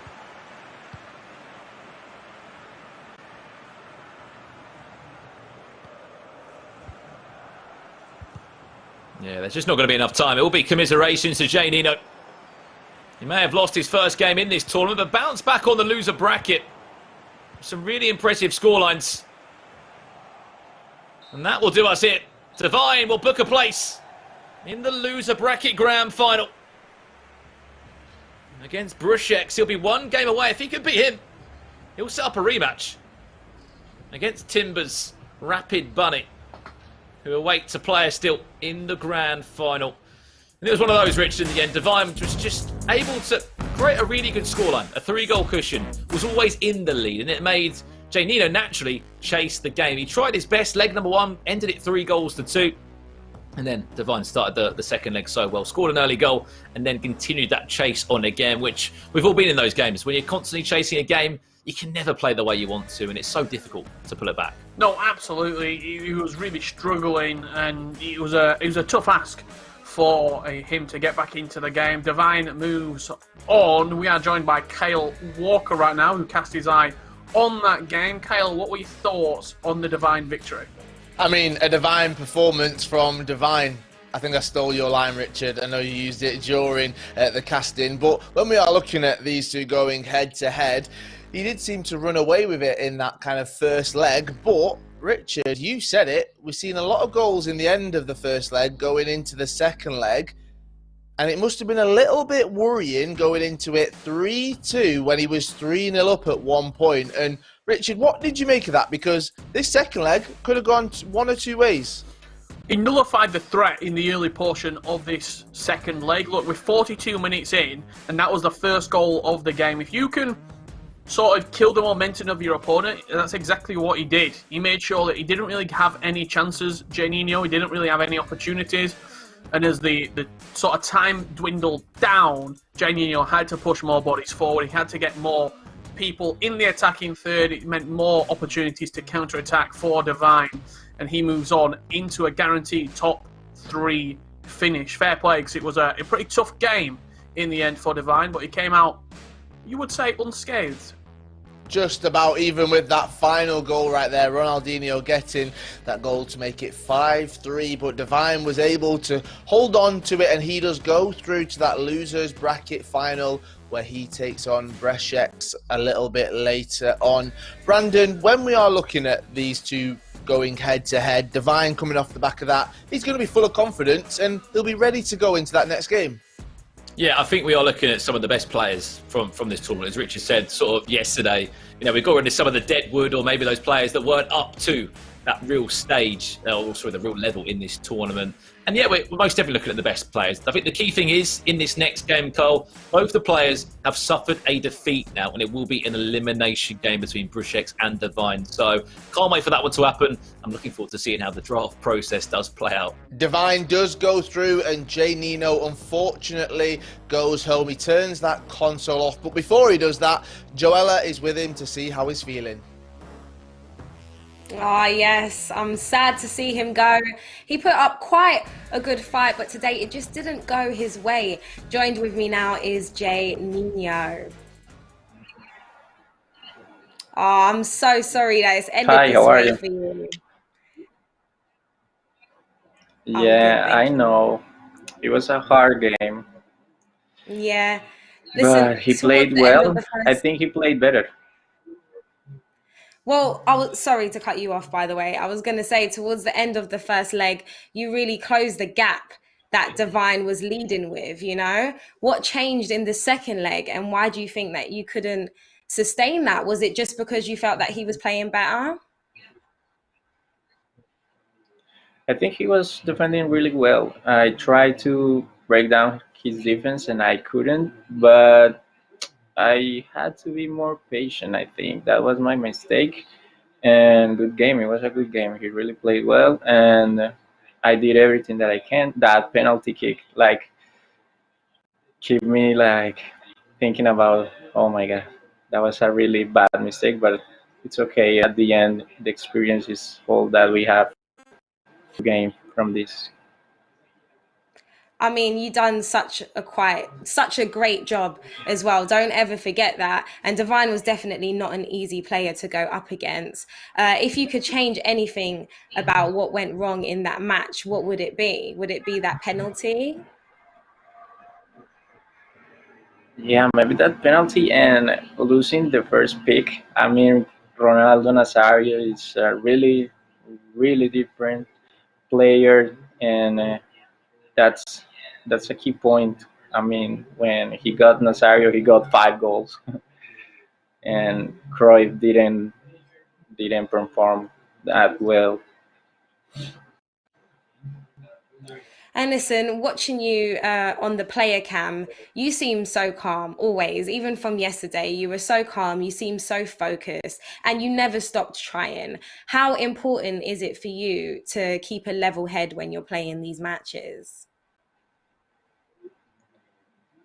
It's I think it's one of the most important things because it's a really mental game. If you lose your mind, you are gonna be defeated like 8-0. So you gotta keep focused. That was my mistake in my first match with Brechex, and that's why we ended up back to grind more. And it was a good experience, though. It was good. Well, listen, Jay Nino, you should be proud of how far you've come. You've done such a great job, and I look forward to seeing you, hopefully, in future tournaments. Thank you so much for chatting to me. Thank you. Have a good day. You too. Oh, honestly, so heartbreaking that he's out now. And I was indeed rooting for him. The 3 guys who I'm going to pass it back to, they won those predictions. So right back to you, Kyle, Brandon, and Richard. Joella, we've just listened to the words from Jay Nino right there. That big mistake, he said, was not getting Ronaldo Nazario in that draft pick. Richard, it does show it's not just about what happens on the pitch, it's about the drafts as well. No, absolutely. And surprise, surprise, Richard Buckley got another prediction right. Chalk it up because I'm not losing today. But I think we talked about R9 yesterday. We said, is he as good as we are sort of making out him to be, and we've seen him in the past win tournaments, but that right there, you heard it from the pro himself, he is as good as needs to be, and getting first pick to get R9 in the squad is imperative. I think we've seen icons step up as well. Didn't expect Eto'o to be as used as much and be as useful as he is. Didn't expect Ronaldinho, in all honesty, Kaká or Zambrotta. Those 4, I knew Cruyff were going to be amazing, but those 4 have really taken me by surprise. And Brandon, looking at his opponent, Jay Nino's opponent, Divine, right there. I mean, we talked about how much confidence he'll have, but Jay Nino said it, he's a great player. That was a great match. He's a tough opponent to come up against, even in this losers bracket final. Yeah, a brilliant opponent, Cole. And let's not forget, a current pro as well, plays for an esports organisation, has been getting in the reps with a lot of these players. And the one thing that's interested us today, Kaká's come into the fold and he's not looked out of place in his draft. And Zambrotta also in centre-back. So some really interesting picks. But I think a lot of these players have really grasped this sort of format of the eLaliga Santander FanCup. So congratulations to him. Should be a great game, this one. Yes, it will, right? We are a few minutes away from our losers bracket final. Brechex taking on Divine. Make sure you sit tight. Make sure you stick with us. It is the eLaliga Santander FanCup. We'll be back in a few moments.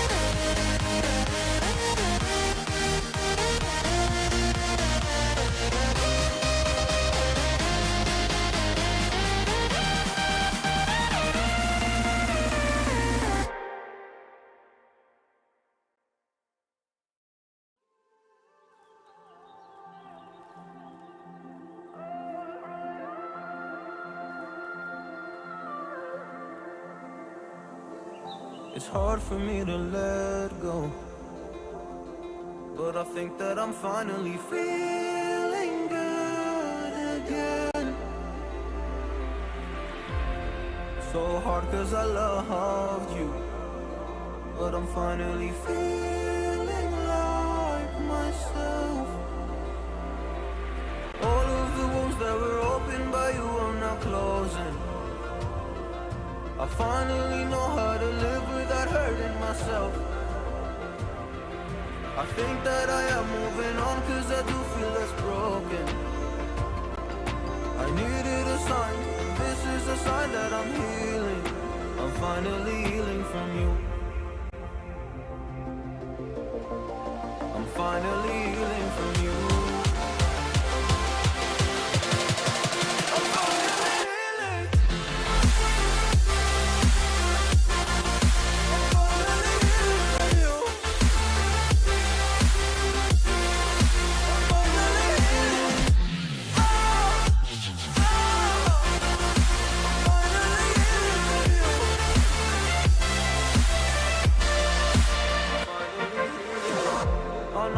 Mistakes don't mean to come off hardy.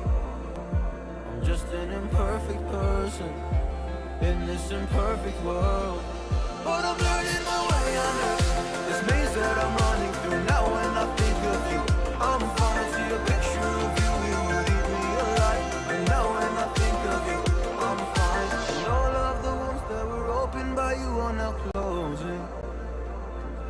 I finally know how to live without hurting myself. I think that I am moving on cause I do feel less broken. I needed a sign, and this is the sign that I'm healing.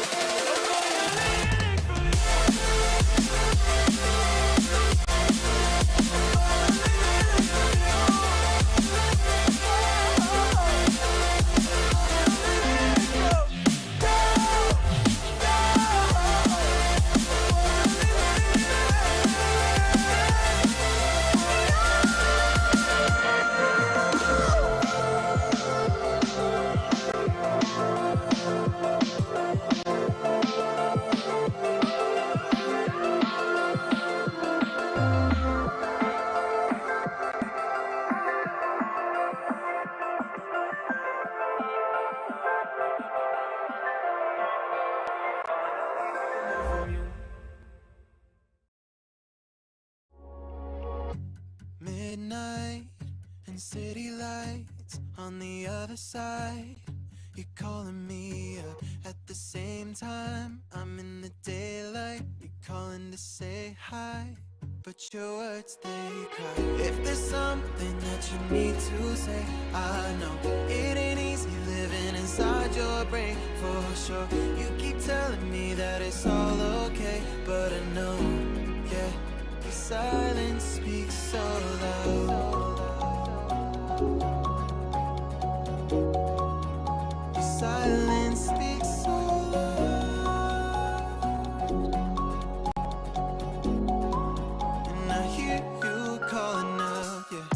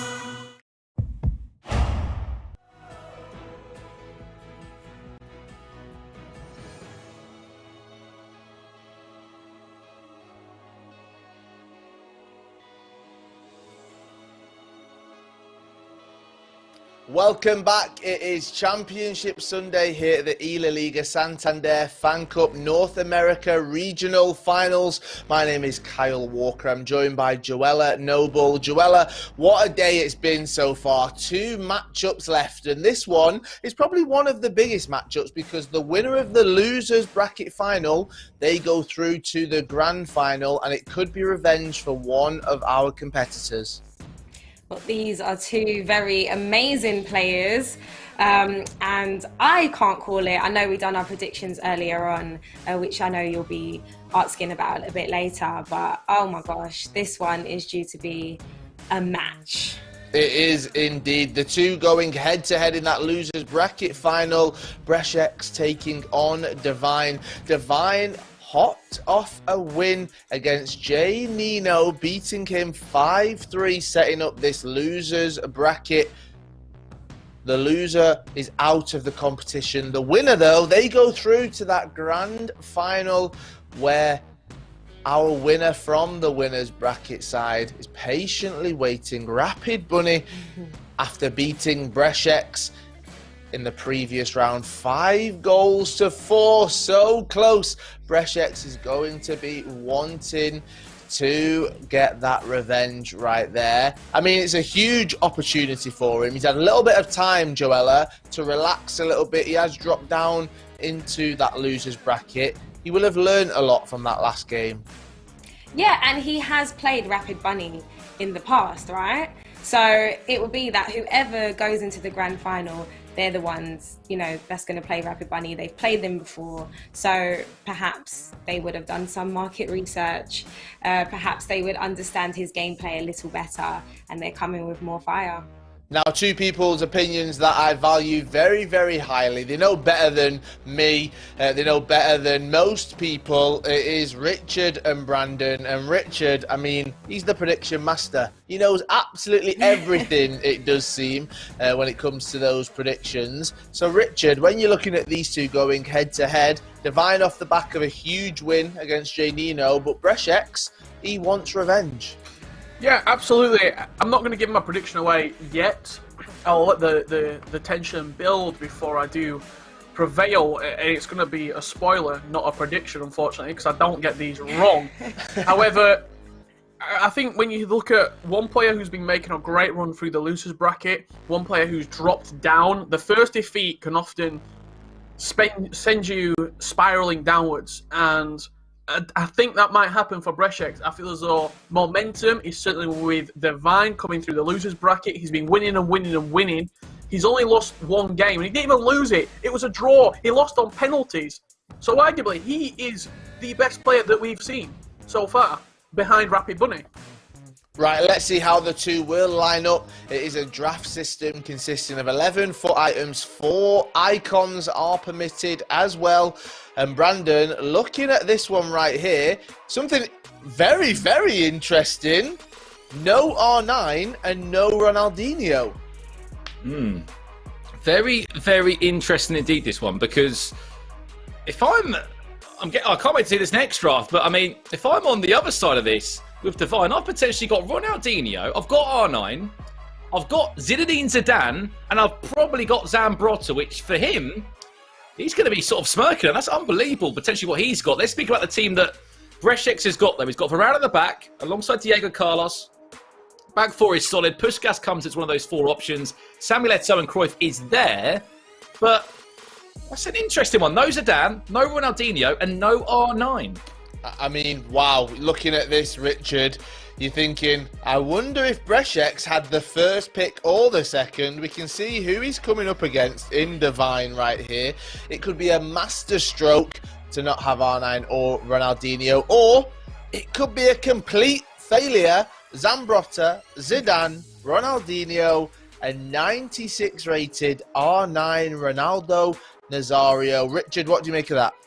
Well, it's an interesting one because the icon selection certainly goes in Divine's favour, but the surrounding cast, you would say, goes for Brešex. Out of those players, Dembele is outstanding, João Felix is very good, Valverde is very good, but there's not really too much there. You're going to have to play probably Zidane and Valverde as your DMs. It's going to be Koundé and probably Zambrotta as the centre-backs with Moreno at right-back. Maybe Jimenez features, Mendy at left-back. And then going forward, that's where you're going to have all of the players because it'll be João Felix and Dembele out wide with a front two of R9 Ronaldo and Ronaldinho. Surely,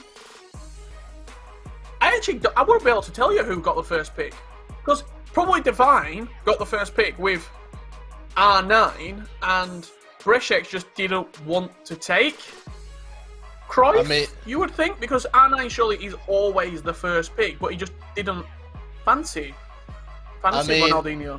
Who knows? Who knows? Either of them could have got that first pick right there. Richard, at what point do you think we'll see Marcelo coming onto the pitch? 3, 4-0? When do you think it'll be? It'll probably be if he knows he's comfortable. I remember Tex used to do it when he was winning many a tournaments. He'd bring Gerrard on just for the banter. Big Liverpool fan himself. He'd just bring Gerrard on, and Gerrard would go and score a worldie. No more. But Marcelo, the Twitch chat loved it. I can tell you that was the most I've seen a Twitch chat in unison ever. Everybody loves Marcelo.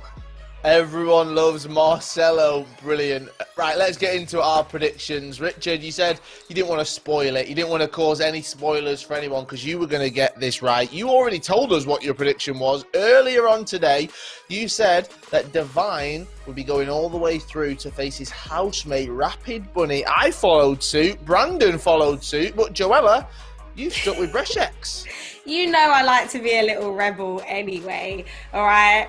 I just have faith in him. Also, I'm going for the underdog. Divine is indeed a Divine player, but I have faith in Brešec too.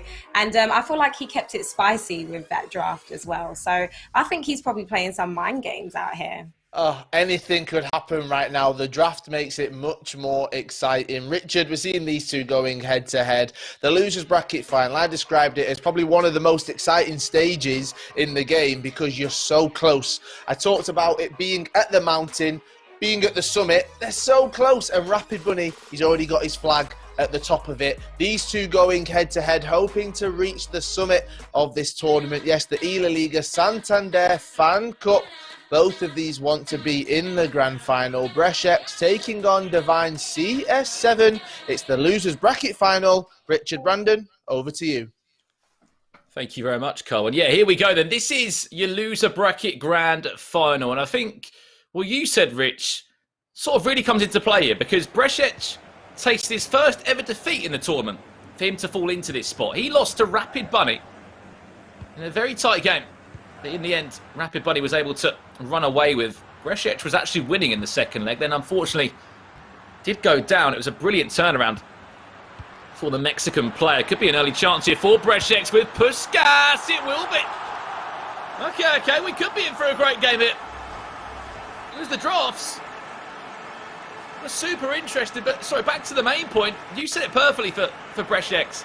When someone loses the game, they go two ways. They go downhill, and it's a downhill spiral that doesn't end well and you end up leaving a tournament, or it picks yourself back up and it gives you a second sort of wind, a new type of motivation to come back and say, you know what, I've got that loss out of my system, I can't lose again. And with that goal in 4 minutes, Richard, maybe he's swinging that way. Super simple from Puskas linking up with Johan Cruyff there as well in the final third. It was just a simple L1X 1-2 pass. Puskas goes in behind and smashes it in the near post. And this could be two here. Cruyff looking to get away from Koundé. Brešec coming out like a house on fire in this opening 8-9 minutes. One thing I wanted to talk about on the side of Divine with his draft, he's been a huge advocate for Kaka. Chance, R9, equaliser, already ball roll into the finesse. He looks at the camera and says, calm down, calm down. It's only 10 minutes into the game and I'm already back square. R9 Ronaldo, the magic man on a Sunday. Ball roll and then just simple slotted finish past the goalkeeper. There were two men in the way and the goalkeeper, and neither of them got close. Sorry, back to my point. As I was trying to say, Rich, for Divine, he's used Kaka a lot this evening, especially in day 2 of the eLaliga Santander FanCup. And we said, is that a player that is always going to be in his top 4, or is it always just a sort of backup? As we've seen from this selection here in the draft now, it definitely is a backup, because he's had the opportunity to take Ronaldinho, R9 and Zidane, and then use his trusty sort of Zambrotta. And Kaká has been completely disregarded, and I think it was a sort of a red herring, shall we say, because you've played Kaká in, what, the 2 games, and as you said, maybe Brešek was expecting Kaká to be picked. Zambrotta snuck under the radar a little bit. That front 2 is going to be special, though. R9 and Ronaldinho together, linking up. One night only. Well, it's only taken 10 minutes to see a snippet of it. How deadly they can be. I mean, yeah, probably the first time we have seen it in this whole eLaliga Santander FanCup, because 9 times out of 10, normally they're evenly split. You take R10, I'll take R9. Long ball forward, slightly too heavy for Ronaldinho there. Black comes off his line, collects that one. He said, win this, you go into the grand final. Will it be a rematch? For either of these two, I should say. Divine played against Rapid Bunny yesterday in the winners bracket semi-final, and Brešek's played against Rapid Bunny also in the winners bracket final today. I think they both have in common that they both suffered a defeat. For the one man that Carl said is waiting in that grand final for one of these two to join him to see who will be booking a place in May in the eLaliga Santander FanCup final from North America.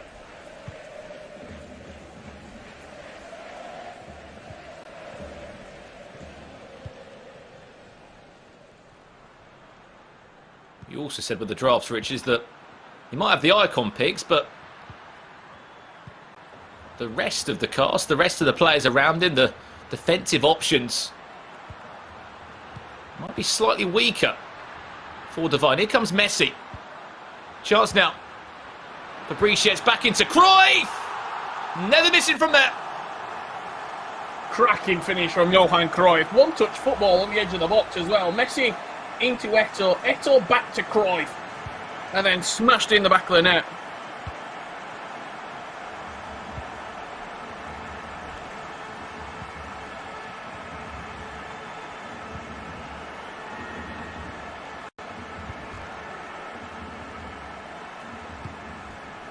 Went game of FIFA. 3 goals already in 32 minutes.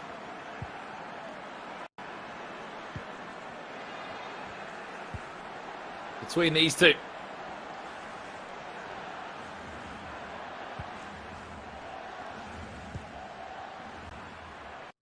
Expect this to go right to the wire. This will be the biggest game they've played so far in this tournament. It's a knockout game. Win, you're in a grand final. Lose, you're out the tournament with a top 3 finish. Still something to be proud of, but I can assure you straight away it won't feel like that. Cruyff into Puskas. Looks so much more alive and deadly in the final third. There's the Hungarian forward.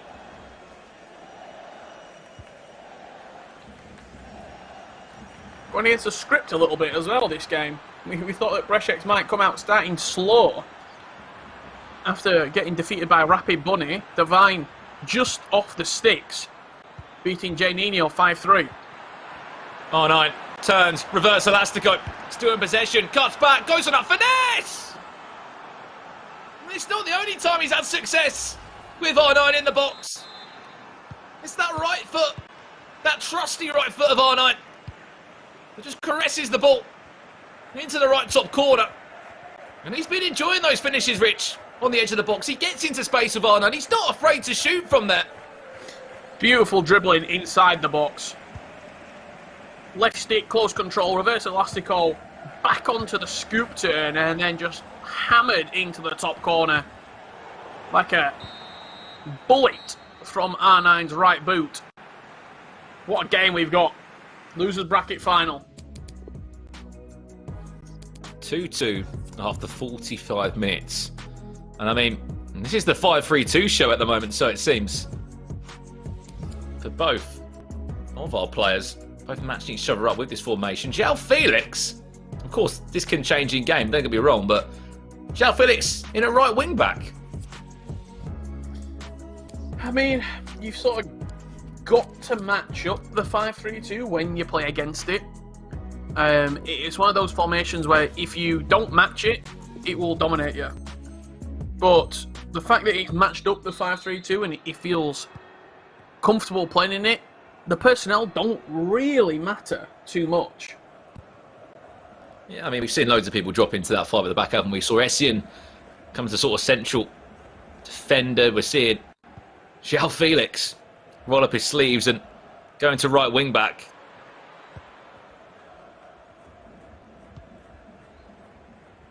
Just depends how you play. And it's also important because there will be a time when you want to come out of the 5 at the back formation. You don't want it to be too defensive. You want to have a good attacking player, whether that's a central midfielder or an attacking midfielder.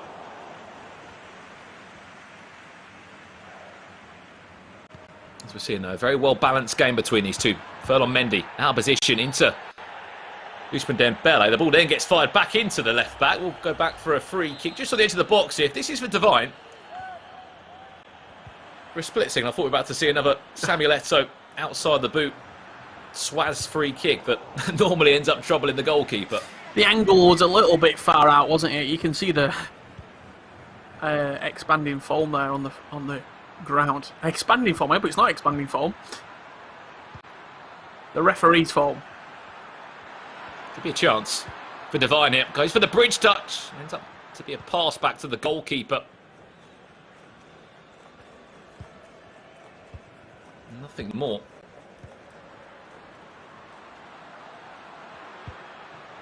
Eto'o into Puskas. Sees through. It's got to be a goal. Bit of goalkeeper movement. That's not going to faze him. He went the opposite way. After Devine tried to sort of tease the finish towards the near post. And Puskas back on the score sheet. And Devine will lead again for the 3rd time in this game.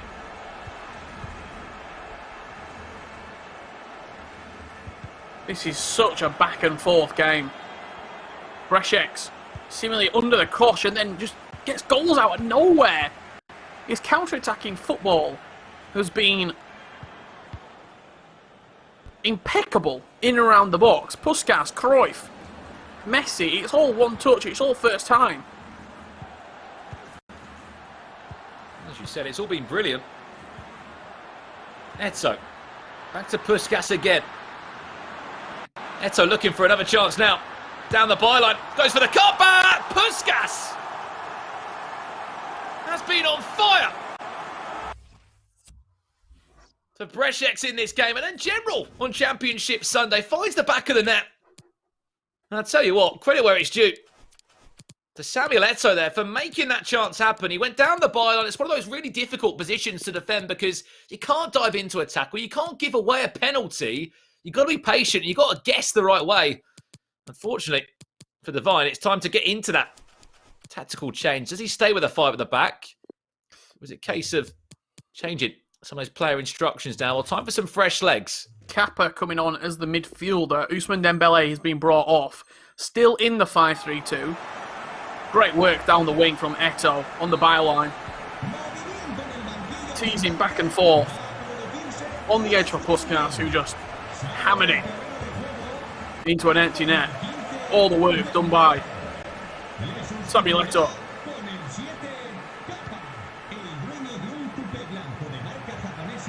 For the first time, Brešec will actually be able to gain a 2-goal lead, Richard. He's only led by a goal on 3 different occasions this evening in this game. Just seemingly creates all these chances out of absolutely nothing. Puskas been on fine form in the box, looking for another one. A defender that nearly fell to the left boot of Messi.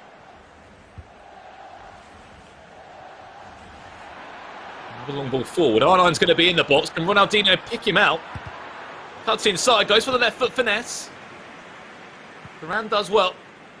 Alongside Mikel Essien. Great ball down the wing, wasn't it? for Ronaldinho. Thought he got away from his man. Couple of ball rolls inside, but just stung a Brešek's defender. I think you've got two players playing the 5-3-2, but we spoke about this earlier. One looks more comfortable in the 5-back. And that is Brešek's from Colombia. Cruyff. Non-touch football, as you said, Richard, on the edge of the box. He's been superb. From Brešek's in this game. The only Colombian is still in the tournament as well. There was 2 Colombian players that arrived yesterday in the top 8. It was Es Garcia. Brešek's, as we said, went on an unbelievable run in the winners bracket. Won 2 games back-to-back, 9 goals to 2. He beat Jay Nino. Then beat the Godfather 4 goals to 3. Looks like he's on for another one. Messi, a very tight angle. It's not going to faze the Argentine, who squeezes that into the right top corner. And that's a 3-goal cushion now, Richard. Not looking great on the prediction front, Brandon. In all honesty, but a great finish from Brešek's. It's not about us, it's about the players, and Brešek's is one serious baller.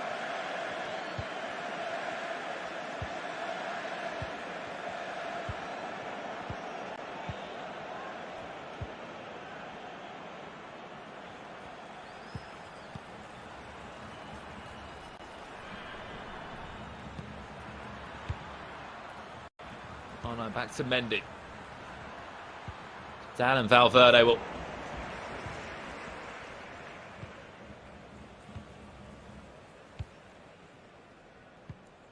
able to link up well. Just 6 minutes left in leg number 1. We've seen 7 goals between these two.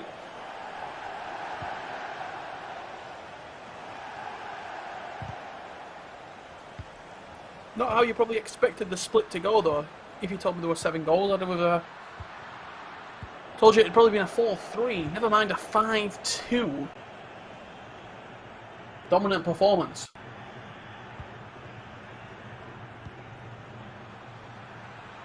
Zidane into Kappa. Be introduced by Divine to try and restore some hope.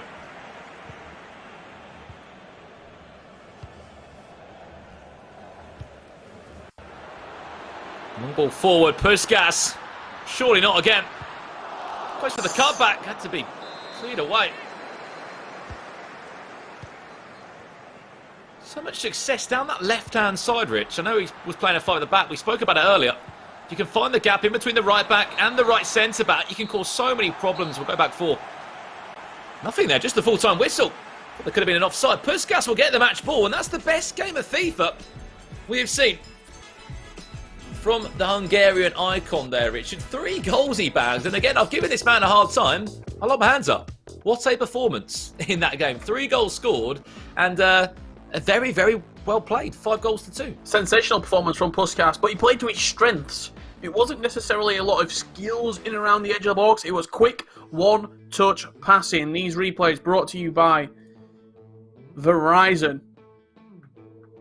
At the best 5G network more people rely on. Puskas in and around the box was clinical. That one rifled in at the near post.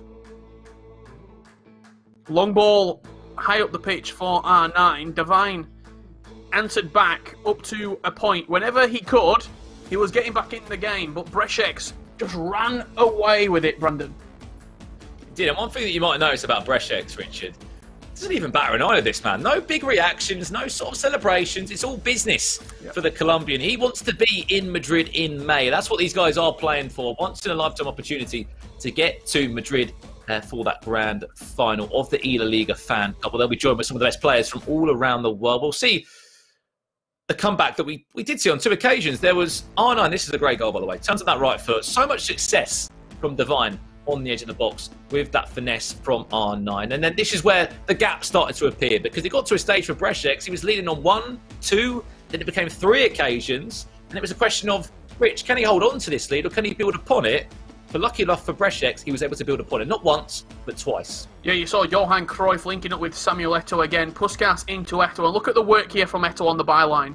Not much room to work with. Not much retail there inside the box, but he made it count for him, and he got another one actually before the game concluded. Johan Cruyff, lovely heel-to-heel around the edge of the box, through to Messi, just gets in front of the goalkeeper and smashes it high into the top corner. Devine not happy at all with that performance, and trailing 3 goals coming into the second leg. Brešeč in pole position to set up a rematch with Rapid Bunny in the grand final. Yeah, as we said, you know, our predictions might not be going to plan, but Brešeč really wants that rematch, doesn't he? It was the game that we saw earlier today. It was a narrow one between the two, and a really hard one to call, because Brešeč was leading in the second leg earlier when he played against Rapid Bunny. Then Rapid Bunny bounced back with 2 late goals. Samuel Eto'o actually winning the game, one of the faintest of touches that squeezed it past the goalkeeper. Of course, we've got one more game coming up after this one. It's our grand final here in North America. Who will be joining Rapid Bunny? That is the big question as we jump back into this second leg now. Brešeč leads by 5 goals to 2. It's all about the first goal in this one, Richard. Devine kicking from left to right, and Brešeč from right to left. Cannot emphasise the importance of that first goal.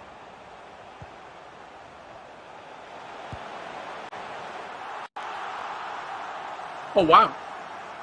Devine with that first goal, Brandon Smith. And the game, we potentially were writing off, is back on. I mean, what do we say? First goal is everything in that game. It was Puskás 4 minutes in leg number 1. Leg number 2, Devine started in the best way possible. That's with an early goal to close the gap to only 2 goals.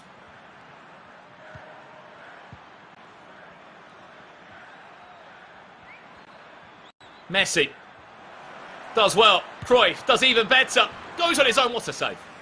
Massive save there from Thibaut Courtois to keep the game alive. So key for Devine that he doesn't concede again. He just works so hard to give himself a little cushion to build upon. In this second leg now, ball into Cruyff, turns well. Which way is he going to go? Fakes it back, and somehow on the bounce back squeezes that into the left bottom corner. Acuna threading it through to Johan Cruyff. He turned his man and it just bounced up, popped up to Johan Cruyff. Doesn't need 2 chances, and just sweet as ever, volley into that bottom left corner.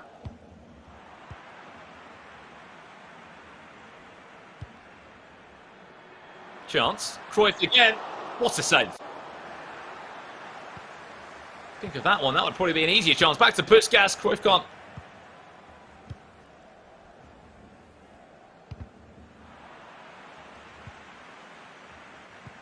Squeeze it into the feet of the player he was originally looking for.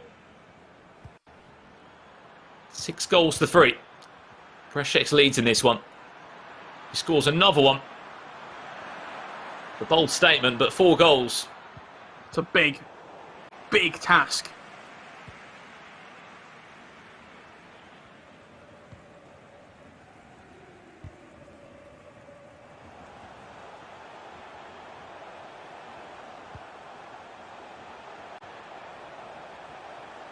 Dembele. Back to R9. Got to play the cutback if he can. He's just offside. Pretty much back to the exact same scenario between these two. That's a 3-goal difference. At the moment, it will be Brešeč against Rapid Bunny in the grand final of the eLaliga Santander FanCup North America finals. Look how deep Eto'o is there, by the way, for Brešeč, picking the ball up almost as a midfielder.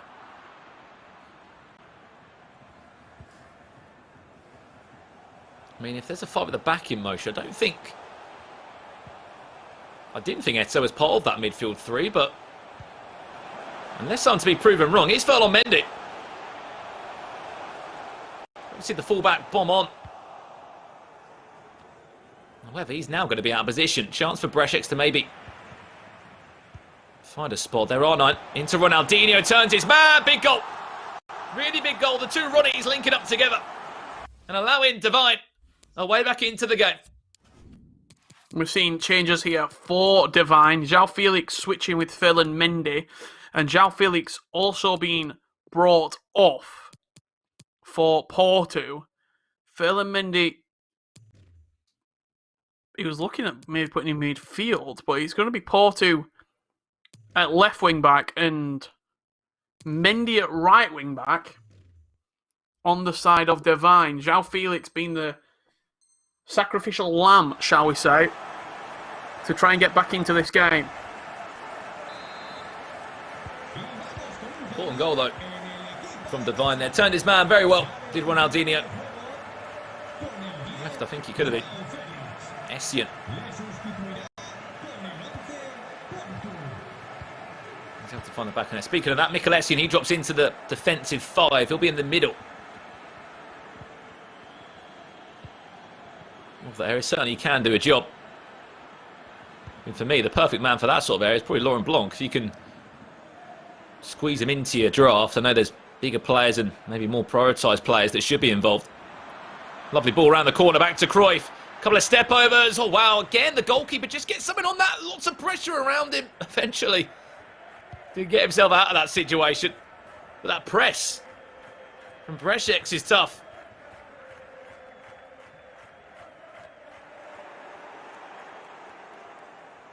I'm telling you, Richard, man, there could be so many goals in this game. There really could be. That heel inside the box, I just don't think it was necessary. He did a ball roll away from him with Cruyff, but he went for the heel to heel then. Chance for another. Eto'o, heel to heel. Samuel Eto'o. Take a bow. The heel to heel was everything. Made the chance, got past the centre-back. Gave him the little speed boost the Cameroon forward needed. Again, to cement that 3-goal cushion again. We talk about this all the time, Richard. People that play games competitively, such as FIFA. How do I stay on to? How do I keep winning? Just keep scoring goals and make your opponent chase you. Make them make the changes.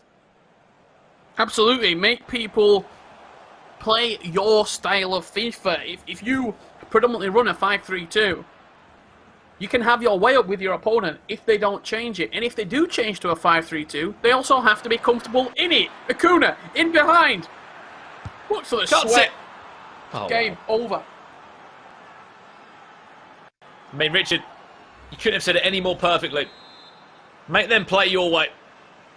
Divine has had to come out and be attacking. He's had to get those fullbacks out.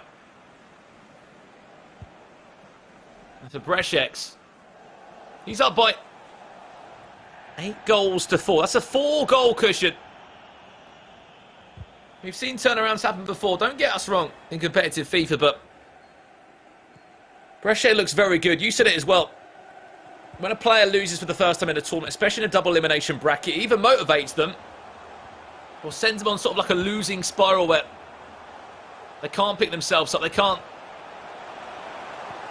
continue to play as they did. However, for Brešec, it's like he's giving him a second wind. He's up by ridiculous scoreline.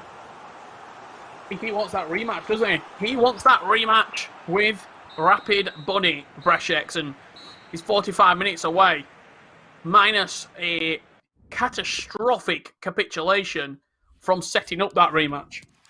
I want to know what you're drinking as well. Whatever it is, I want some of that for my weekend league, please, if it's making you play like that. I don't know if a beverage could make you play like that, Brandon. Just the thought. Just the thought. Well, let's have a look at what's being changed here from Divine. I mean, what you've got to think it's time to change out of the 5 at the back, don't you? You need 4 goals. Surely. You have to change something. You see Moreno coming on now. Porto was introduced a little bit earlier into the game. It's doable. It is doable, but Brešec would have to throw the game away, in all honesty.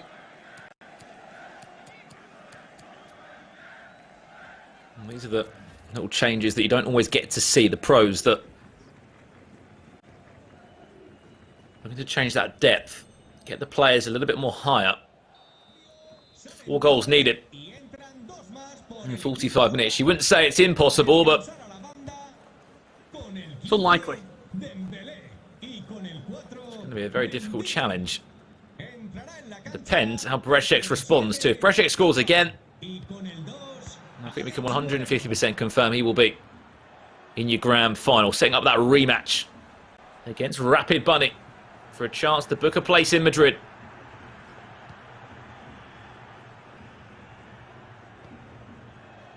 I mean, I wonder what Rapid Bunny's been up to be honest. Probably just been chilling over the last couple of hours.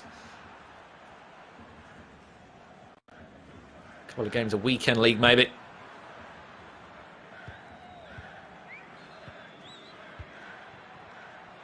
Chance. Back to goal. Cruyff.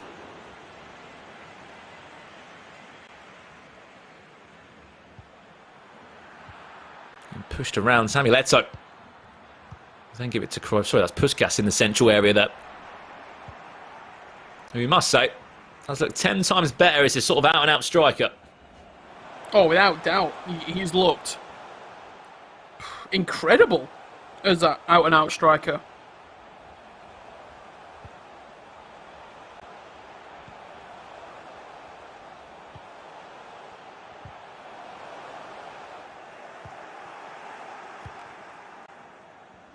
Best he ever has. With a hat-trick last game. It's 3 of the 8 goals. Leg number 1. For Breshek, as long as he can make this time tick. And watch that clock move down. He's edging his way towards a grand final. He's a bit of player locking on there and trying to get Cruyff on the ball. Unfortunately, played by Varane. We've lost the time, so not too sure how long's left in this game. Does it mean we just keep playing? But it is in the second half. I'm going to guess around 57 minutes. Let's play guess the minute. Now 58. I think when the ball goes out of play, we should be rejoined by the minute. I'm going to say 61. 60. Oh, you win. Oh, closer. When I said 57, I could have been spot on, you know. 63 minutes on the clock here. Back into those changes again. As we said, 8 goals to 4. That scoreline is still the same. Breshek's leads. Can't see what he's changing. I mean, him, he can just sit back, have a cup of tea, coffee, whatever he's drinking. He's on an unbelievable patch of form at the moment. The question how he would have picked himself up after losing that game against Rapid Bunny. He's looked good. The thing for Divine, he's had to go back-to-back games and played a lot of FIFA in a very short period. Some players can thrive with it, others just need a little break. Valverde, back to Ronaldinho. This has to go in. Drops the shoulder well. Went for the super cancel inside the box on the shot. Did really well just to get a toe on it, did Michael Essien, playing as a unconventional centre-back in that back 5.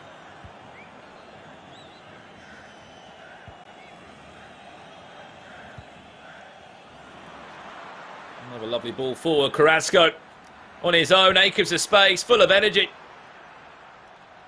Unfortunately, has to run it off the pitch. Didn't know which way he wanted to go with the ball. Rolls into a pause again we go. Divine still not happy, and this is what we love to see from pros.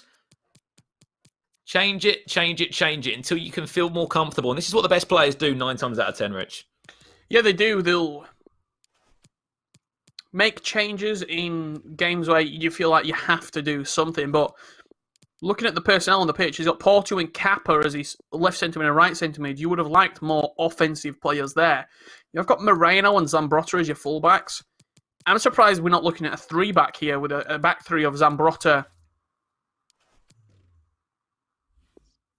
Jimenez, and also the left centre-back, and then Moreno slightly further higher up the pitch with Kappa CDM next to Valverde and just sort of pushing a lot more bodies up.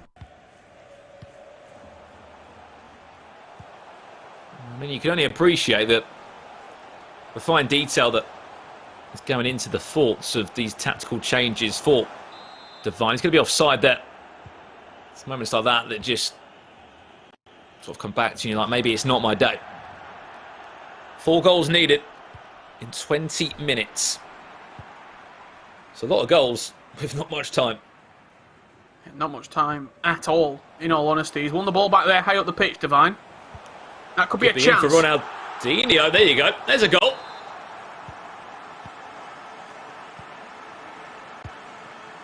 And that just came from very sloppy play from Brešec. He went for a long ball, similar to that.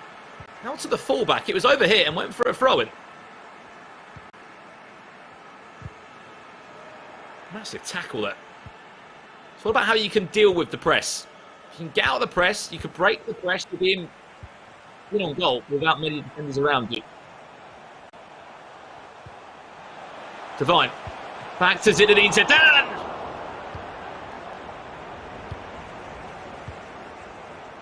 That would now have you been... can see this constant pressure. Huge. 4-2.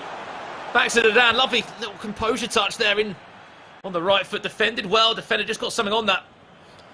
It wasn't intended, I have to admit, that composure touch. He went for the directional nutmeg. Just runs it out of play there. But, with 10 minutes left to go, Devine looks super zoned in right now.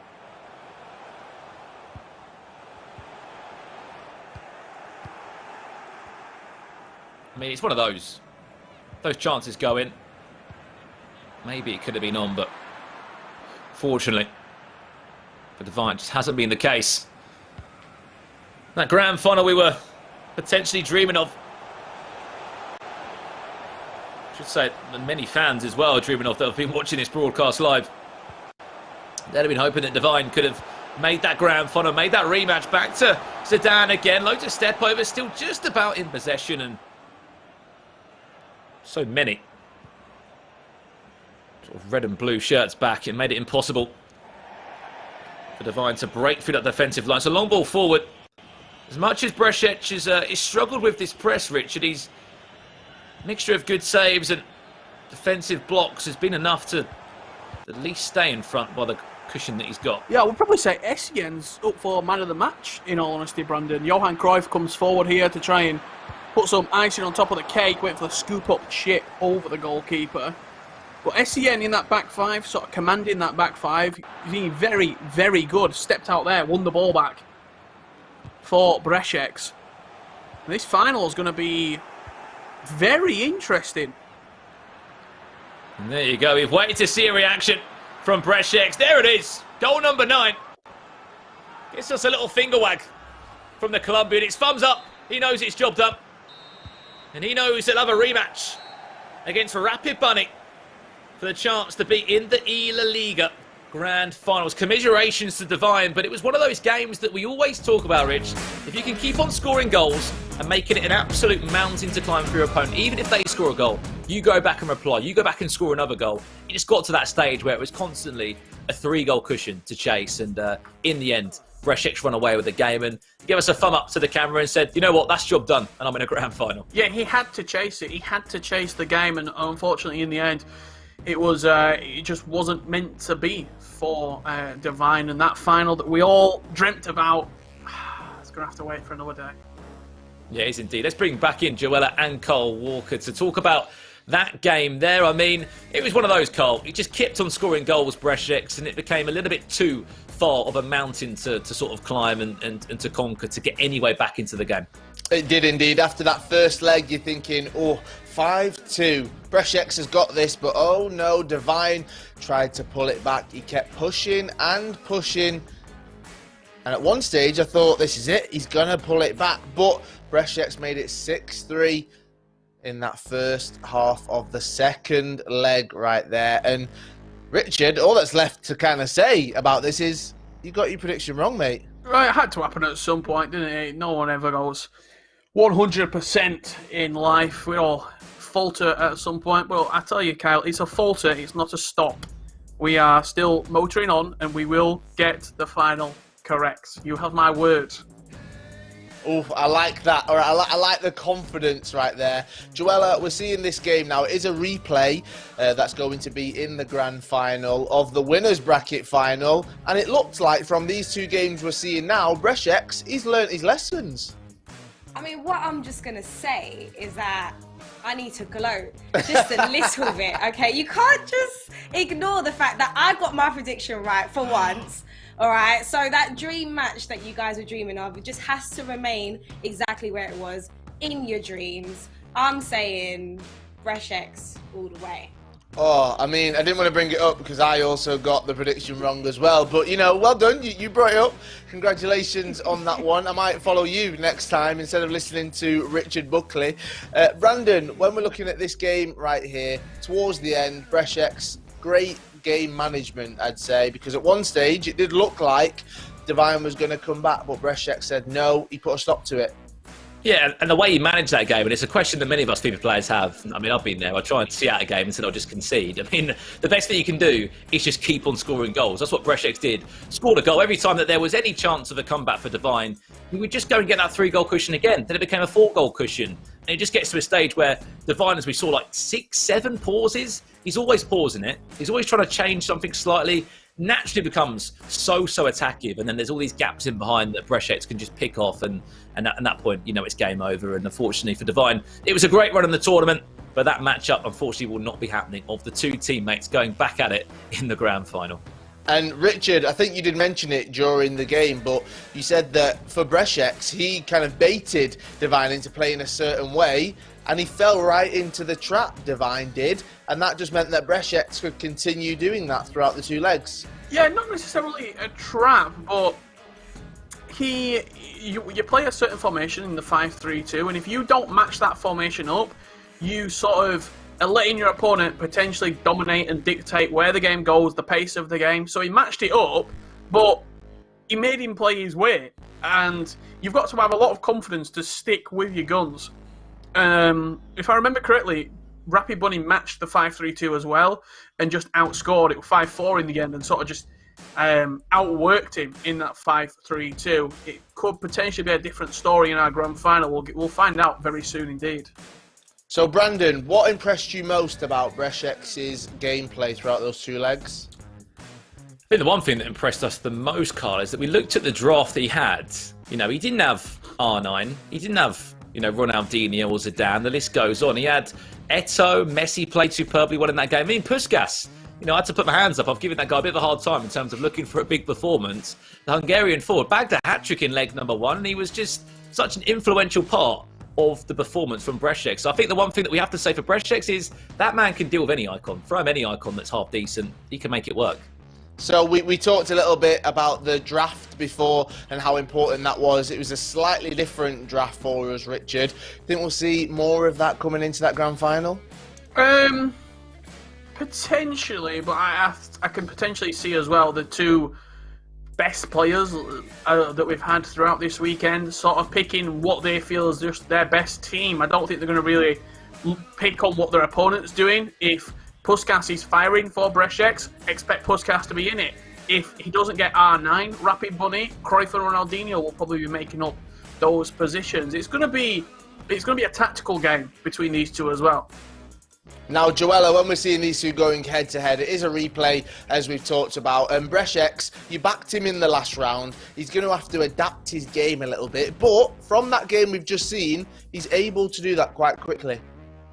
Yeah, I think he adapted his game anyway from the draft stage. He adapted his game. We were all surprised that he didn't choose Ronaldinho or Ronaldo. And there was another player, actually, that got to play with Ronaldo and Ronaldinho, and it was Juninho when he played against Garcia, and he won that match as well. But I find it interesting that Divine picked those two players as well and didn't win. It just shows how great Brešex really is. It does indeed, and he moves on to our grand final. That is coming up very, very soon. Rapid Bunny has been patiently waiting, taking on Brešex in that grand final right there. It's right round the corner. It's a replay of the winners bracket final.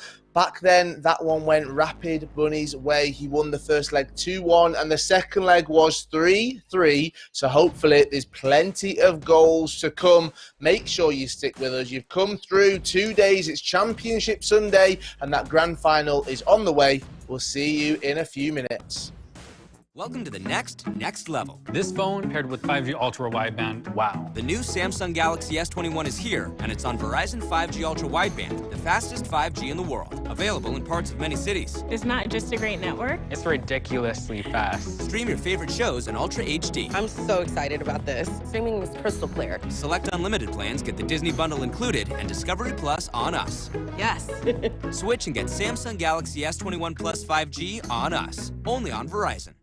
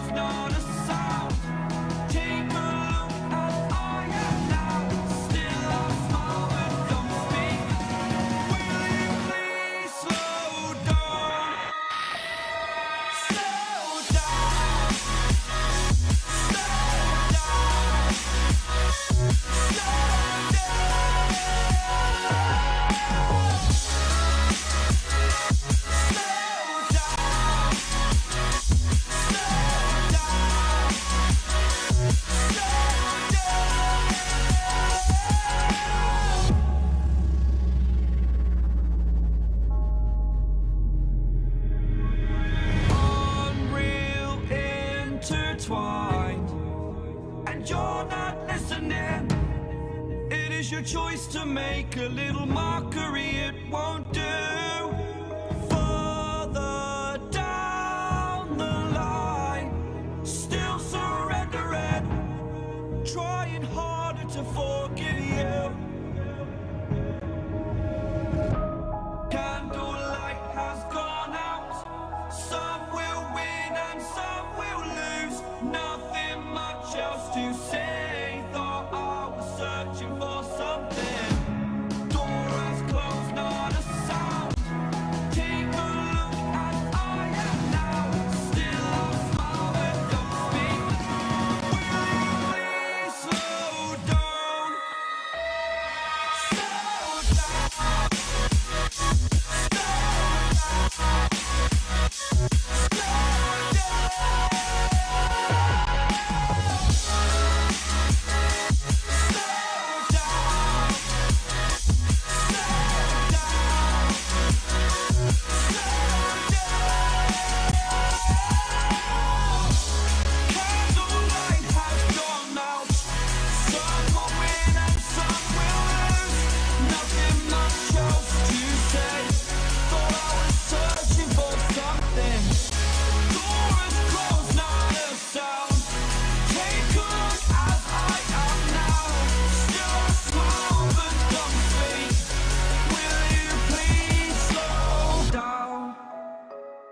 Slow down. Slow down, slow down, slow down.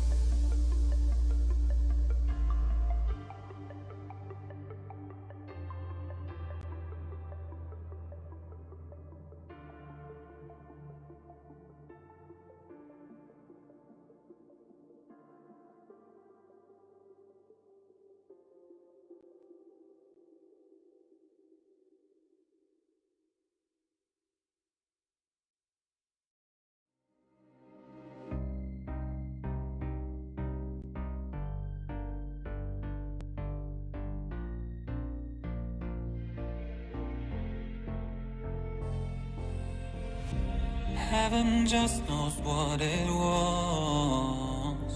Will I go back to the place where I belong? Everyone could break my heart, but I try my best to not fall apart. And I find it hard to let go. The memories keep me together. Gotta fight till the end, no pressure, no pressure. And I find it hard to say no to the ones who want something better, to the ones who never say never. You'll be my pleasure.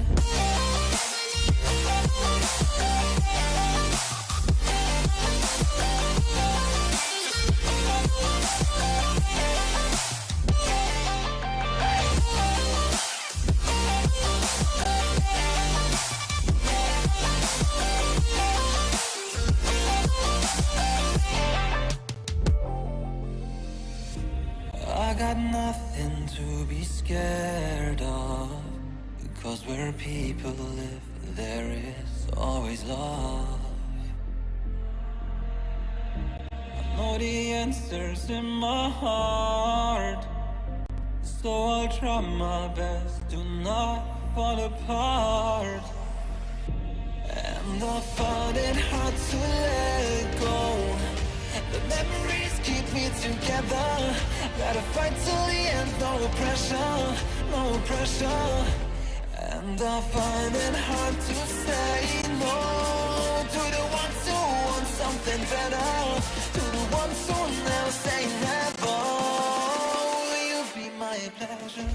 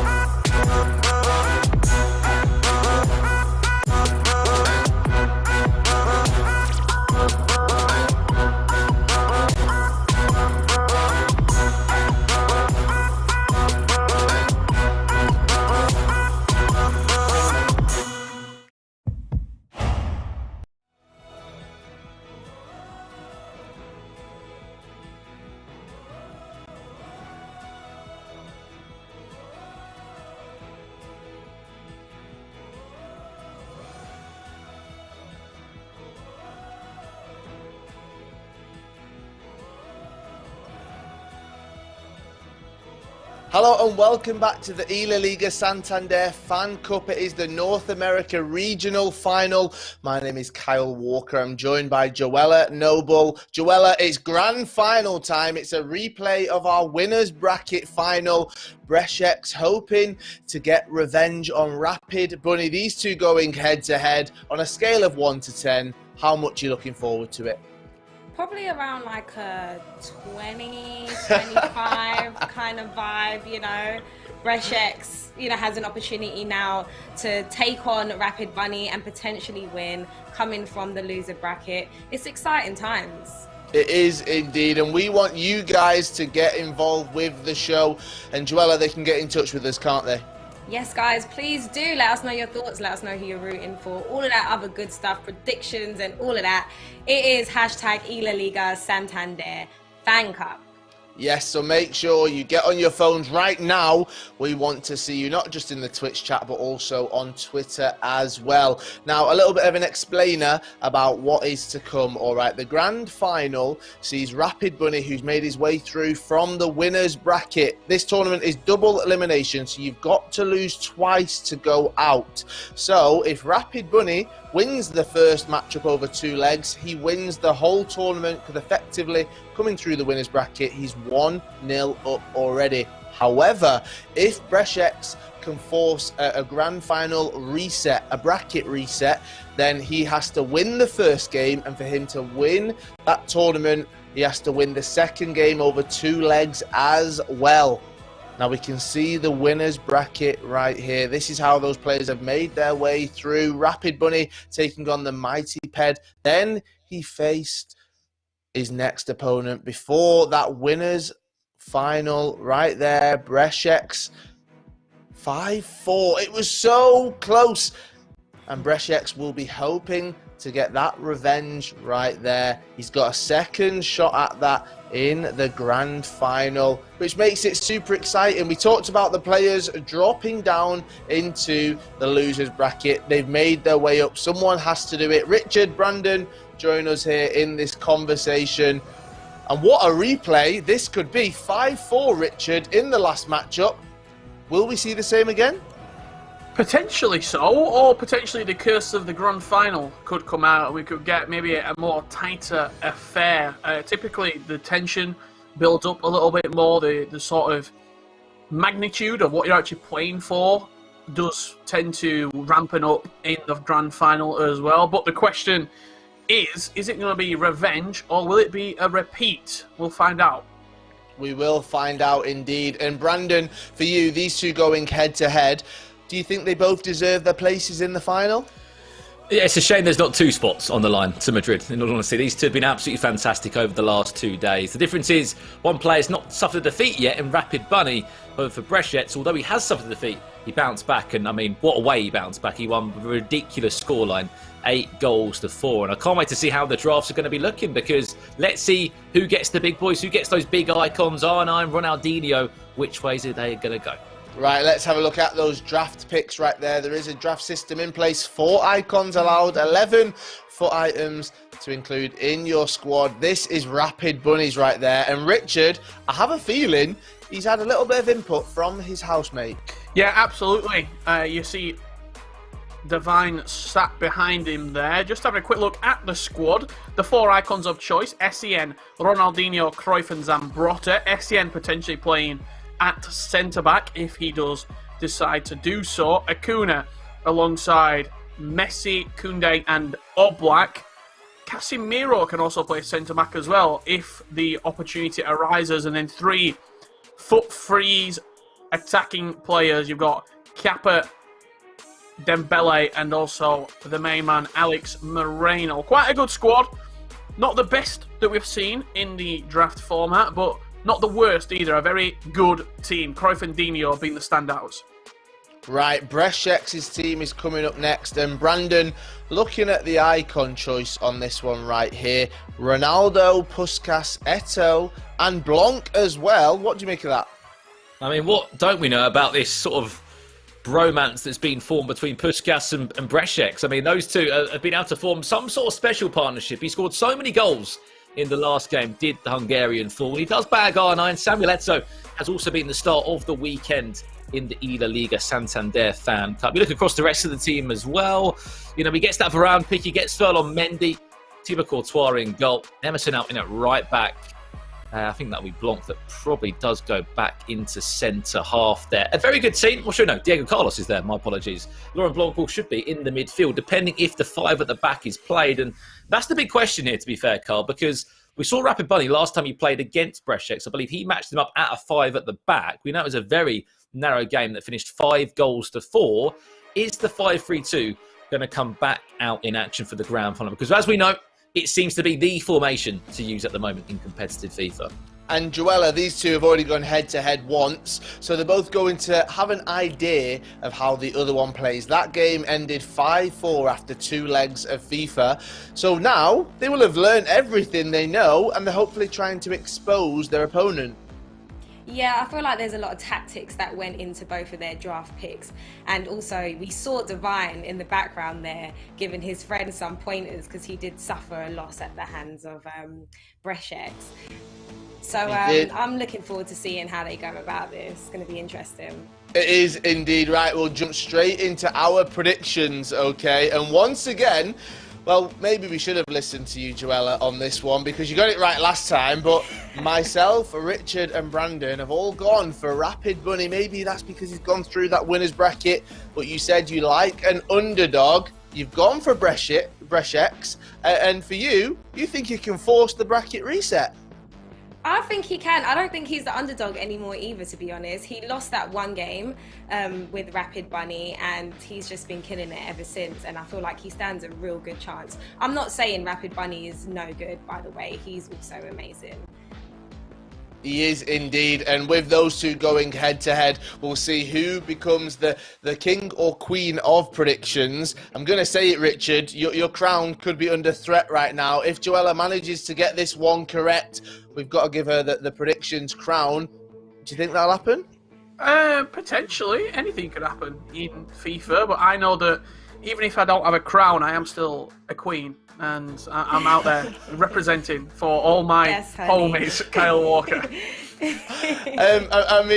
I mean, you're now acting a little bit modest. Before we were gloating, we were loving it. Now you're a bit worried that you might lose that crown. You've decided to pull it back. Brandon, there is no chance that me or you were going to ever win the crown, but we might still get it correct.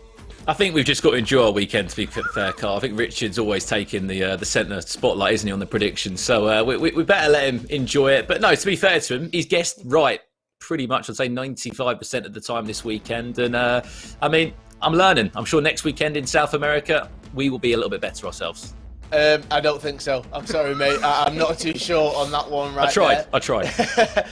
We do want to think about the future because one of these players that does win this competition, Madrid in May, Brandon, is a huge spot up for grabs, and they're going to be thinking about the prize pool there. They're going to be thinking about competing there. They want that spot. Yeah, definitely. I mean, as I said, this is all about finding the next star. And a huge La Liga fan who follows the league inside and out. And a great opportunity, a life-change opportunity to be involved in a €10,000 prize pool, to get a trip out to Madrid, to meet current eLaliga players with the eLaliga funds actually taking place on that weekend. And then also to, go into a tournament with the best players from all around the world. And I can assure you, yes, we've got South America next weekend, then we've got, region after region, weekend after weekend. There will be players from next week that have been watching this weekend and thinking, how do I go about this draft format? What do I do? And I think there'll be a lot of pointers to take from this weekend. Right, it's time to jump into the game. It is the grand final of the eLaliga Santander FanCup regional finals for the North America region. Rapid Bunny taking on Breshek. Only one of them can come out on top over 2 legs of FIFA. Richard, Brandon, it's over to you. Thank you very much, Carl. And here we go then, people.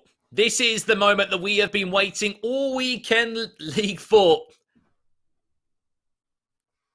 Forget weekend league. We've got about 25 games left to play later. We've been the weekend that we've been waiting for.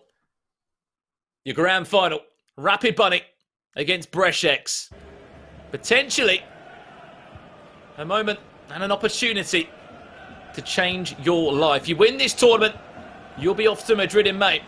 However, it's not that easy for either of these two. They've both got to go on different routes to get to Madrid. Rapid Bunny has to just win one 2-legged game of FIFA, the original type of game of FIFA.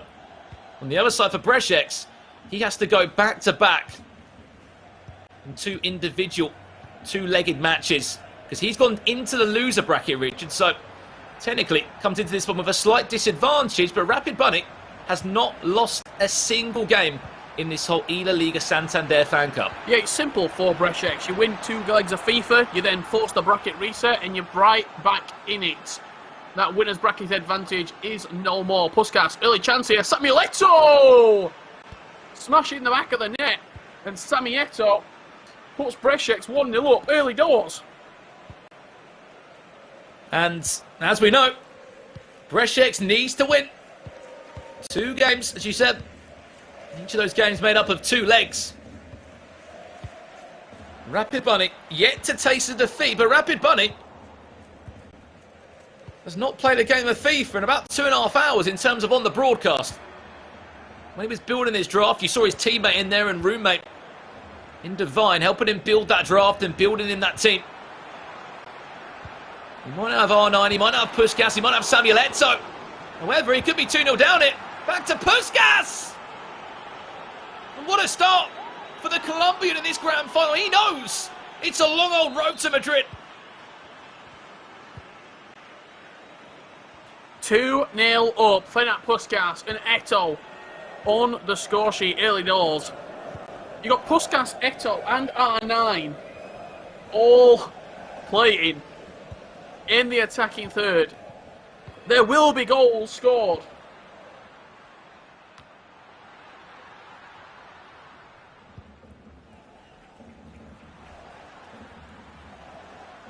I mean, what a start for Brešec. It's this love story with Puskas, which is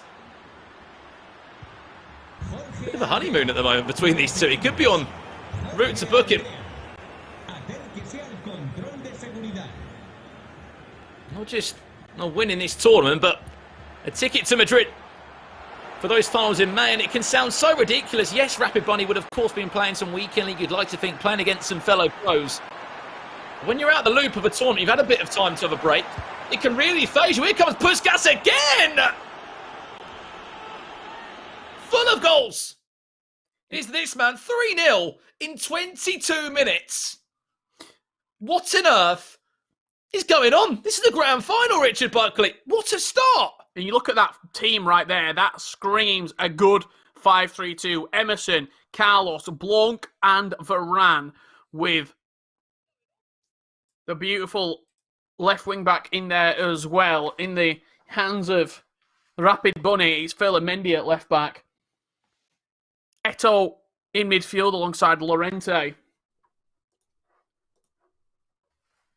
And then up top, Puskas and Ronaldo Nazario. João Felix, Eto'o and Llorente as a midfield three. It's probably the best 5-3-2 that you could have potentially built. Well, on the other side, I mean, what do you think Rapid Bunny's changing right now, Richard Buckley? He's gone to it looks a 4-1-2-1-2 narrow. Again, that might not be the final formation of choice.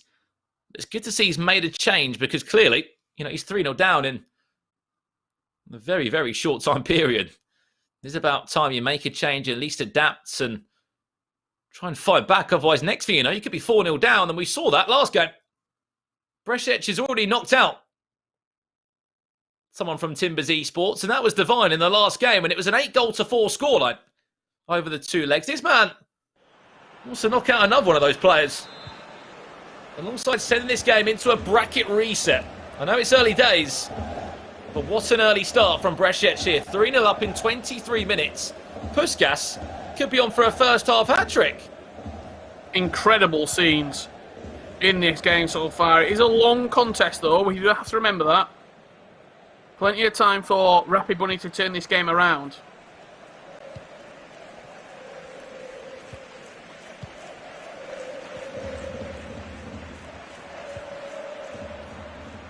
If you don't know the story between these two actually met in the winners' bracket final. Lovely bridge touch from Cruyff. Doesn't actually get him much more than a yard, though. Still could be a chance. Cleared away. The goalkeeper back to Rapid Bunny. It will fall. But yeah, sorry, what I was talking about. These two matched up in the winners' bracket final, which finished 5-4. Rapid Bunny squeezed out that win in the second leg. Of course, Brešec then had to go down to the loser bracket final, where he knocked out Divine just in that last game. 8-4. And speaking of chances, I think that might have been Ousmane Dembele who just fired that one wide. Inches past that left-hand post right there. Thought that one would have been rustling the back of the net. What a start from Brešec. Incredible.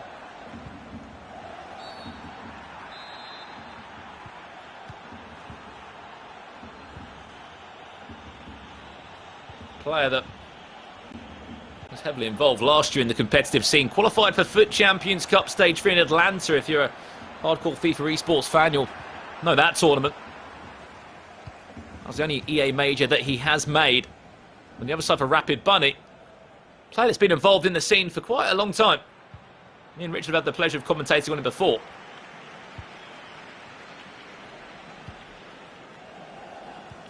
Probably be a few people asking, how come Colombia is in the North American region? That's because South America, where it's just so much talent, they've had to split it across slightly into North America here. Of course, South America will be in action next weekend. For this event, there was 2 Colombian players that made it into the final 8. Es Garcia, unfortunately, fell in the tournament yesterday. I'm sure he'll be watching from distance, supporting his fellow countryman, Breshek, who's currently up by 3 goals to 0 in an all-important game. Messi, back to Ronaldinho. Goes for a corner. You can turn around this scoreline because of how early the goals were scored. It wasn't like it was 3-0 over 2 legs of FIFA. It was 3-0 inside 25 minutes. And since he has changed formation, Rapid Bunny's looked a lot better in this 4-1-2-1-2 rather than in the 5-3-2.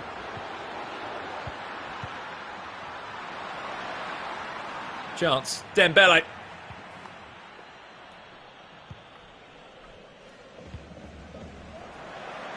Lovely ball again. Eto into R9. Too heavy. Kundi's there. And that will do us for the first 45 minutes. Probably the best 45 minutes. Breshek is going for a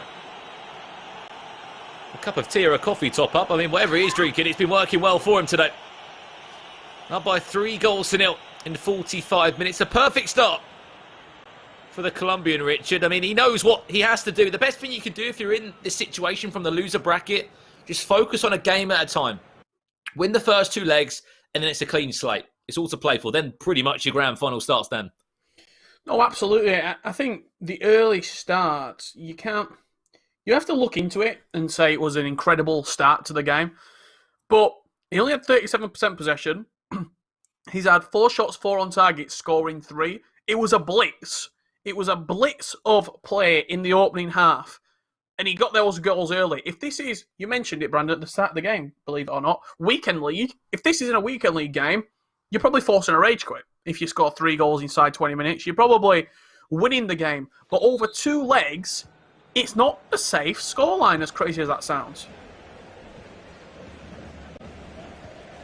And because of the goals went in so early, on top of that, Rich, it can sound so ridiculous coming from our own mouths, but if you win a game 3-0 over the 90 minutes, I mean, you score first half, 40th minute, and you score in the 60th, and you score in the 88th.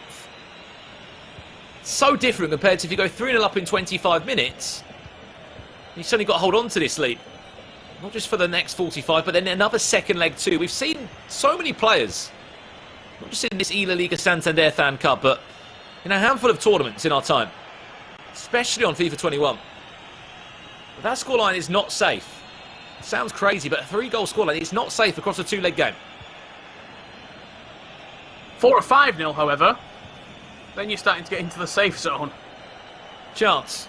R9. Maybe to build upon that. Penalty! Oh, you can't be diving in there. A clever skill move from R9. And then I believe that's a Kuna. Had to dive into the tackle. And Rapid Bunny could be on the verge of being 4-0 down. Is it time for a hat-trick for Puskas? Maybe it is. Up steps the Hungarian forward. He's hat-trick hero for a player that's been outstanding. I don't necessarily think he's actually pressed a button there with the reverse elastico. He's just nipped away from him with R9. Acuna's gone to win the ball back. Took a tumble as the icon Brazilian and bought himself a penalty for Puskas to stick away. It's like anything we say, Rich. We have an effect today. We said a 3-goal scoreline wasn't safe, and seconds later it becomes 4. 4-0. Breshek leads. Rapid Bunny. Got to get a goal. Something into this second leg. I mean, referee. That could have been a penalty shout there. Played on. Cruyff, is he onside still? Back into Messi. Can't get the shot away.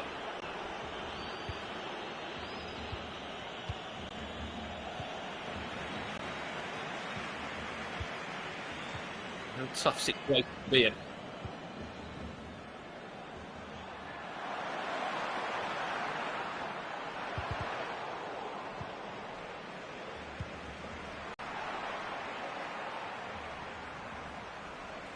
It's an interesting situation to be in, to say the least, because if you are Rapid Bunny, you don't necessarily want to change lots offensively or defensively, because it's a two-legged game. You can turn this around. You've scored plenty of goals in this tournament. It is doable, but it'd require a performance of a lifetime in the second leg. But if you do go more offensive now, the game could be lost before the second leg even kicks off.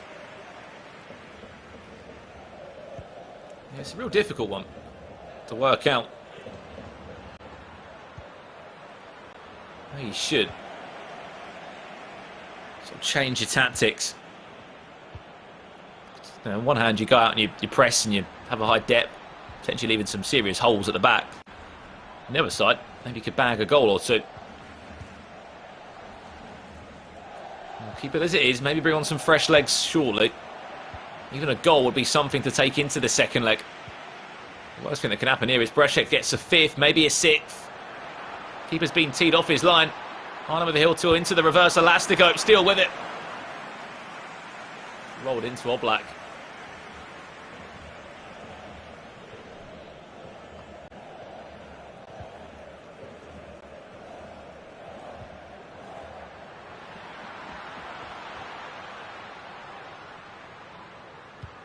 Been a first leg to remember for Rapid Bunny. It's been a horrible first sort of 30 minutes for him, wasn't it? A goal here would be huge, though. Was there a pass on into Ousmane Dembele? For the shot of Cruyff. Don't blame him.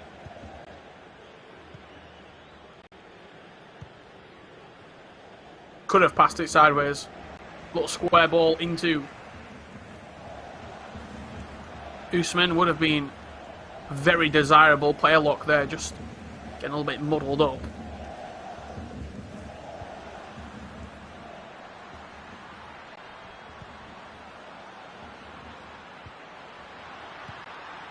Messi.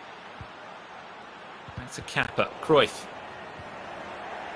Still just about with it, just trying to get any sort of touch on the ball. Back to Cruyff again. Nice scoop turn back to Ronaldinho. That's something. That really is something there, just to build upon for Rapid Bunny. Building blocks laid down for him right there. He's got the first bricks to a comeback. The cement has been laying. However, still plenty more to do if he wants to try and get back into this game. He cannot start the second leg in a 5-3-2. It has to go into that 4-1-2-1-2 that he has been playing right now. Seen a couple of changes. Puskas coming off for Yannick Carrasco. Also, Federico Valverde coming on at right centre mid. Just a double change for Breszek.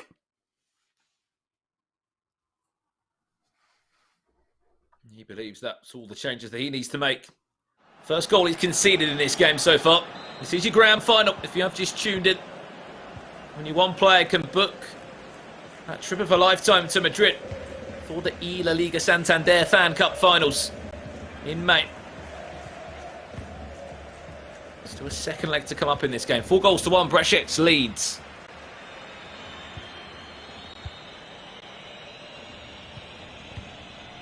Rapid Bunny finally was able to find the back of the net after a long 80 in-game minutes.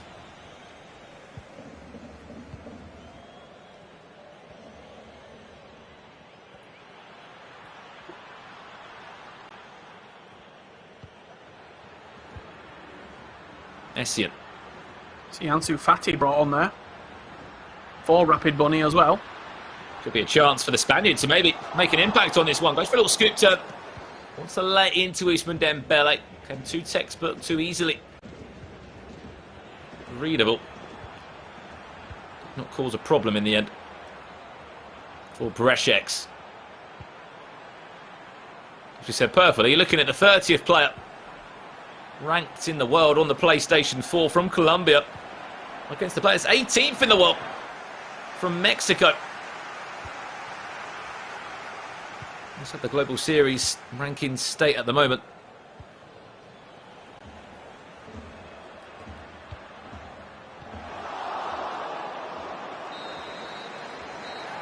There we go. That's leg one concluded. Not the first leg to remember from Rapid Bunny, Richard. It's a 4-1 defeat. But for Brzeziec, what's a start?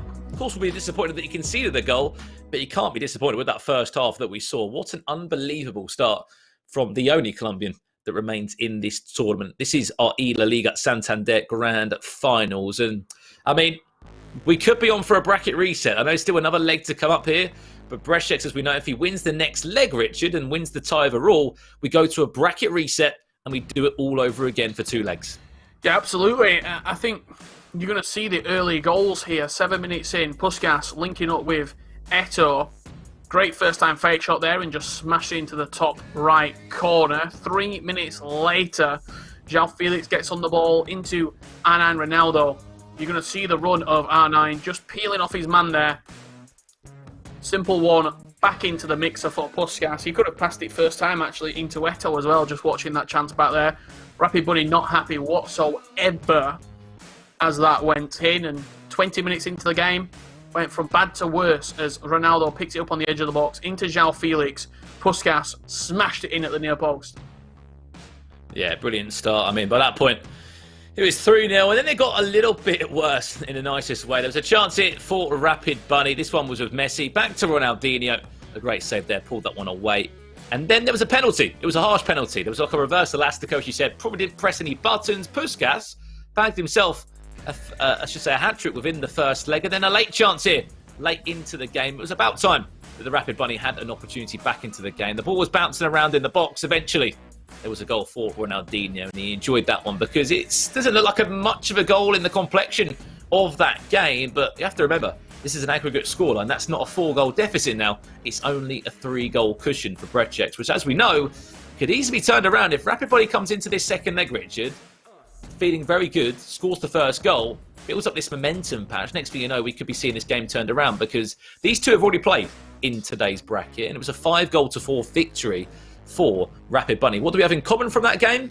Rapid Bunny did come back from a losing position, but it wasn't a 3-goal sort of losing position. So is it too much to ask yet? I don't know. It's not too much to ask, none whatsoever.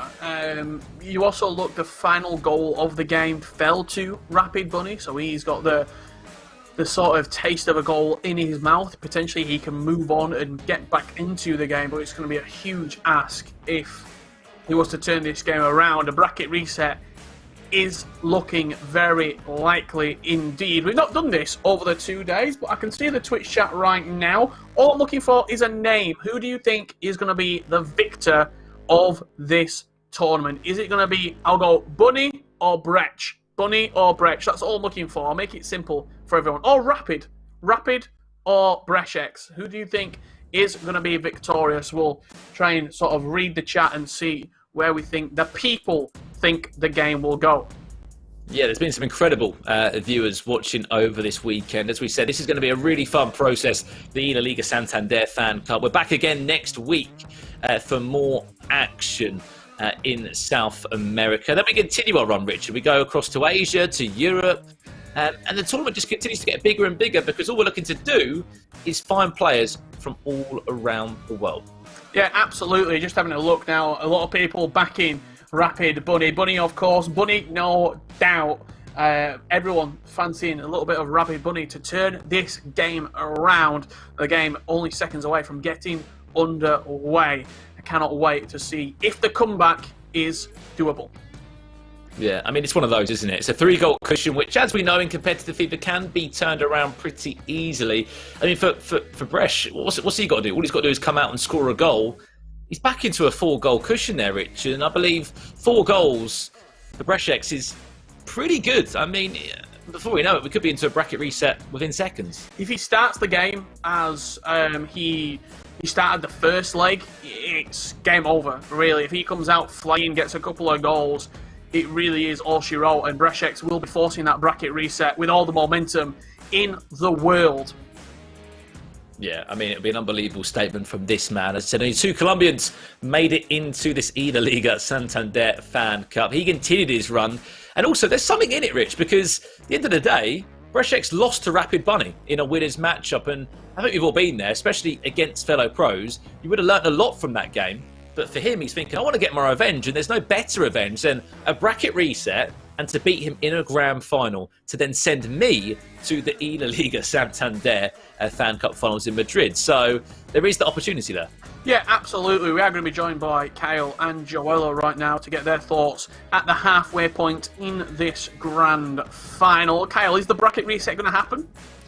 Oh, it is looking it likely, isn't it? What a start that was from Brešex right there. He came out, he said, Joella's backing me, so I'm going to make sure that she gets that prediction crown right there. What a start it was. And it's strange because obviously losing in the winners bracket final before, you think, oh, well, possibly Rapid Bunny's got his number. But Brešex seems to have come out and just really shown what he's capable of, Richard. And that's what makes it so exciting. Yeah, absolutely. I think the victory against Divine was really good in his confidence getting ready for this game right now. The game very close to getting underway. Here we go, in fact. It's going to be Brešex from left to right, Rapid Bunny from right to left. Grand final, leg 2. Brešex leading 4-1. They've got the scoreline the wrong way around, so we are going to reset the game. Rapid Bunny is not winning 4-1. That would be Brešex winning 4-1, Brandon. Yeah, we'll get that sorted as soon as we can. Otherwise, there would there'd be some sort of cheating on the line if that scoreline wasn't resolved in the end. We are going to jump back into that game as soon as it is ready between Rapid Bunny and Brešex. This is your grand final. If you haven't seen already, Carl and Joella will join us again. I mean, we were nearly ready to go, but a couple more minutes. Yeah, that's it. This is how it happens. This has been really the first technical issue that we've come across. It's Championship Sunday. There's only one match to go, so I'll take it. At least it's not the wind that's playing with any of the players' internet or anything like that. Joella, when we're seeing Brešex, you did back him. You're the only one to do that. I feel a bit silly that I didn't join you now. Do you know what? You shouldn't feel silly. I totally understand why you backed Rapid Bunny. And I don't think any of us, even now we'll me... just sort out some technical difficulties just with Joella's mic right there. But we'll get her back very, very shortly. This is the grand final. I think is she here? I'm there back. We go. I said there's no technical issues, and we had 2 in 1. I was talking to myself there. Well, I was basically saying that as much as I was backing and still am backing Brešex, I don't think any of us expected for him to come in how he just came in against Rapid Bunny there. He's playing such a phenomenal game. His passing is impeccable. His blocking, his defense, like it's all just so good. So we'll see how it goes. We will indeed. Brandon, what has Rapid Bunny got to do? Because he's not lost yet in the tournament. He finds himself in that losing position right now. What's he got to do to change that? I mean, it's all about how he starts this next game. It can sound so easy in commentary, but whoever scores that first goal dictates what happens here. You know, Brešex scores, that's a 4-goal cushion. If Rapid Bunny scores, he starts to build some momentum up. And if you look across this whole duration of this tournament today and yesterday, I think this is the most sort of difficult position that Rapid Bunny's been in. I don't think he's been behind 4-1. When these two played earlier today, there was a 2-goal deficit at one point, which Brešex was leading, but this is the most difficult position he's been in. So can he pick himself up and bounce back in this second leg? And Richard, for you, when we're looking at Rapid Bunny's performance so far, we're jumping in right into the game, so you can tell us as you bring it in, what do you make of it? What's he got to do? Brešex has been fantastic so far, Kyle. It's that early start, that early flourish that really put the game into his ball court right now. Is it going to continue? Back underway, Brandon. Brešex from left to right in the red and blue, and Rapid Bunny from right to left in the white. Yeah, Brešex with a very, very healthy 4-1 cushion here. After, no doubt, one of the best 45 minutes we've seen in leg number 1. Here comes R9 to make matters worse. What a tackle that could be. Samuel Eto'o still alive into R9. What's he doing passing the ball there? Brešex, put the ball in the back of the net. You'll be 5-1 up.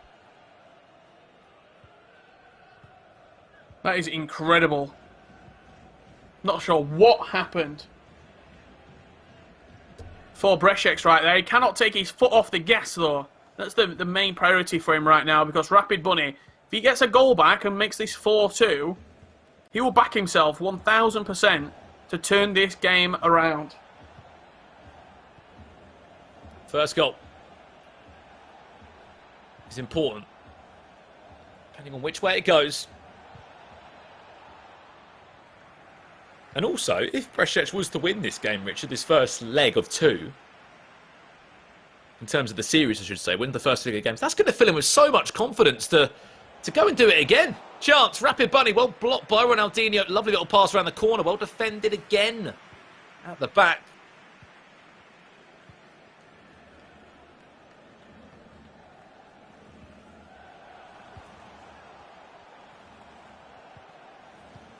Eventually, ball ends up down the other end for Brešek. Sarnite. Some Brotter from Oblak. Got to be careful playing around those sort of areas that these two have done all night long.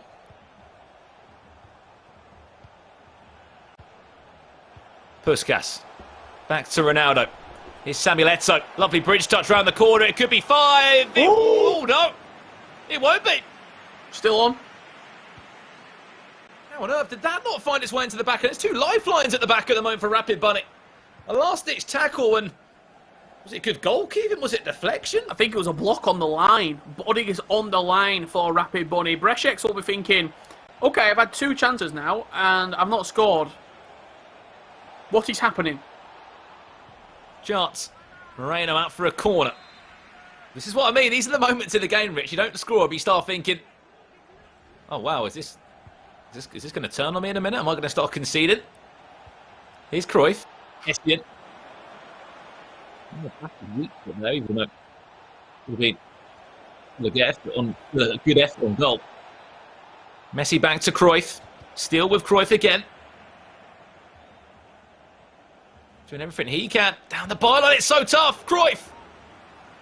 Another corner. Rapid Bunny. Starting to find his feet in the final third. I'm not sure he went for a shot there or a cutback, but it had to be a pass, surely. Inside the box. Very impressive of how he's been able to keep the ball in these sort of areas. The thing he's struggling with is trying to tee up a player. Making the ongoing run. Brešek looking for a goal. Mendy, of all people, all the way from fullback.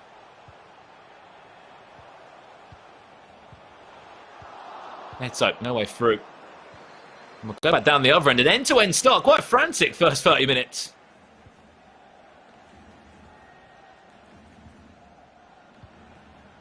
Surprised there's not been a goal yet, in all honesty. I mean, Rapid Bunny's had a couple of opportunities in and around the box. Brešek had to have scored. Easier to score than to miss. Messi.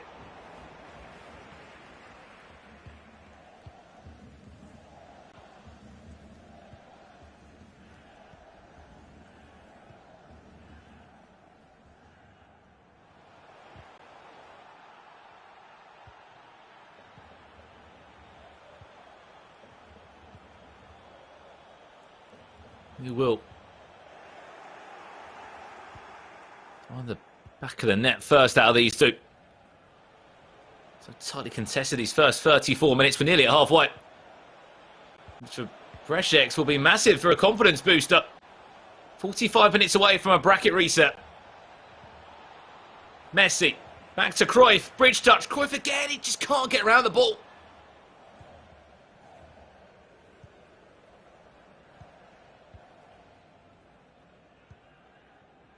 Also got to remember, Rich, that Brešek is lining up with a 5 at the back. That's going to be so hard to break down. Yeah, it really will be. It's also the 5-3-2. Typically, it is quite an offensive formation. As crazy as that sounds, your fullbacks get really high up the pitch, or your wingbacks, I should say. Your centre mids almost play as cams, and you get a lot of bodies going forward. But it can be also a very defensive formation. You can put your 5 to stay back, a couple of centre mids to stay back as well. And you get a wall of about 7 or 8 players. That's a brilliant ball down the line. Into Moreno, who's making his darting run all the way from right wing back.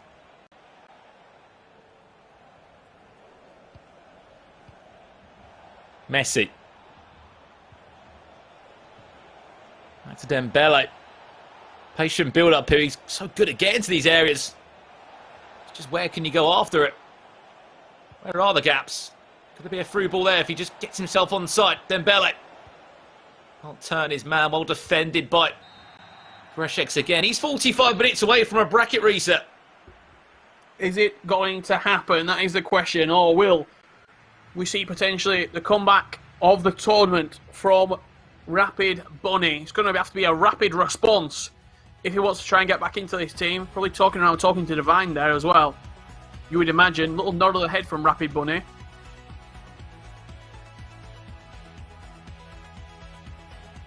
Conversations happening. Still in that 5-3-2.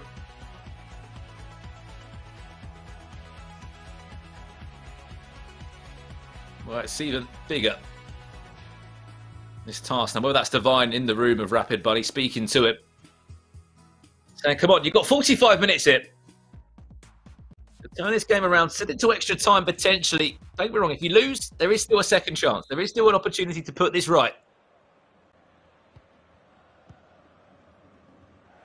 But it also meant first defeat of the tournament, and some would argue, Richard, probably the worst time for that defeat to come. Yeah, I mean, you lose one game and it's in the final. It's never a nice feeling, is it? Still got time, though. Still has plenty of time to try and get back into the game. Cruyff. Rapid Bunny kicking from left to right here. From highlighting, he gets to these areas now where there's 3 or 4 defenders plus 2 CDMs in your face every single time. I should say 3 midfielders, but who's going to be there a defensive least. It's very difficult to break down. This formation is just been tried and tested and loved by so many players at the moment, the 5-3-2. It's the go-to, isn't it? At the moment, it seems that way. Ronaldinho. On his own on the edge of the box. Cruyff is there. Problem is, it's all too predictable. It's all too easy at the moment. How can Rapid Bunny... Oh, there was the through ball to Ronaldinho.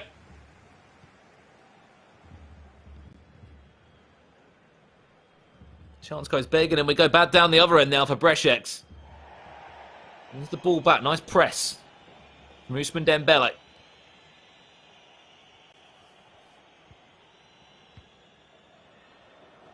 Time is ticking away for Rapid Bunny.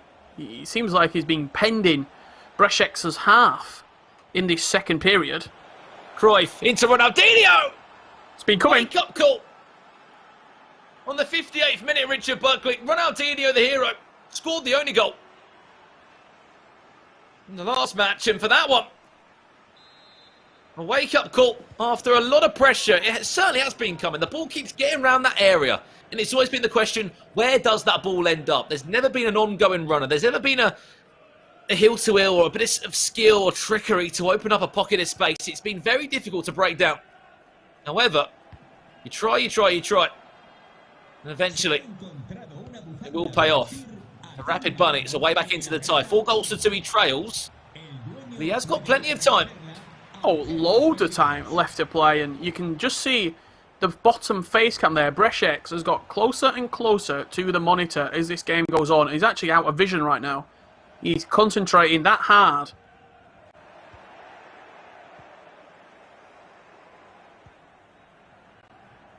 He is playing though. He is there.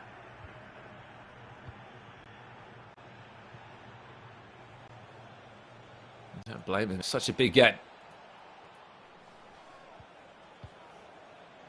But winner of this goes to Madrid for the eLaliga FanCup Grand Finals.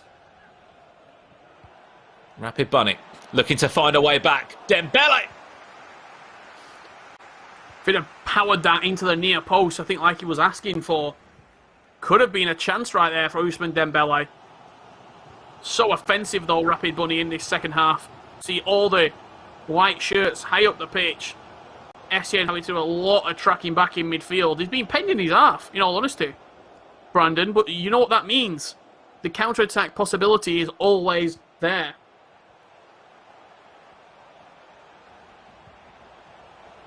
Felix. Back to R9. Chance for Briech. Into R9. And it looks like we will be going to a bracket reset.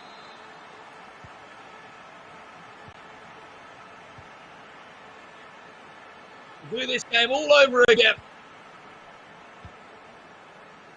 And it's all come from that first 45 minutes.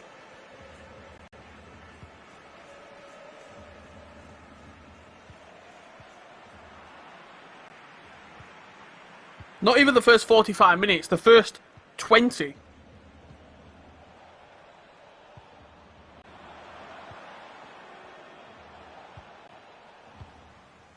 He was 3-0 up inside 27 minutes.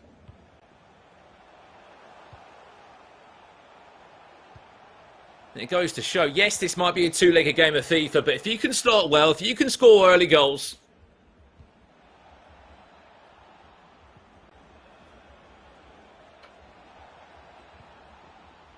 the rest will all follow. And in the case for Briech, it's a bracket reset, guys, so that is not tournament done. It's the advantage that Rapid Bunny had from coming through the winner's side. Chance, Ronaldinho. Well played. Great save. Yeah, just going on the back of what Brandon said there, what that means now, Brešec will be in an equal position to Rapid Bunny. They will be playing one game of FIFA, 2 legs, 1 series. The winner takes the title. Simple as that. He has earned the right to force the bracket reset with this victory, Brešec. And also, we can say it's 1-1 between these two. Rapid Bunny beat Brešec in the winners' final earlier today. And although it made Brešec's run a little bit longer in the tournament, they meet again in the grand final. And Brešec gets his revenge in this game in particular. And now we go to another 2-legged game. Credit where it's due to one man on that pitch, Richard Buck, and that's Puskas. Incredible again. Incredible performance again from Ferenc Puskas. And there we have it. Congratulations to Brešec. It's a bracket reset, ladies and gentlemen. We'll do it all over again. I believe there could even be some confirmation of a redraft for this grand final, which potentially could be true. If so, we'll be going back to the drawing board, Richard. It could be time for a couple of changes before we jump back into that next 2-legged game. But it all started from that first 45 minutes. As we know, 2-legged game of FIFA, there's 4 individual halves.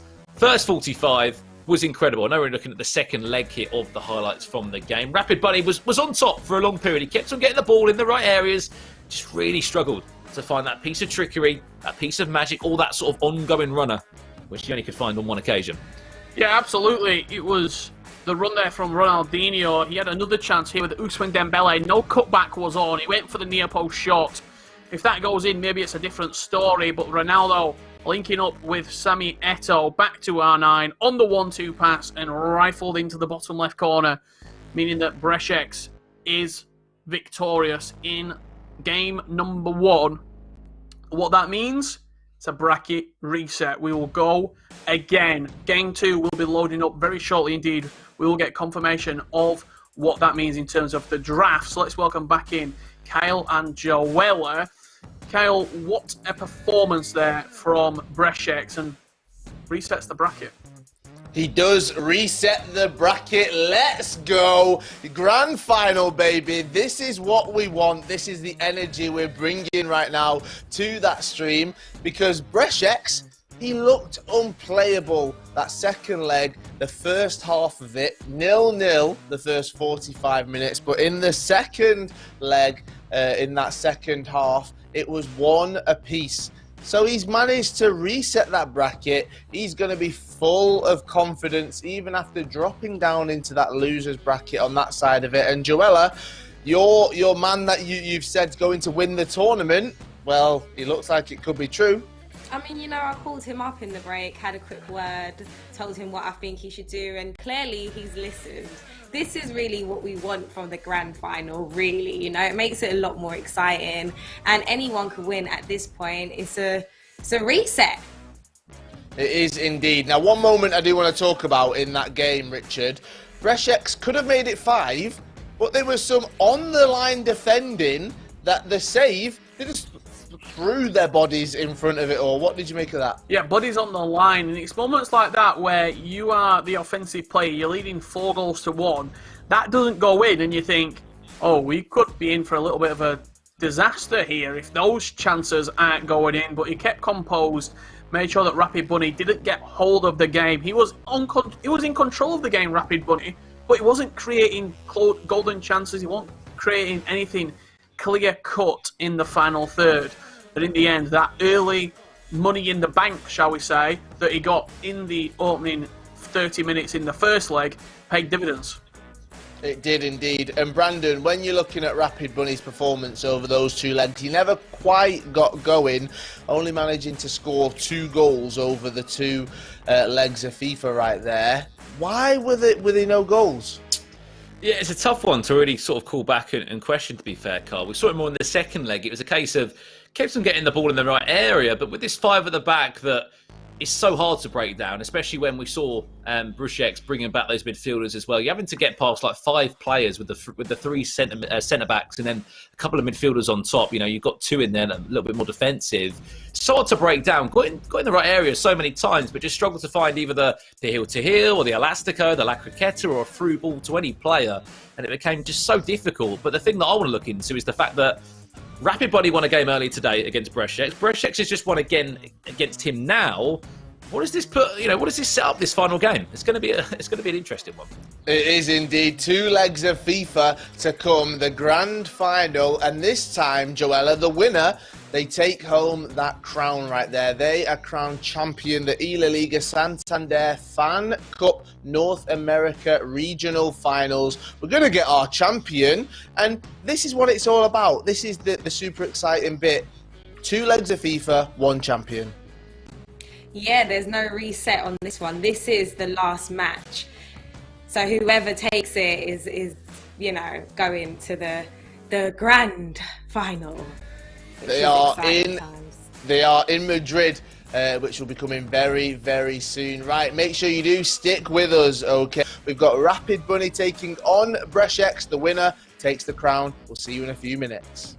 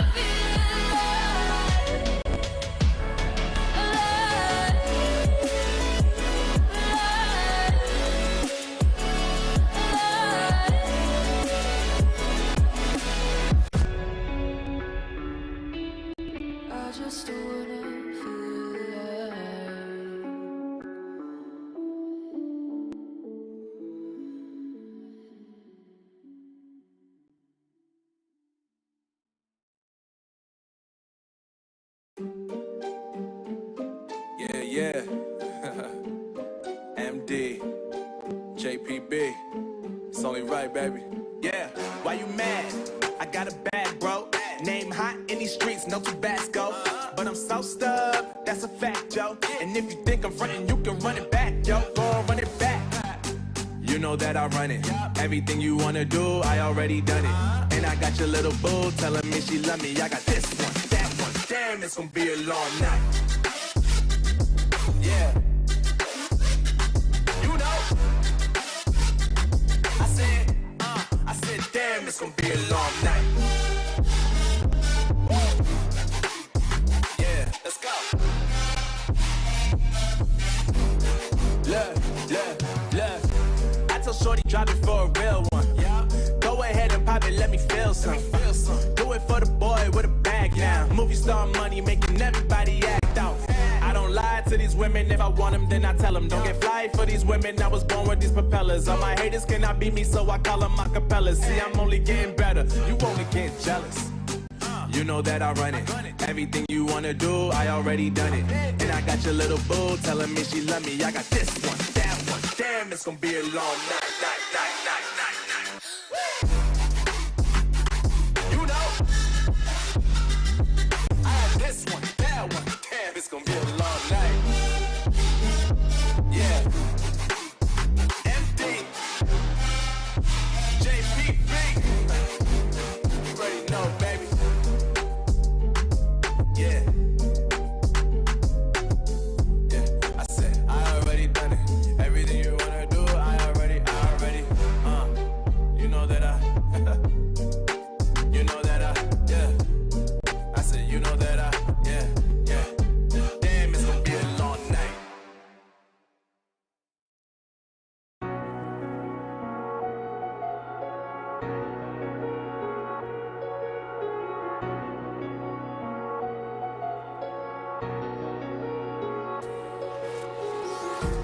Empty hearts and neon lights, they're playing with my mind. Gotta get out of here tonight. Oh, I wanna run off and fly. And I'll tell myself it's fine to be alone, just to find somewhere that finally feels like home. I hate all this overthinking. The more I swim, the more I'm sinking. Take me to a world of silver. No more heartbreaks, tears, painkillers. Take me somewhere unfamiliar. Bring me back to where we started out. Get me out of now. To where we started out. Get me out of now. To where we started out. La la la la la. Oh. Get me out of broken hearts and starting fights, turning truth to lies. Gotta get up, stop wasting time. Yeah, I wanna run off and fly. And I'll tell myself it's fine to be alone, just to find somewhere that finally feels like home. I hate all this overthinking. The more I swim, the more I'm sinking. Take me to a world of silver. No more heartbreaks, tears.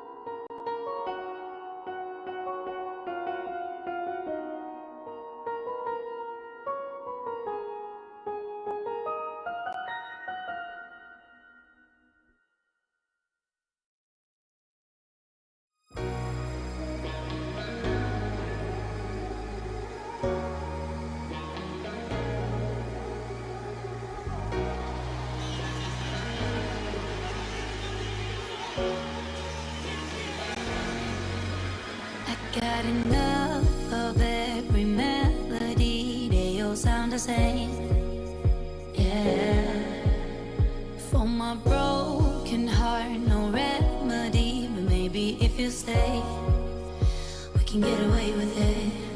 'Cause you make me love my imperfections, answer all my questions, just to show me what's on the other side of inhibition.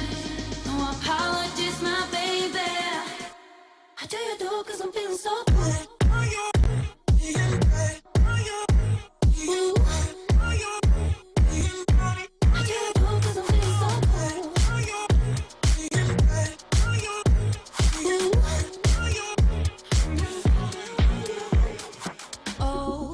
Darkest memories, now let me fall back. But you'll be there, ready to rescue me if I go out of track. You can get away with it. 'Cause you make me love my imperfections, answer all my questions, just to show me what's on the other side of inhibition. No apologies, my baby. I do you do 'cause I'm feeling so good.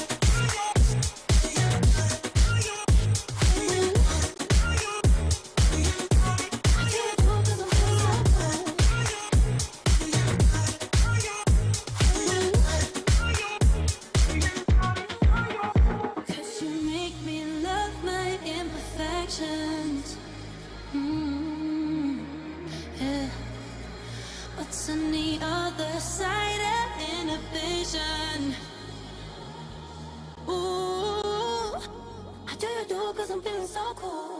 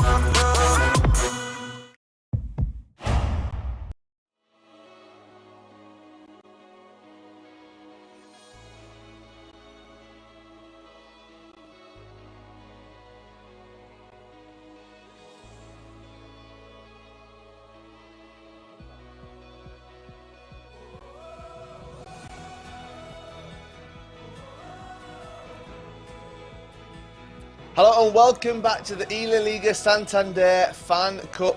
My name is Kyle Walker. I'm joined by Joella Noble. We are deep into the North America Regional Finals. We're at the grand final stage right here, and two players are going head-to-head. Rapid Bunny taking on Brešex. We've had the bracket reset, so this is it. 2 legs of FIFA to come, and our winner will be crowned, Joella. I know it's been such a long journey, but we're finally there. We will have a winner for North America. It's Rapid Bunny v Bresheks. It's such exciting stuff. And you know what? If you want to get involved on the socials, then guys, make sure you hashtag eLaliga Santander FanCup. Yes, make sure you use that hashtag. We want to hear from you. Now, the players, they are currently choosing their squads. You might be at home thinking, well, I've just joined, I'm watching the grand final, I want some FIFA 21 action. What do you mean they're picking their squads? It's because we've got a draft system in place, all right?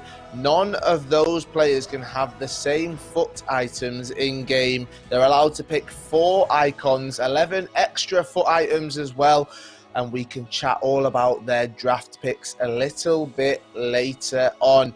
Now, this is the grand final, and the story of this grand final is Rapid Bunny, he came through the winners bracket, whereas Bresheks had to do it the hard way. He dropped down after he was beaten by Rapid Bunny in that winners final. He had to go into the losers bracket. So Rapid Bunny came into this one essentially with a 1-leg lead, all right? Best of 3, but what happened in the first matchup was Bresheks brought it back. Currently, it's tied, let's say, at 1 apiece deep into the winners bracket right there. So that means over the next 2 legs of FIFA 21 action, we'll find our winner. We can see how those players made their journey to this winner bracket final, and then how they made their way through to the grand final as well. Now, we're joined by Richard and Brandon. They've been commentating through all of these games. What a day it's been. 2 days, and now we're here at Championship Sunday. Guys, do you need anything? Are you okay? I'm here to look after you. Richard, Brandon, do you need me to send you anything? I feel great, Kale, but one thing I do want to voice my pleasure of is the eLaliga Santander FanCup theme song. Because this, I've said it for 2 days straight, I'm a big fan of this. I feel like I'm watching a video of a college prospectus and they're trying to get me to go to the college with this in the background. I'm a big fan. I love that right there. I'm an even bigger fan of you guys commentating, but can you just chuck in some of the singing during the game? Not now, we won't do it now, but if it's in your head, then you can chuck it in. Maybe when we see a winning goal go in. Brandon, we're seeing these 2 players going head-to-head, and these are competitive players because they're going head-to-head in this tournament, but they aren't, they're not, we would say, pros that we've seen on the scene for a long time. Yeah, of course, they're top quality players, but they're in this competition for that next opportunity, which is what this eLaliga Santander FanCup is all about. The next star, finding the next star, and I believe their drafts are ready to have a little look at now. If we'll have a look at the first player on the screen, which is going to be Rapid Bunny. I'm trying to think if there's any massive changes to this draft. It's Cruyff, Ronaldinho, Zambrotta and Essien. We know that he's been a massive fan of that Zambrotta foot item, coming in as like a centre-back for him. Ousmane Dembele, Messi, looks like Koundé will be at the back alongside Acuna. He hasn't got Varane, hasn't got Thibaut Courtois. He's gone for Oblak in goal. Porto off the bench. I know you're a fan of him, Richard Buckley. Not a bad draft from Rapid Bunny, though. Yeah, I'll be completely honest. I wouldn't be able to remember what the draft was in the first game between these two. On the other side of that, let's have a look at Bresheks' squad, and I think it's pretty much the exact same team. R9, Puskas, Eto'o up top. He's got Laurent Blanc in defence as that back 5 alongside Diego Carlos and Varane. Fullbacks, it's going to be Emerson and probably Carrasco or Mendy, actually, at left back. And then a midfield 3 of Llorente, Eto'o and Valverde, or maybe João Felix. So plenty of options in that 5-3-2. There is indeed, and just to show you guys and highlight how long we've been going, before Bresheks, the sun was shining behind him, and now it's pitch black. So yeah, we've been going for so long. It is Championship Sunday, day 2 of the eLaliga Santander FanCup. Now let's quickly talk a little bit about predictions. We were given the choice to change them, and I put my foot down. I said, no, we've said this is who we're going for. And I'm not going to lie, Joella, I think I've done you a favour because Bresheks, he looks like he could take this. Hey, listen, if you want to come to the winning team, then come to the winning team. It's fine, you know? I'm sticking with Breshek as well. I feel like he's going to take this one, although I know that it probably won't be easy because Rapid Bunny has a point to prove right now. He does indeed. Right, we can jump into it. The bracket has been reset. 2 legs of FIFA 21 action, and we will find our champion here at the eLaliga Santander FanCup North America Regional Finals. Richard, Brandon, it is over to you two. Well, here we go. I can confirm this is the last game of the eLaliga Santander FanCup North American Finals. And I mean, this tournament has given us everything, Rich, in terms of shocks, surprises, drama, late goals, interesting draft selections, and also a bracket reset on top of all of that. Here we go. Rapid Bunny against Breshek. There's been a little break between this game. If you missed it, Breshek took the game, and after a really impressive first 45 minutes and a really good first leg, he ran away with it, in my opinion, in the last game, in the first leg, Richard. And it's all about how he starts in this game, and the same goes to Rapid Bunny, because he can't concede early goals like he did last game. If you are just joining us for this grand final, technically, you've come at the perfect time, because you are watching the best 2 players in the final game of the day, as my partner Brandon Smith did say. Bracket has been reset, and here we go, underway. Breshek won the first game between these two in quite convincing fashion. Scored 3 goals inside the first 32 minutes. In the first leg, it gave him a cushion that simply could not be deflated, as Rapid Bunny tried pushing some needles into said cushion to get the game back underway, but the damage had already been done. Yeah, it really had been. Here's Samuel Eto'o early on into the tie. Rapid Bunny looking to take the first goal in this game. I mean, how's Rapid Bunny feeling, Richard? Because he's just lost that game, and in his head, that's his first defeat he's tasted in this whole tournament process, and fortunately it came at possibly the worst time. It sounds crazy, but you'd rather go to the loser bracket at times and then come through to the final, because you don't have to lose at a grand final, which mentally can be so hard to pick yourself up from. Absolutely, just as Breshek should, as he lost in the winners bracket final, dropped down to the losers, beat Divine very comfortably, 9-5, and now he's looking to take down the other teammate, the other housemate, doing an absolute job on Rapid Bunny and Divine if he was to be victorious right now. For anyone joining in the grand final, if you are just catching up with us, Colombia are eligible to play in the North American tournament. You might be like, but Colombia's South American, Richard. I do. I got a decent geography mark in school, but there's so many players in South America, so much appetite for the eLaliga Santander FanCup. To make sure that the numbers were more even, Colombia is playing in North America with Mexico and the United States.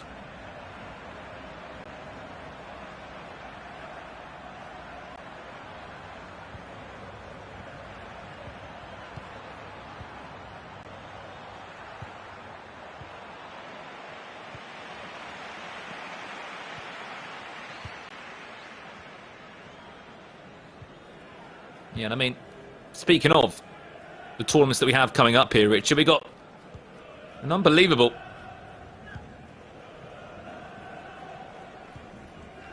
set of tournaments coming up over the next few weeks. We go to South America next week. We'll be back involved. Who knows? We might have another bracket reset this time next Sunday. Now we're going to Asia, over to Europe. You know what? It's available all around the world, and not just choosing some of our biggest La Liga fans, but also best FIFA players. Great chance there for Breshek. Saved away, another corner to come in for him. Keeper's just been teased off his line. Wonderful back to Messi, into R9, lovely swivel on the ball, a nice scoop turn. But I completely agree with you, Richard. We've seen so many drafts over these last 2 days. I couldn't honestly think who was in that 15-man squad for Rapid Bunny. Here comes Ronaldinho. For him, can't get past. I'll squeeze a shot away. Good shot as well. Went for the near post. He shot like that quite a lot, actually. I remember the Ousmane Dembele shot in the first game between these two. He tried squeezing it in at the near post across the goalkeeper. Must be pretty confident with his striker there.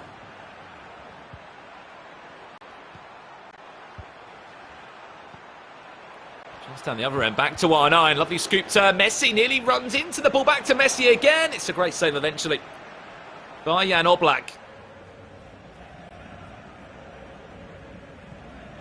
Either way.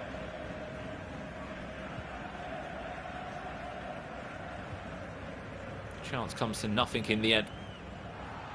Looking across the back line for Rapid Bunny. Koundé and Diego Carlos partner alongside Mendy on one side of the back line. I believe it's Moreno out on the far right hand side. Those are certainly the two defenders you do want if you can have a preference choice. Varane and Diego Carlos. So those two that you hope to get in the draft.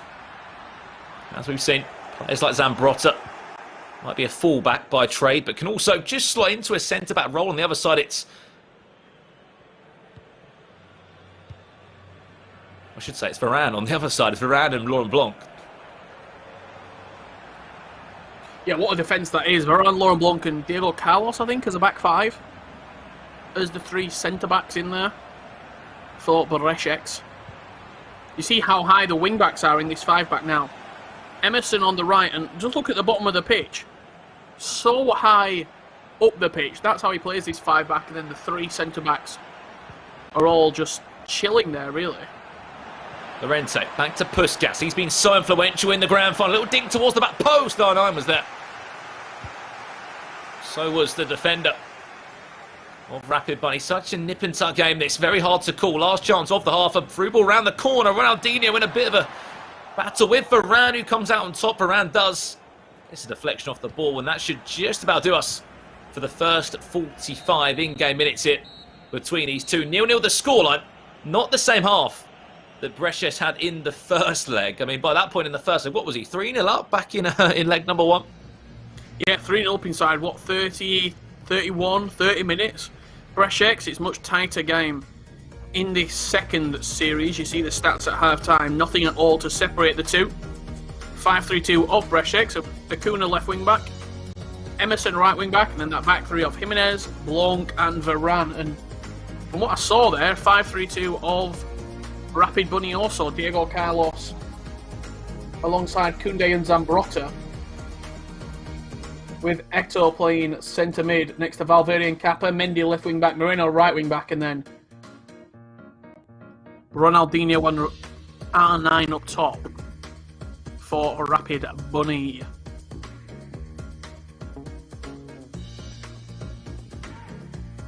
Here we go. 0-0 so far between this. If you don't know what is on the line, a trip of a lifetime to Madrid in May for the eLaliga Santander FanCup Grand Finals. Of course, that will partner alongside the eLaliga Finals. One of the tournament, if not the biggest current virtual league in the FIFA 21 Global Series. €300 prize put on the line across the whole season. Is it the biggest virtual league currently? Chance, Puskas. Has become a regular for Briech. Do you think that's the case as well, that he knows that no one else is probably going to choose Puskas? Potentially, but also it could be the fact that he values him so highly that he just makes sure that he gets him early enough as well.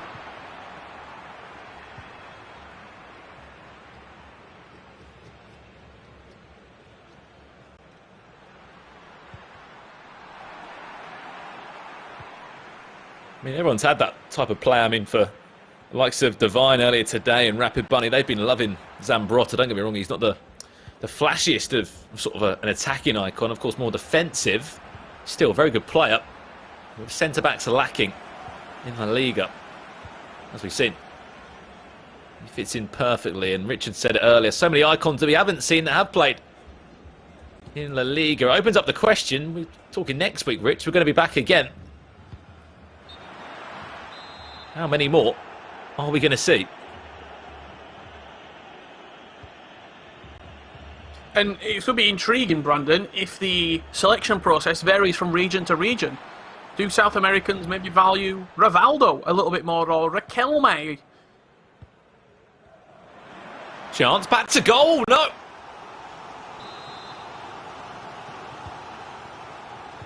Rapid Bunny.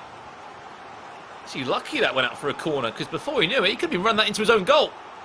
Back to Messi. Chance, falls back to his left foot! And what do we know about Lionel Messi? He's got a wand of a left foot. What a goal from Lionel Messi and Reshik's right there. It all came from the poor corner given away from Rapid Bunny.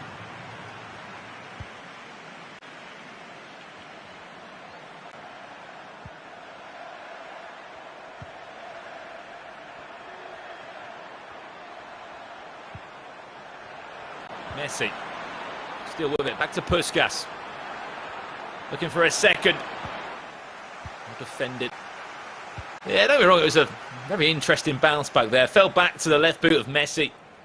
You pray it falls to the right, but even from those sort of areas, Messi's always going to be scoring.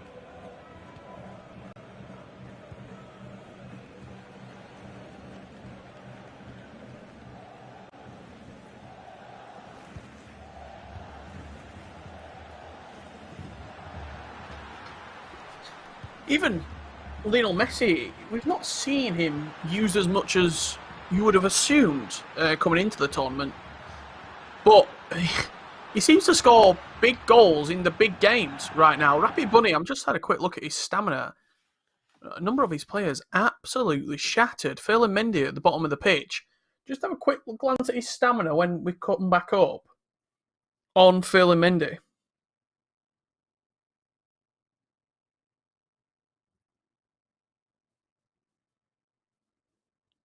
Maybe we could be second. overload ball side again.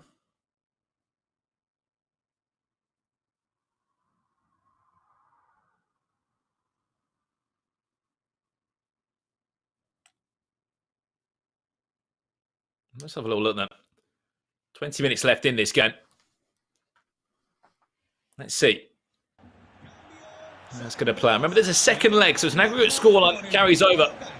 Breszek is up by a goal to nil. A goal coming from Messi. However, Messi gets subbed off. On the other side, you know, you question Mendy, Richard. It's a triple change. For Breszek, you could be right though. Look at the stamina levels. I think it could be another misclick. For Rapid Bunny, this is where it could get out of hand. Back to R9. João Felix, this isn't good on the other side of that because he just brought on 3 fresh players.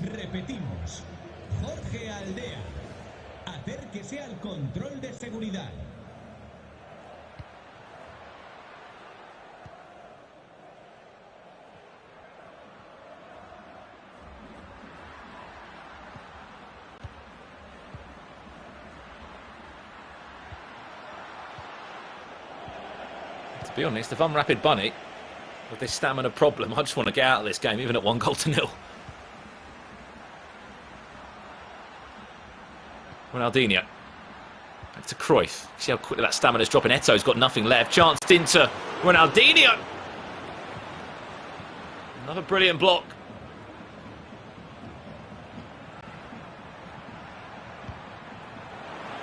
Chance around the corner. João Felix.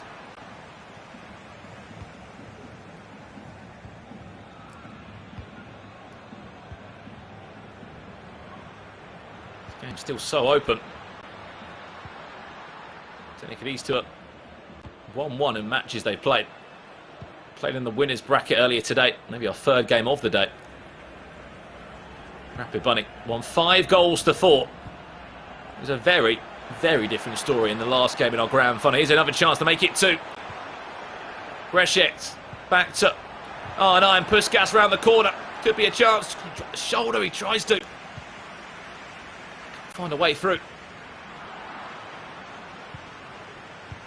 Keeps us guessing again.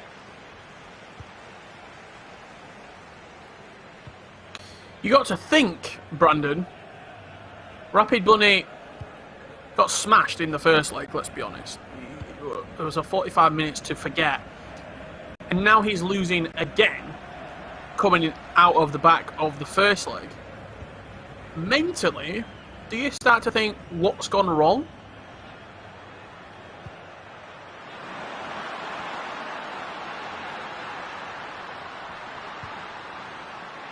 Certainly agree. Look at the stamina. Last chance of the game, round the corner. No way around, and you can just see the frustration there from Rapid Bunny. I know he's probably thinking to himself, come on, I need to be better than that. For him, he's only lost 1-0. 1 goal is nothing, as we know, and I'll continue to echo and echo and echo throughout this process. But look, that's not Rapid Bunny performance there. 2 shots, 2 on target. Briech, 5 chances, 5 on target. It's only a 1-goal scoreline, Richard, but definitely, you know, we're looking at a different Rapid Bunny here. I mean, it must be tough for him to come into a grand final, to lose his first ever game in the grand final, which then led to the bracket reset. We'll have a look at some of the highlights in the game. There wasn't too many highlights to talk about because there was only 1 goal.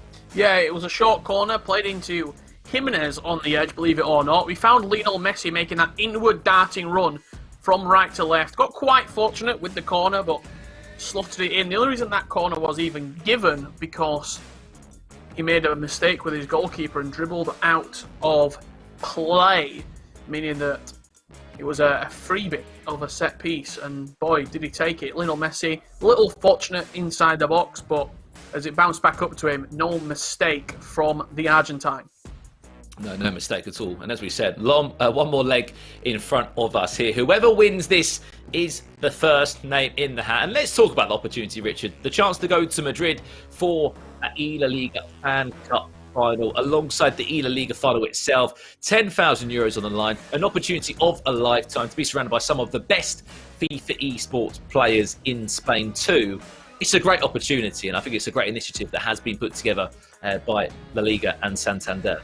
Yeah, absolutely. I think La Liga know how big their La Liga Santander is, and you not only a tournament like this, not only are you getting the eLaliga in Spain with the best Spanish players in the world, but you're also getting the global stage with the eLaliga Santander FanCups, where you've got Asia, Korea, Europe, the Middle East, Africa, South America, North America. Literally, all of the globe is featured in this tournament. We're going to be going there every single week to the different parts of the world, and we're all going to be meeting up, hopefully, in Madrid later in the year to find out who will be the victor of the eLaliga Santander FanCup. But we've got business to attend to before we start thinking to next week, Brandon, because we've not found a winner yet in North America. Yeah, you haven't found a winner as of yet, Richard, but this is the time to do so. Last game of the night.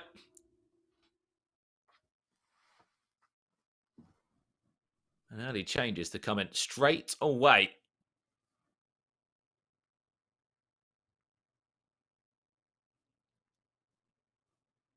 I'm not too sure what the changes are going to be. It looked like he was comfortable in the 4-2-2 and just sort of looked at his instructions, checking everything over. He's happy with it.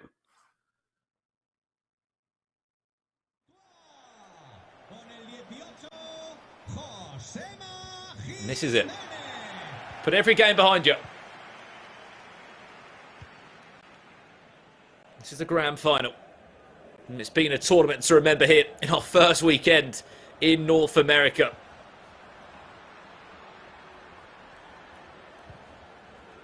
Rapid Bunny down by a 1-0.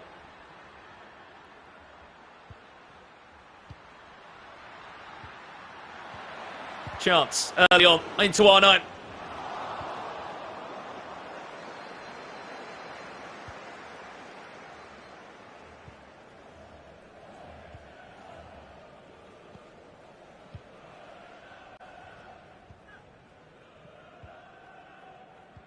What a tournament this has been, Richard. These two have been the best 2 players over the 2 days. Here comes Rapid Bunny. To Cruyff for Ronaldinho. Can he start linking up and playing the FIFA that he knows he can?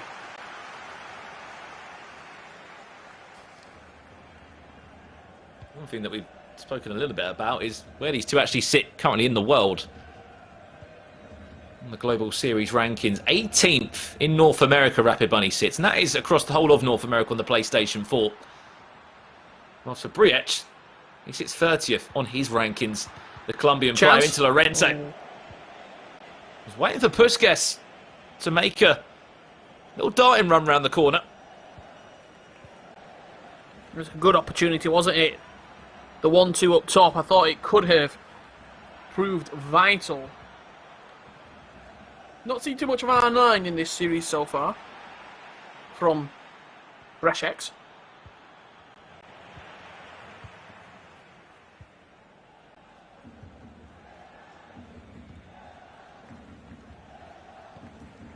But he's always there. He's always present. You've always got to worry about him. Especially from what we've seen. Created the more chances out of the two last game. In all honesty, in this grand final, he has looked the better of the two. Looking to come forward again, this time with Messi. Into R9, lovely bridge touch around the corner. Back to the goalkeeper, not got in trouble. Rapid Bunny in the end there.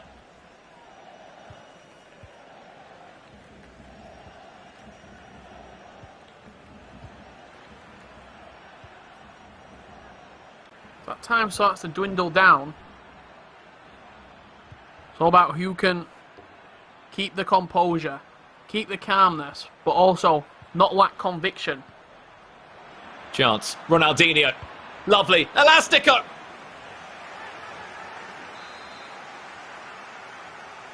And a brilliant save.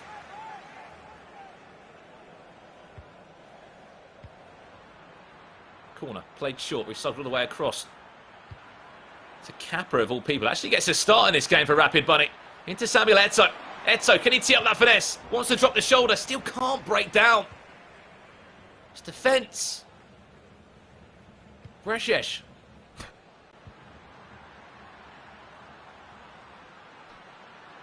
Ronaldo. Into Lionel Messi. Look on that top side of the pitch. Acuna's got acres of space. Hill to Hill. Oh, well. Forget the acres of space, Richard Buckley.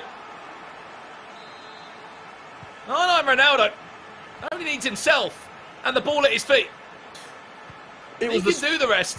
Yeah, it was the space that Acuna possessed at the top of the pitch that allowed R9 to heel into that gap. Because if Acuna's not there, he just doubles up on R9 and doesn't allow him to move. But he couldn't fully commit to closing R9 down because he could have just rolled it into Acuna. That is the sort of... It was a smokescreen. It was a distraction from the left wing back.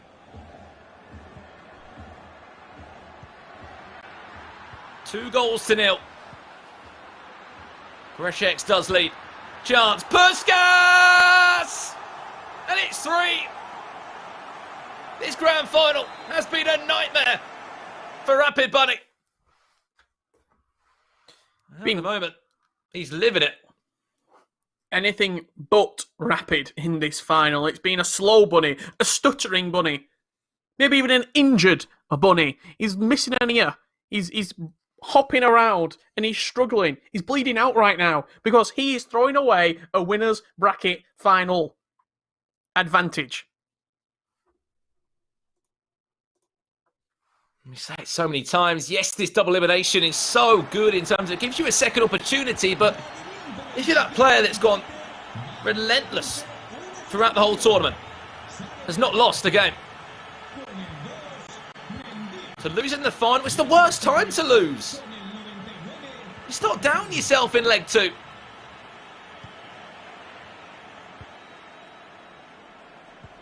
It was the...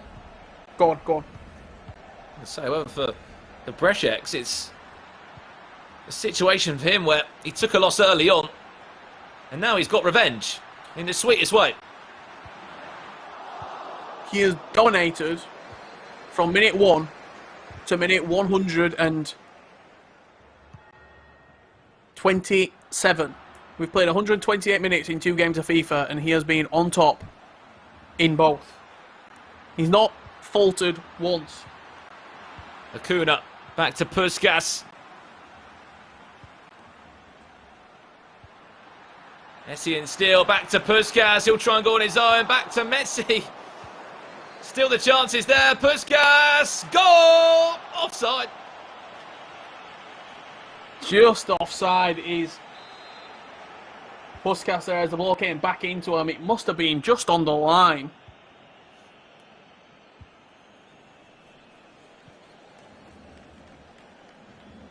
Three-0, Rich. We're about to go into half-time. Serious tactic change needs to happen. Because unfortunately, it will be the end of the road. And no Madrid. Lovely feet from Ronaldinho. Doesn't mean anything, though. And you get dispossessed just before you can have a chance to shoot.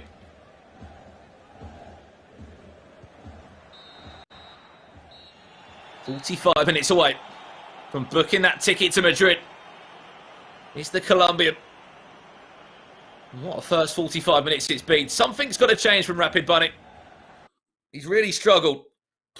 Well, as we said, worst time to lose in a grand final after being, unbeaten throughout the whole tournament. We spoke about what Brešex did so well earlier in the tournament, and even going back to the game yesterday where he played against the Godfather in the winners bracket semi-final. He beat him 4-3. He then came into today. He lost 4-3 against 5-4, I should say, against Rapid Bunny. He beat Divine 9-5. He's now winning after being victorious 5-2 in the game to force this reset. It's been clinical finishing in the final third, almost perfection in and around the box. And that's, you would argue, the reason that Puskas has got the nod for him, because he's not necessarily doing 5-star skill moves. The heel-to-heel is only a 4-star skill. But with Ferenc Puskas, the shooting boost that you get him over somebody like Eto is huge. 97 finishing, 96 shot power, 95 long shots, and 98 attack positioning. He is incredible with the ball at his feet. Compare that with 91 agility and 92 balance, 96 composure. The man just doesn't miss in and around the box. Yeah, that certainly has been apparent in this game. I mean, the one thing I love about Brešex as well, Richard, he's not really anyone that gives you any sort of emotion. I feel like he's waiting until he knows he has won today's tournament. He's very much in the zone throughout this tournament. He knows it's all business. However, he's 45 minutes away from being in that grand final. That eLaliga Santander FanCup grand final in May. €10,000 prize pool. It looks as if we're going to be playing Guess the Minute again in a minute, Richard. My favourite game. Chance. Not good enough there from Rapid Bunny. Straight back to the goalkeeper.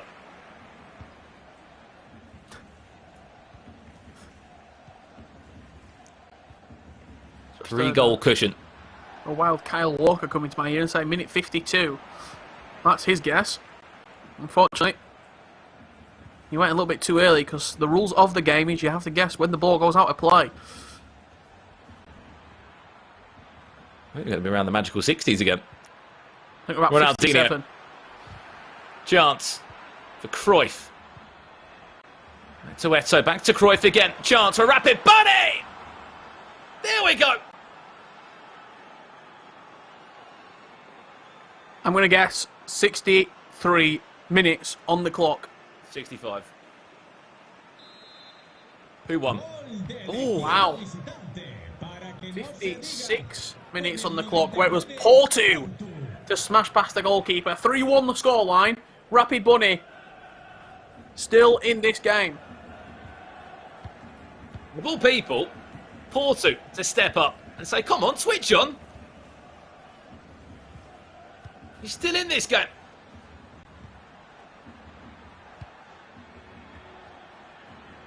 A massive goal. To maybe restore a little bit of hope. Here we go again, Porto. Fresh off the bench, so it seems. Back to Dembele. Get around the map.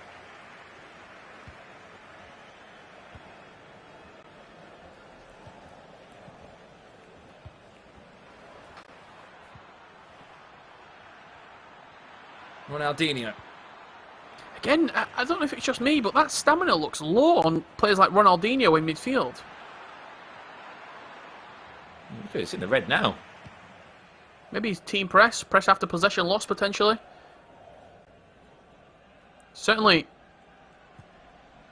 got a foothold in the game. Does Rapid Bunny, potentially something to build upon and try and climb.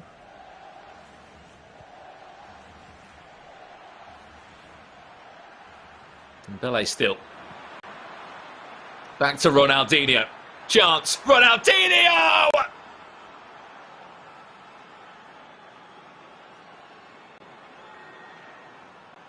Game on. Ronaldinho finding that bottom left corner.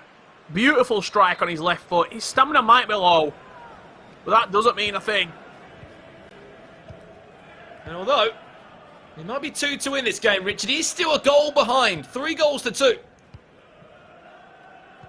Brushex does lead still. As the Twitch chat erupts, full of Rapid Bunny fans. Is it too little too late? Will he get another chance? Those 2 goals certainly filled him with confidence in these last 17 minutes. Eto. Can't find Cruyff. However, how the tables have turned. Rapid Bunny now looks like the player on top. I said all he needs is the confidence. That one goal to potentially throw him back into the maelstrom. That is a grand final.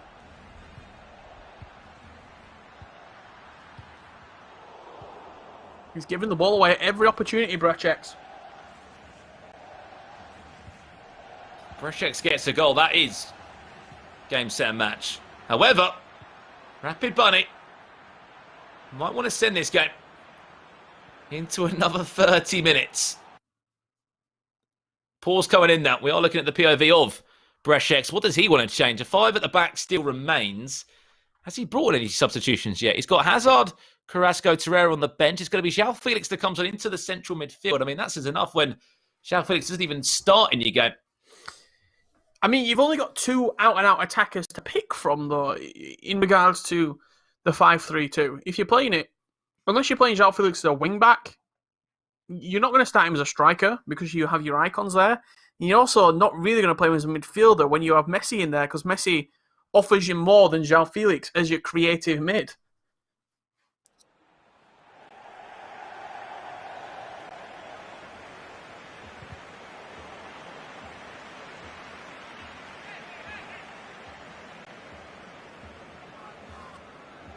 And also, just looking at that team, Richard, you start with Essien and Laurent Blanc. I mean, many people take the hit and put Essien in centre-back or Laurent Blanc, and then that centre midfielder would actually be an attacker that,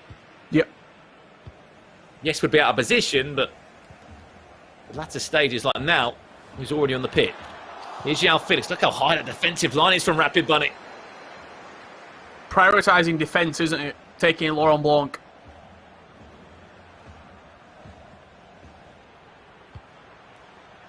To Porto. Zambrotta.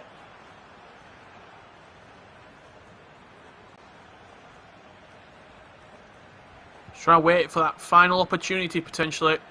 It's a risky strategy, but every single blue shirt is in the half of Brushex. Everything has to be perfect. This is the time. Chance. Ronaldinho. Can he find a way through? Typical twat. Off his line, and for me, that should be job done for the Colombian in Brushex. What a tournament this man has had. He went down to loser bracket early on, losing to Rapid Bunny. But what did he say? I'm going to get a rematch. I'm going to play against this man in the grand final. I'm going to make a bracket reset happen. And then I'm going to go and beat him in the last game of the day. Congratulations to that man. Brešex will be in Madrid.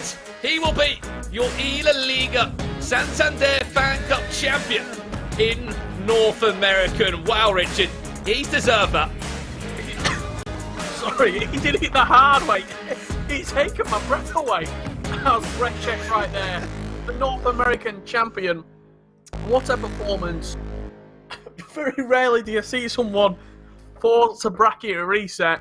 He did it, and he was also successful in said bracket reset.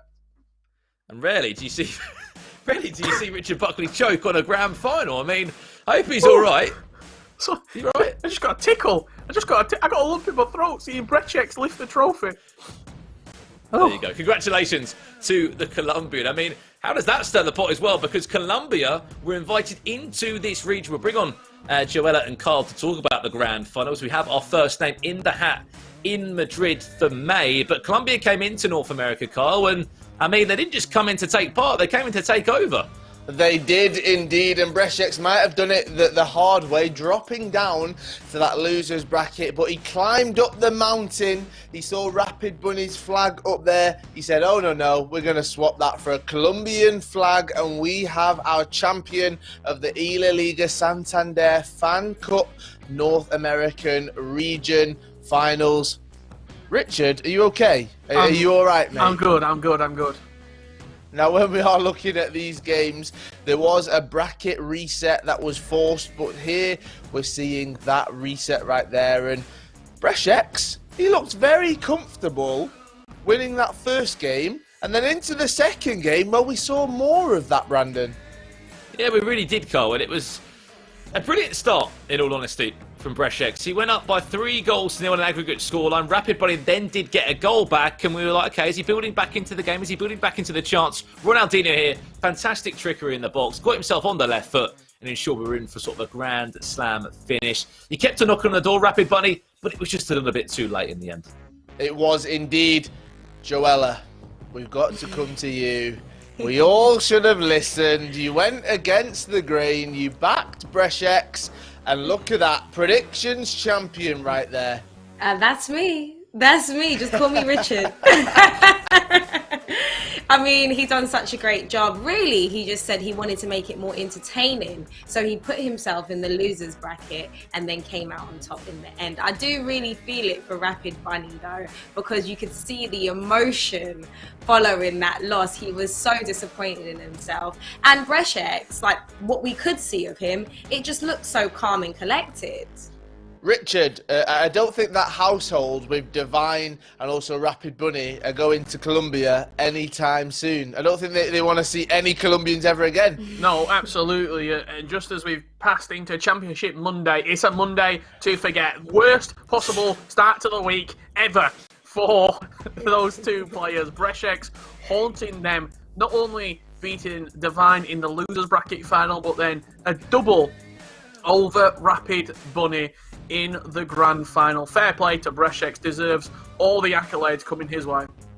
He does indeed. Let's talk a little bit about Rapid Bunny's performance there, Brandon, because it just wasn't meant to be. Even though he'd been in that winner's bracket, he hadn't lost at all.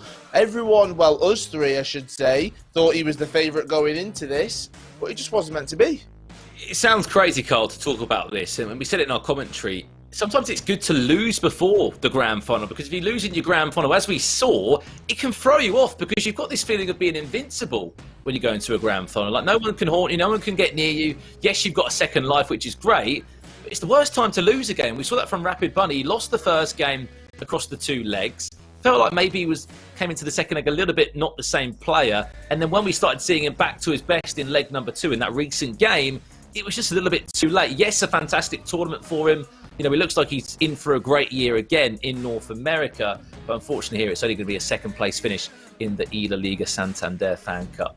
Now, there are plenty of other events to come, the eLaliga Santander FanCup, but we do have that first person going to Madrid. Joella, hopefully we can join him, hopefully we can see him. I think he owes you one for backing him. Well, I'm going to have to phone him again and just see what he's saying, you know, because I've been talking about this tan since yesterday and I'm eager to get it. Well, hopefully we'll be able to join them in Madrid in May. Yes, that is where those finals will be. Plus, they'll also be able to see some of the eLaliga competitive action. They will be treated as VIP spectators. Plus, there's a €10,000 prize pool up for grabs as well. Richard, this is a great opportunity for these players who are hoping, I'm sure, to make it to the competitive stage. Yeah, absolutely. We know that Brešek's had a good year in FIFA 21, 30th in South America, so just a tournament that you can get signed up for straight away. He's done that. He's already in there, and I think you were just talking to Brandon there about having this plan in the grand final, as crazy as it sounds. I think Mike Tyson described it best. Everyone's got a plan until you get punched in the mouth, in the face, and that happened for Rapid Bunny. Everything was going to plan for him until he suffered that loss, and he just seemed a little bit lost when he did suffer defeat. He didn't know where to go, the formation, and he didn't seem comfortable in the 5-back. And I think at the end of the day, the best player over the 2 days has reigned victorious. He did indeed. Brešek's our champion of the eLaliga Santander FanCup North American Regional Finals. But for now, it's time to have a look at the play of the day presented by Santander. Now, we couldn't have Brešek's winning the tournament without choosing one of his goals for the play of the day. And Brandon, this was the goal that made it 2-0 with Puskas. What did you make of this one? Yeah, brilliant goal, as we saw here from Brešek's. Lovely build-up play. Johan Cruyff does so well into Puskas here. Literally, lovely fake shot. And an even better finish inside the box from the Hungarian. And yeah, I think one thing that we loved today was that bromance between Brešek's and Puskas. Wasn't the first icon on everybody's sort of starting lineup or starting team, but for him, it was all about getting the Hungarian into his 15-man squad. One of those 4 icons, and he played very, very well. Yesterday wasn't so good, and neither was R9. Today, Puskas and R9, they were both on form, but this man, great finish again. Certainly our play of the day presented by Santander. It does show you what patience can do, Richard, for these players. When you are the best of the best, you know when is the right time to shoot. You know when is the right time to use the perfect skill move, and we saw that with that goal. Yeah, absolutely. As the victory song rains out for Brešek's in my ears, what a wonderful sound to go out on. It just goes to show that you don't have to have the 5-star skills and the 5-star weak foot, but if you have the stats there, they will provide the goals for you. And Icons reign supreme is the sort of main headline to come out of this tournament. And how are those icons going to differ in the different regions? That's going to be very interesting to see. It is indeed. Right, let's have an overall look at how these past 2 days have unfolded. The winners bracket right there. We can see Brešek's made his way through off stream in the first game 9-2, and then he came up against the Godfather, beating him 4-3. That set up the winners bracket final against Rapid Bunny. He got beat 5-4. He dropped down into the losers bracket, but he fought his way back to that grand final, and he wanted revenge. That's all he wanted, sweet, sweet revenge, and he managed to get it, winning after resetting that bracket. He had it all to do, but he is a well-deserved champ right there. Joella, we've had 2 days of great action, but there's plenty more to come. There's plenty of other tournaments. Are you looking forward to the next ones? Oh, I'm absolutely looking forward to them. We got South America, Africa, Europe and Middle East and Asia. We going all around the world, baby. We are indeed. I cannot wait for them. That South American one is next week, and then we're back a few weeks after that. So make sure you stick with us. Make sure you do stay around, because what a 2 days it's been. It's all leading up to Madrid in May. We've got Brešek's. He's secured that one place there, but we're hoping over the next few days, or few weeks I should say, we're going to have all of our competitors. Brandon, this is what we love. Yeah, it is. non-stop competitive FIFA. We're going to be back, as you said, next week for South America. Then the list goes on. This is a global tournament with an unbelievable opportunity. We have to say this again and again. We're not just looking for huge La Liga fans, but huge competitive FIFA fans as well. To get to Madrid, to get involved in that prize pool, and again, to experience an opportunity of a lifetime. And we can't wait to guide you through all the action. Yes, so make sure you do stick with us. Make sure you do stay around. Let's get final thoughts from everyone after 2 epic days. Joella, it's been fun, and you've been crowned the prediction queen right there. You've managed to get them all correct. I mean, give us some tips, please. I definitely did not get them all correct, but I got the one that matters correct. So, hey, you know, I'll take the crown. That's absolutely fine. I'm just really looking forward to that big day in May. I mean, of course, I'm looking forward to the other regional tournaments as well. I feel like I've really gotten to know these players, and I'm rooting for Brešex, but I'm sure I'm going to be rooting for someone else come South America. Yes, well, that one is next week. Richard, the draft system's been put in place. That has added an extra layer of competition between these players. What have you made of that?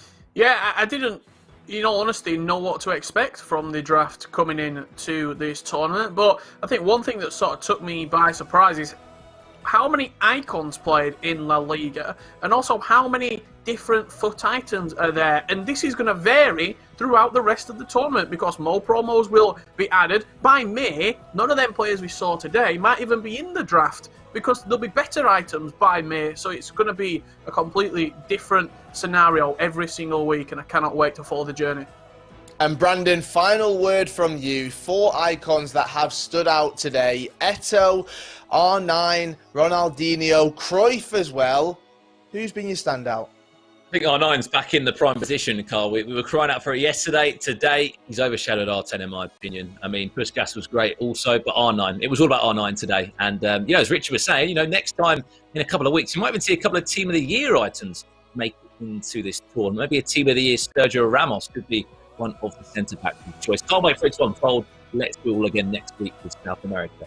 Yes, let's do it indeed. Thank you to every single person that has joined us over these last 2 days at the eLaliga Santander FanCup North American Regional Finals. Our champion, Brešex, he's from Colombia, but he is included. He makes his way through to Madrid, and we'll be back next week for more action. We'll see you there.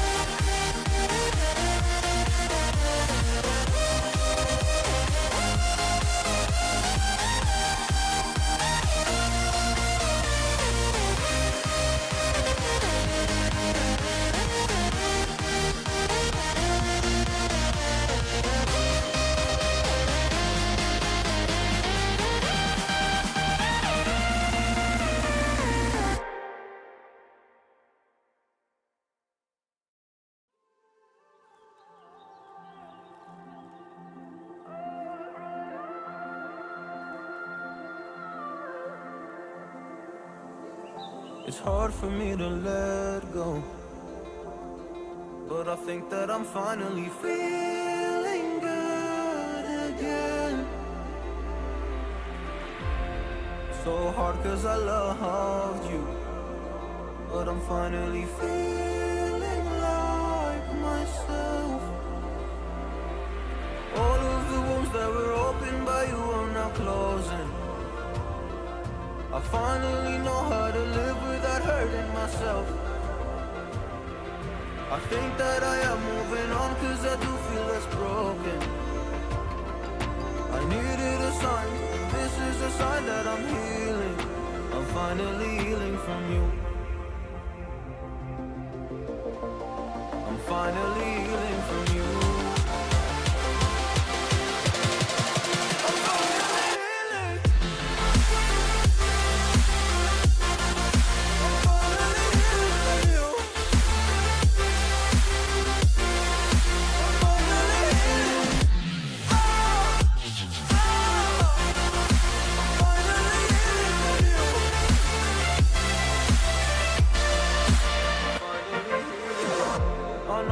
Mistakes, don't mean to come off hardy. I'm just an imperfect person in this imperfect world, but I'm learning my way under this maze that I'm running through. Now when I think of you, I'm fine. See a picture of you, you would eat me alive. And now when I think of you, I'm fine. And all of the wounds that were opened by you are now closing. I finally know how to live without hurting myself. I think that I am moving on cause I do feel less broken. I needed a sign, and this is the sign that I'm healing.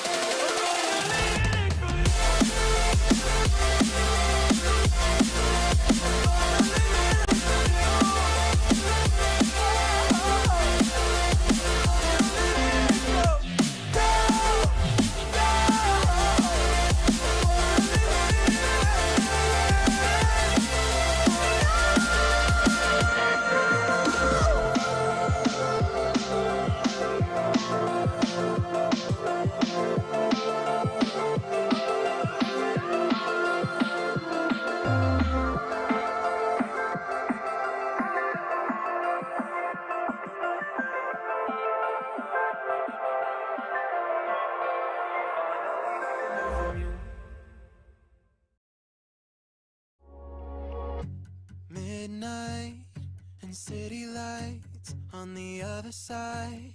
You're calling me up at the same time. I'm in the daylight. You're calling to say hi, but your words they cry. If there's something that you need to say, I know it ain't easy living inside your brain for sure. You keep telling me that it's all okay, but I know, yeah, your silence speaks so loud. Your silence speaks so loud. And I hear you calling out, yeah.